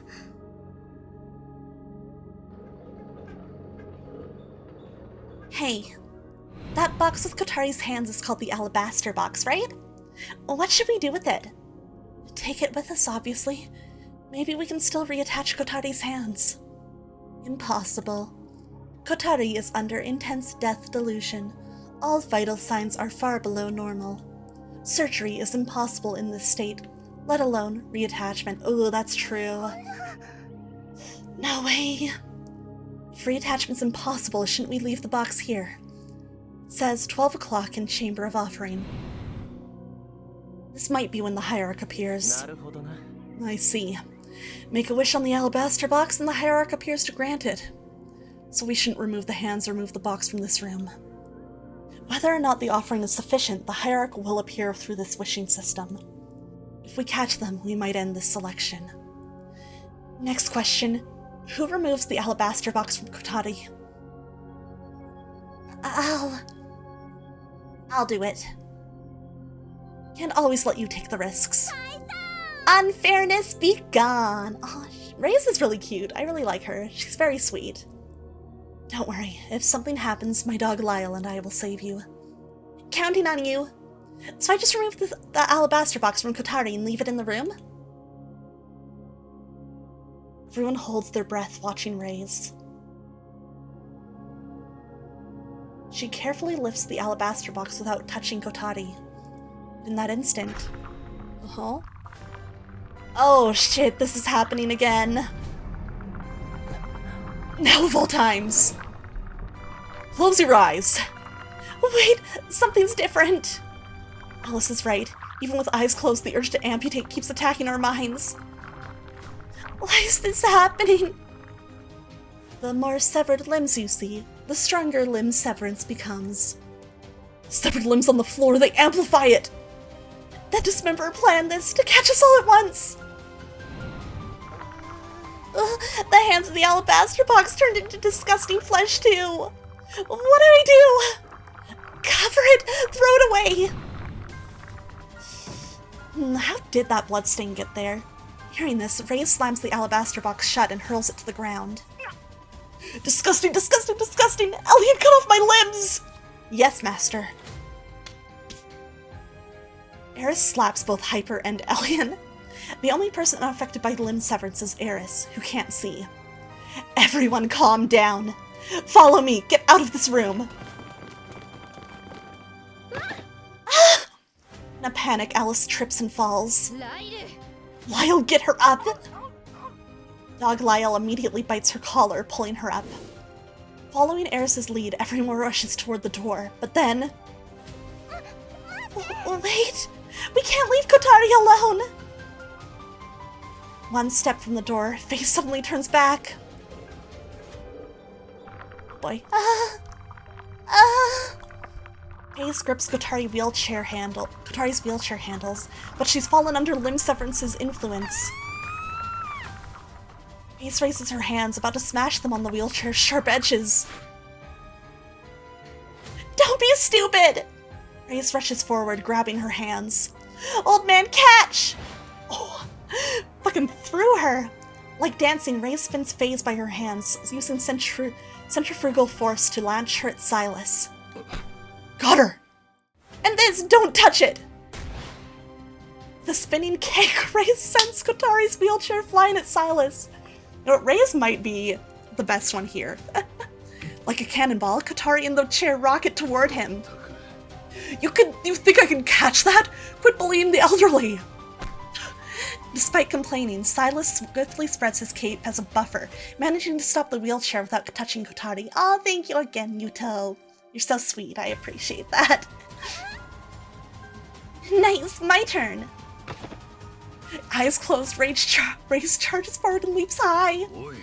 I told you to consider my age. Silas opens his arms, catching Ray's midair. Impact sends them both to the ground. You know what? I love her. Knew you could do it. Love you, old man. My back. Everyone's here. Get out now. With Eris and Dog Lyle's help, everyone escapes the Chamber of Offering. Closing the door. Not his back. In that instance, I glance back at the Chamber of Offering. I don't know the Dismemberer's true goal, but this room holds the key to exposing them. I must remember every detail.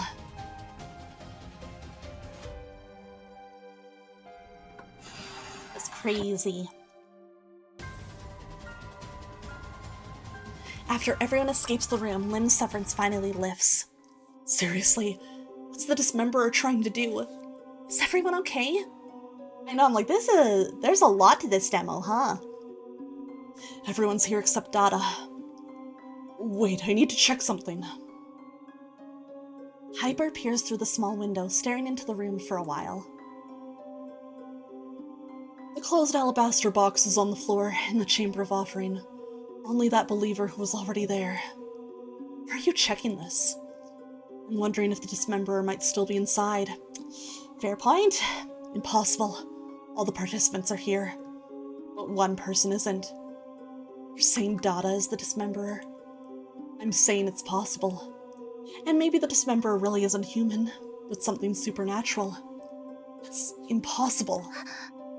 I'll take Kotari to the infirmary now. Way too dangerous alone. I'll come. Thank you, Reyes. I'm almost a little worried that it could be Reyes, because she's like being too likable, you know what I mean? Reyes and Face head to the infirmary together. So what now? Based on past patterns, the dismemberer should target Kotari again. But even with guards at the infirmary, we couldn't stop them. That believer lost her lower legs while we were right outside. Could there be a secret passage in the infirmary? We searched thoroughly, found nothing. Then we guard it more strictly. I have a plan. Need everyone's cooperation. If it works, we might catch both the dismemberer and the hierarch at once. First, let's pair up and find Dada. Later, we found Dada fast asleep in the dining hall. She'd completely forgotten why she felt unwell. With our key person found, we began implementing the plan to catch the hierarch and dismemberer.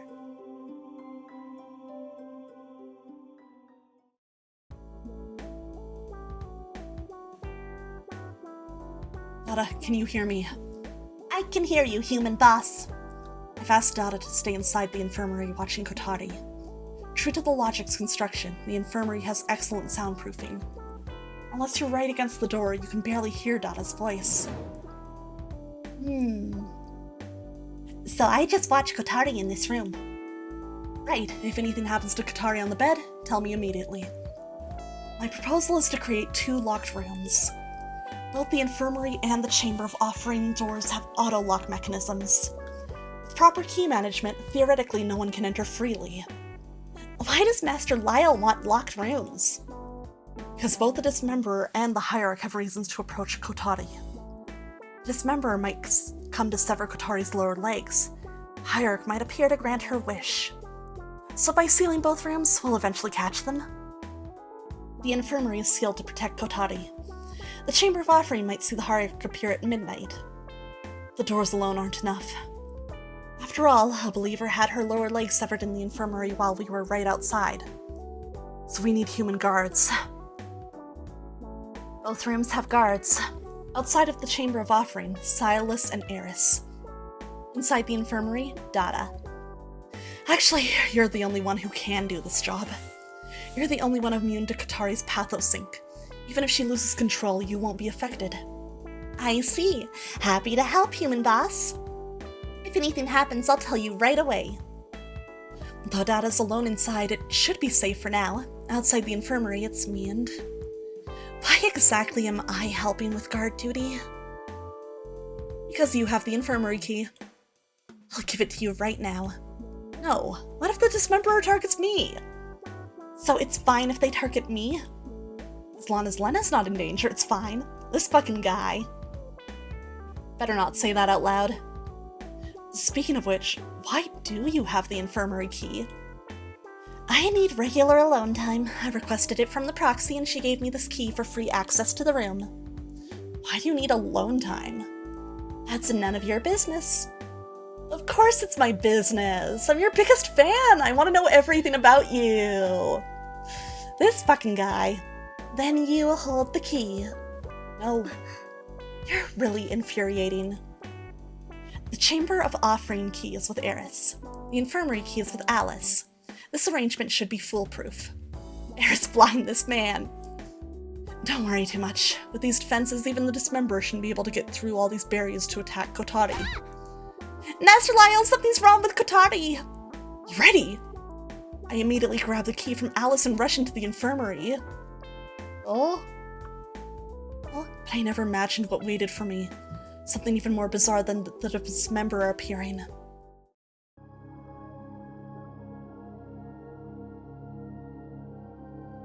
Who are you, mister? Oh shit, she's talking! What the? Tell me, what's today's date and time? Tari has awakened from her death delusion.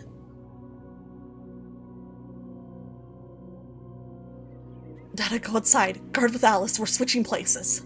Yes, human boss. Following my instructions, Dada immediately leaves the room. Lyle, be careful. Alice closes the infirmary door. Thanks. Now it's just Kotari and me. So another 3 years since I last woke up. Kotari, I have questions. Have you met the hierarch? Cut off your hands. And most importantly, are you this round's werewolf? I'm a hero. I have the right to execute the werewolf. And Kotari, her pathosync, her very existence, is too dangerous. She's the werewolf. I must act now. Don't rush. Lyle, right? Have you heard this name? She suddenly says a name I've never heard. We don't get to know it? No, who's that? My dead mother. I wanted to know how her funeral went, but it seems you wouldn't know. I secretly hope to visit her grave, but that's impossible in this lifetime. When did your mother pass? About 10 years ago? My waking periods are so brief I can't be sure. 10 years? How old are you? 30 or 40 maybe? What? You do not look 30 or 40. Excuse me? Wait, you're way older than me. My time stopped at 18. To me, you really are older. Alright, good night. Or have a good day, Rowan. I said good night by habit. Hope work goes well. Since I got Kotori's delusion at 18, my life froze that year. I'm forever 18. She makes a self-depreciating joke. Despite having her hands severed and being trapped in death delusion, she laughs so cheerfully. How did you become like this? It started when I was 18. I had a rare disease. My heart was gradually stopping. Doctors gave me 1 year at most. If you were my parents, what would you do? I'd search for a way to save you. Every doctor said there is no way. And I'd exhaust every possibility as long as there was hope. That's what my parents thought. I eventually found the logic. With the hierarch's help, they implanted Kotari's delusion in my brain, making me a pathosync user. They did this to you? That's insane. Wait, you've met the hierarch. What do they look like? Become a pathosync user, I met them many times. But strangely, I can't remember their face. How's that possible? No matter how hard I try, I can't recall. Like they never existed. Maybe they're a pathosync user that can affect memories? This confirms the hierarch must be a pathosync user. But why death delusion to save you? Because strong cognition affects physiology. Death delusion drops my biological functions to minimum, almost stopping them. My 1 year life expectancy was extended this way. Like cryosleep. Exactly. To stay alive, I keep dying. This sounds awful. My parents hoped future medicine would find a cure. Seeing you now, things obviously didn't go as planned. No. I know why my death delusion activates when touched. Because I can feel living warmth. Feeling that life force, I unconsciously trigger my pathosync, pulling them into death. So, no one wants to care for me. No one dares approach. In the end, only my parents remained. I have no parents. I've never known that feeling. But they must have really loved you. Yes. That love eventually led them to despair. Even alive, I'm just a breathing doll. Even after all these years, I clearly remember the first time I woke from death delusion.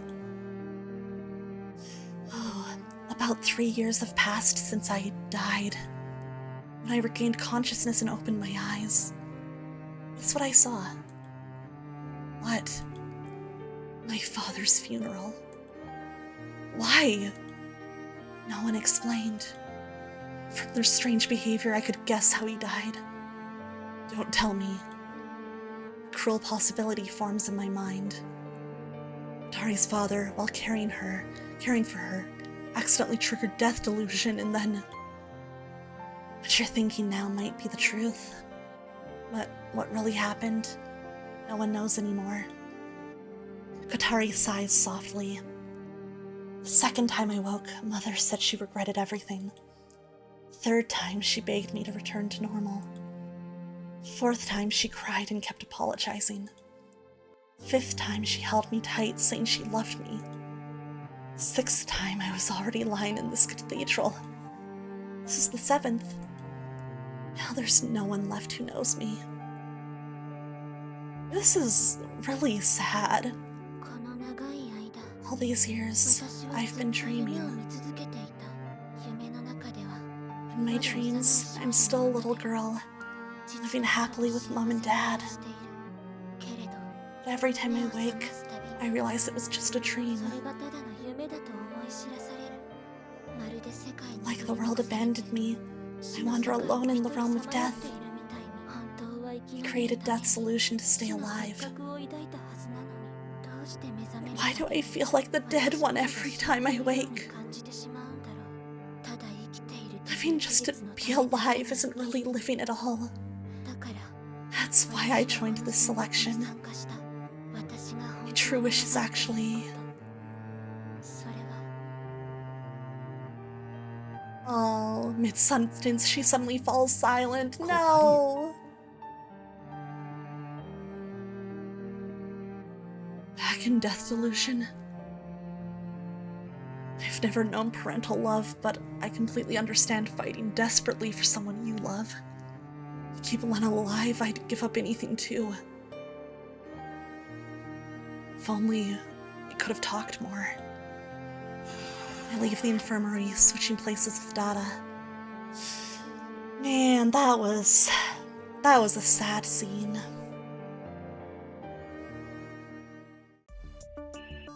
Poor Kotari. After that, nothing special happened. Time passed quietly. Alice maintained perfect posture, motionless, clearly used to waiting like this. Meanwhile, I kept nodding off, fighting the constant waves of drowsiness. Wonder how the others are doing. The Chamber of Offering with Eris and Silas should be fine. They're probably the most reliable people in the selection. Everyone else, though, is worrying. Speaking of Eris... Very well, let me put it another way. What must I do to make you tell me the truth? All this time, she's been investigating the orphanage massacre from years ago. What lie could I craft to make her accept it willingly? Telling her the truth isn't even on the table at all, huh? What's that sound? Dada, what's happening in there? Despite my shout, Dada doesn't respond from inside. I immediately press my ear against the infirmary door, but hear nothing. I'm coming in, Dada! Oh boy, what's going on? How? When? Oh, Tari's lower legs. They're gone. Impossible. How did they do this? No, stay calm. Kotari's still alive. This is just the dismemberer's second stage. I need to find clues fast. Bro. Dada, are you okay? For some reason, Dada's unconscious, unresponsive no matter how we call. Did the killer knock her out? What's this? Significant blood on Dada's chin and chest. But she has no wounds. What happened here? What the fuck happened? What's this pool of blood here? If Kotari's the only one injured, that means her lower legs must have been severed here. But why drag her over just to do it in this spot?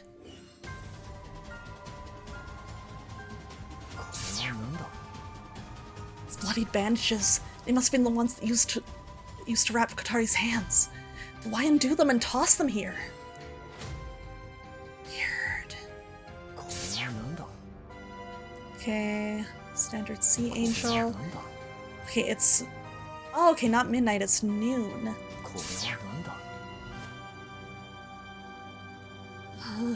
You have no legs, girl? Still not much blood. That's perfectly clean. Must have been done with a nano vibration blade. Same as the last Believer case. No weapon left behind at the scene. I remember Katari's hands were still bandaged last time. Where are the wrappings undone now? Next, the legs, and another sea angel with its limbs cut off. How did the dismemberer even get into this locked room and leave that message without us noticing?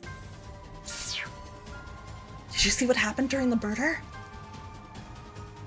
I already told you, neither I nor the Believer interfered. We only witnessed the killings. We don't help anyone. It's not here. How can it not be here? This makes no sense. Something that should be in this room. Why can't I find it anywhere? What's missing from this room?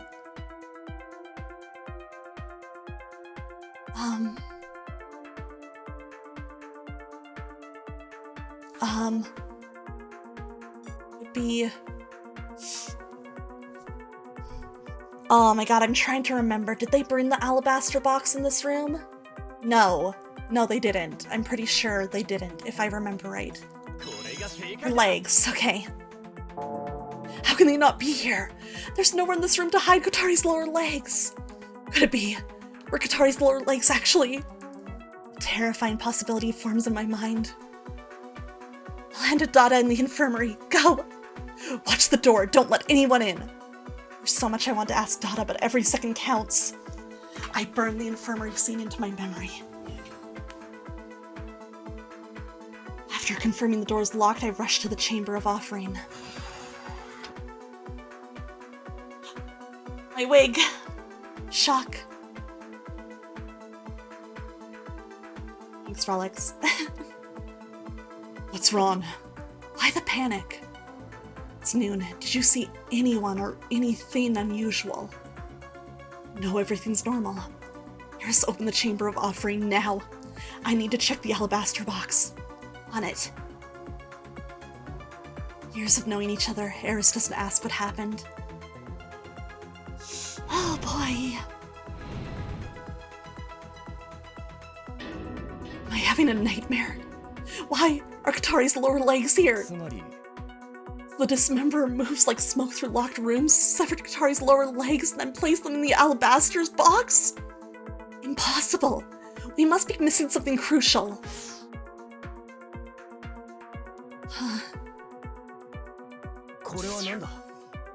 How did the dismemberer manage to put Kotari's severed lower legs into the box? Wait, don't be so quick to decide.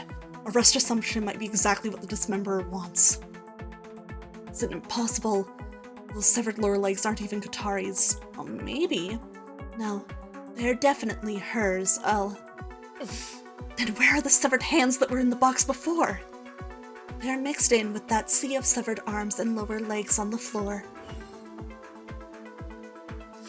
Oh boy.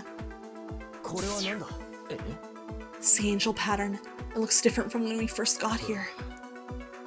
Maybe we kicked it out of place during the chaos earlier. Did anything happen while you were guarding the Chamber of Offering? No. Nobody went in or out. To be safe, Silas even kept peeking through the little window to check inside. Why bother doing that? Because there's still a believer in there. I thought the proxy said those NPCs were neutral and wouldn't interfere. And that's what she claimed, but you always keep a little suspicion in reserve. Still, that believer didn't actually do anything suspicious. Anything else unusual happen? Unusual, huh? You were showing up just to craft yourself an alibi. Does that count? Stop talking like I'm already the killer.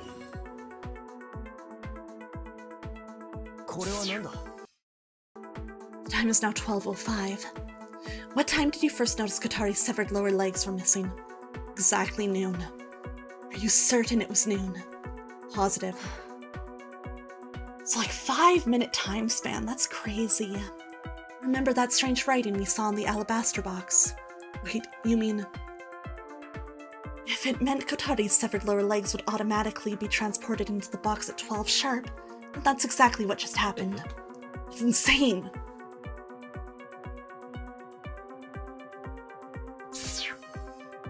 Anything happen while you were guarding the Chamber of Offering? Reyes thought we might be thirsty, so she had Allian bring us some drinks, but what? She sent 20 cups. Huh? Didn't actually drink all of them, did you? I wasn't going to. Reyes must have known. She left a note. Every cup's a different flavor. I made them all myself. So I couldn't let her down. I finished them all. You really can't say no to her, huh? A middle-aged guy like me can't do much. The least I can do is not disappoint the younger ones. Still, after finishing them all, I couldn't hold it in and had to run to the bathroom. So you weren't stationed at the chamber the whole time. That's a window of opportunity for something. What are you doing here? Huh? When did I end up over here? Yeah, when did you... Oh, after I dropped off the drinks, I must have just zoned out here. It looked like he was sleepwalking. Considering his condition, that wasn't too surprising. What about the others? Where is everyone now? Master's in the Chamber of Audience, breaking to face about the cold cases he supposedly solved. Figures he's a detective. Must have some crazy stories. Mostly stuff he picked up from detective shows and movies. Wait, so those stories... Yeah, not his own experiences. Oh, Hyper. You're asking everyone's whereabouts to check alibis, aren't you? While you two were guarding the room, me, Reyes, and Lena were just wandering around the Grand Cathedral. If you plotted everyone's positions on a map, it looks something like this. Oh, thank you. And why does it say Reyes' location is unknown? Didn't you deliver drinks to her? I only saw the note she left and grabbed the drinks from the kitchen. You were already laid out when I got there. So, you never actually saw her. That's right.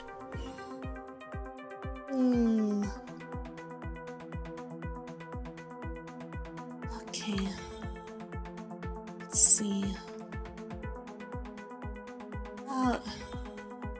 Yes, the door.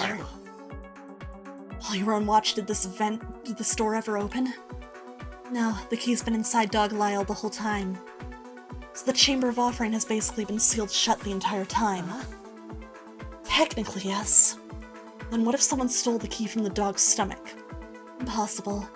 It only responds to my voice print. I'm the only one who can command it. So if someone could mimic your voice, they could control the dog? And the only one capable of that is you, isn't it? As long as you understand something, you can recreate it. Anything. Ooh, if you were the werewolf, or turned malicious, no one could stop you. Why would I ever do that? My greatest wish is world peace, remember?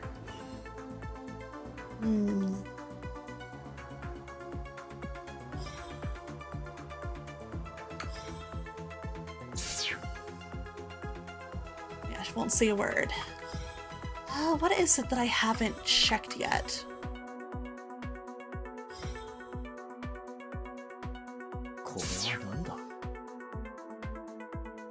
Okay, it was just the sea angel. For some reason I thought I'd checked it. This room's barely different from when we locked it. If anything, just the hands in the alabaster box became lower legs. I hate to think this. This isn't humanly possible. The illogical scene leaves everyone speechless. While you're busy, I must inform you of something. What? When the werewolf successfully kills, I notify everyone. Do you know when the notification occurs?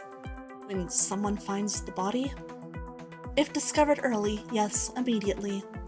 But the correct answer is, at the time preset by the werewolf. Could be the moment of death, when the body's found, or 10 minutes after. Once the werewolf's preset condition is met, I inform all participants. Why tell us now, unless... Uh-oh. Someone has been killed by the werewolf. Find the werewolf's identity within the time limit. Heroes, confirm the killer and vote. Wait, someone's dead? Who? Given the situation, probably Kotari? She bled out in the infirmary? Impossible! Her bleeding's so slow! That's why I came here first! Let's check the infirmary. Oh, jeez.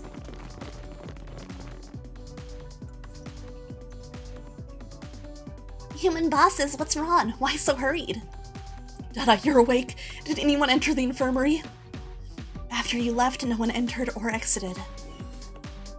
Then maybe Kotari's still alive. After all, no one could kill her. Even if she died, it should be an accident from blood loss. I'm a little nervous. Oh, shit. How did it come to this? We had 2 people guarding the room. How the fuck? Both locked rooms were perfect. How did the killer murder Kotari? Even I'm getting chills. Could the killer really be supernatural? A demon that devours human limbs and manifests in our world. The Dismemberer. Please investigate quickly. Debate and discussion begin in 5 minutes. That soon? Selection must proceed fairly. Further investigation will yield no new clues. In other words, our current clues are enough to deduce the truth. Correct. Use your remaining time wisely to piece together the fragments of truth. Oh boy, okay. Dada, what exactly happened in the infirmary? Why did you collapse, and why is there blood on your lips and chest? I don't know. What do you mean you don't know? Maybe I was just too exhausted? I suddenly blacked out, and when I woke up, I was already outside the infirmary. Are you sure you're not hiding something?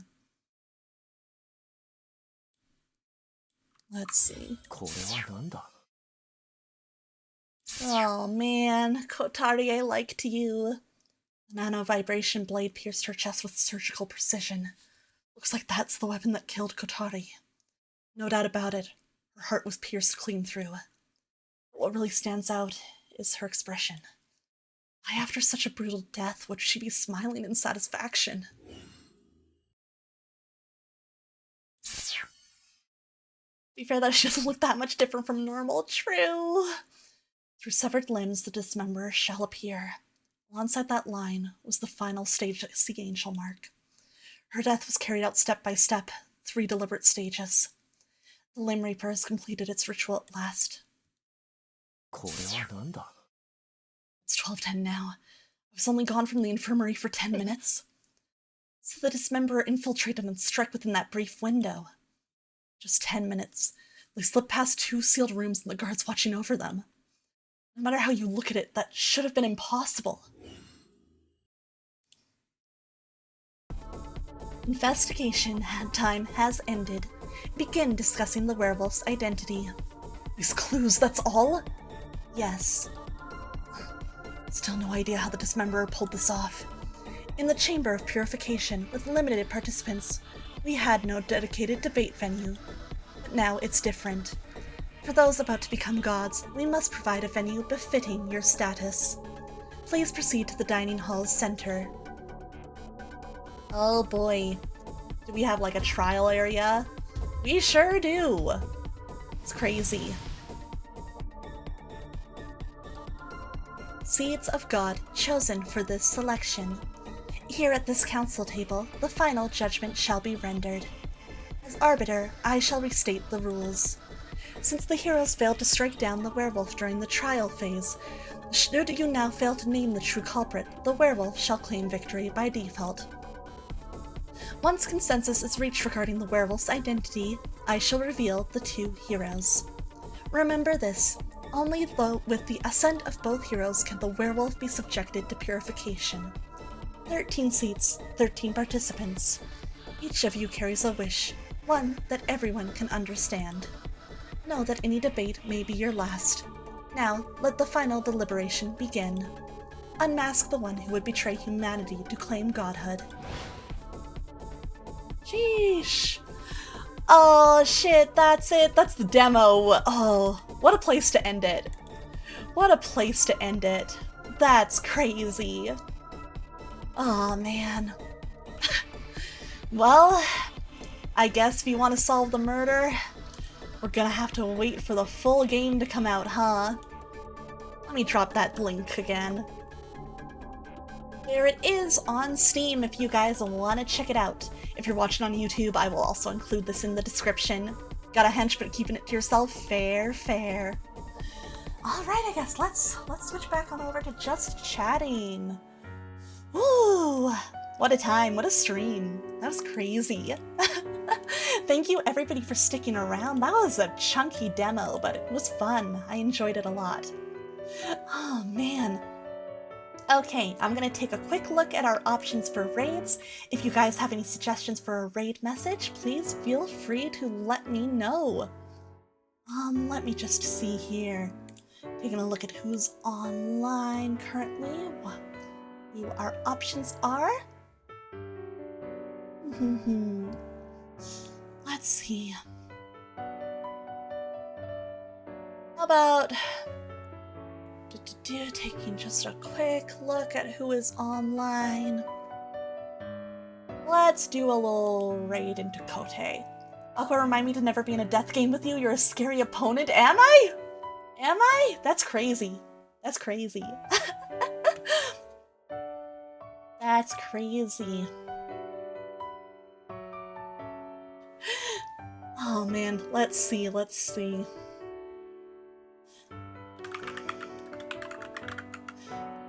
Yes, good night, Super Twin. It was good having you here. How about we'll do a silly little raid, because definitely the devs intended this. Devs intended this. Our raid message is gonna be legally distinct Danganronpa. Then, you know, we'll have for the free emotes, we'll use the bark. There are your raid messages. I think we will raid Kote Vaughn, because especially with how often he's been on this channel, he deserves it. We should go send him some support, some, you know, say hi to that guy, see how he's doing. Thank you once again, everybody, for coming by. I will be streaming again tomorrow for some more Choose Wisely. We're gonna be playing some Devil's Liminal, which is a Yuri game. So I'm looking forward to that. And I'll see you guys tomorrow. I hope you all have a wonderful night. Thank you again for coming and hanging out. It was so fun to be here with you. And I hope everybody here has a great night. Goodbye.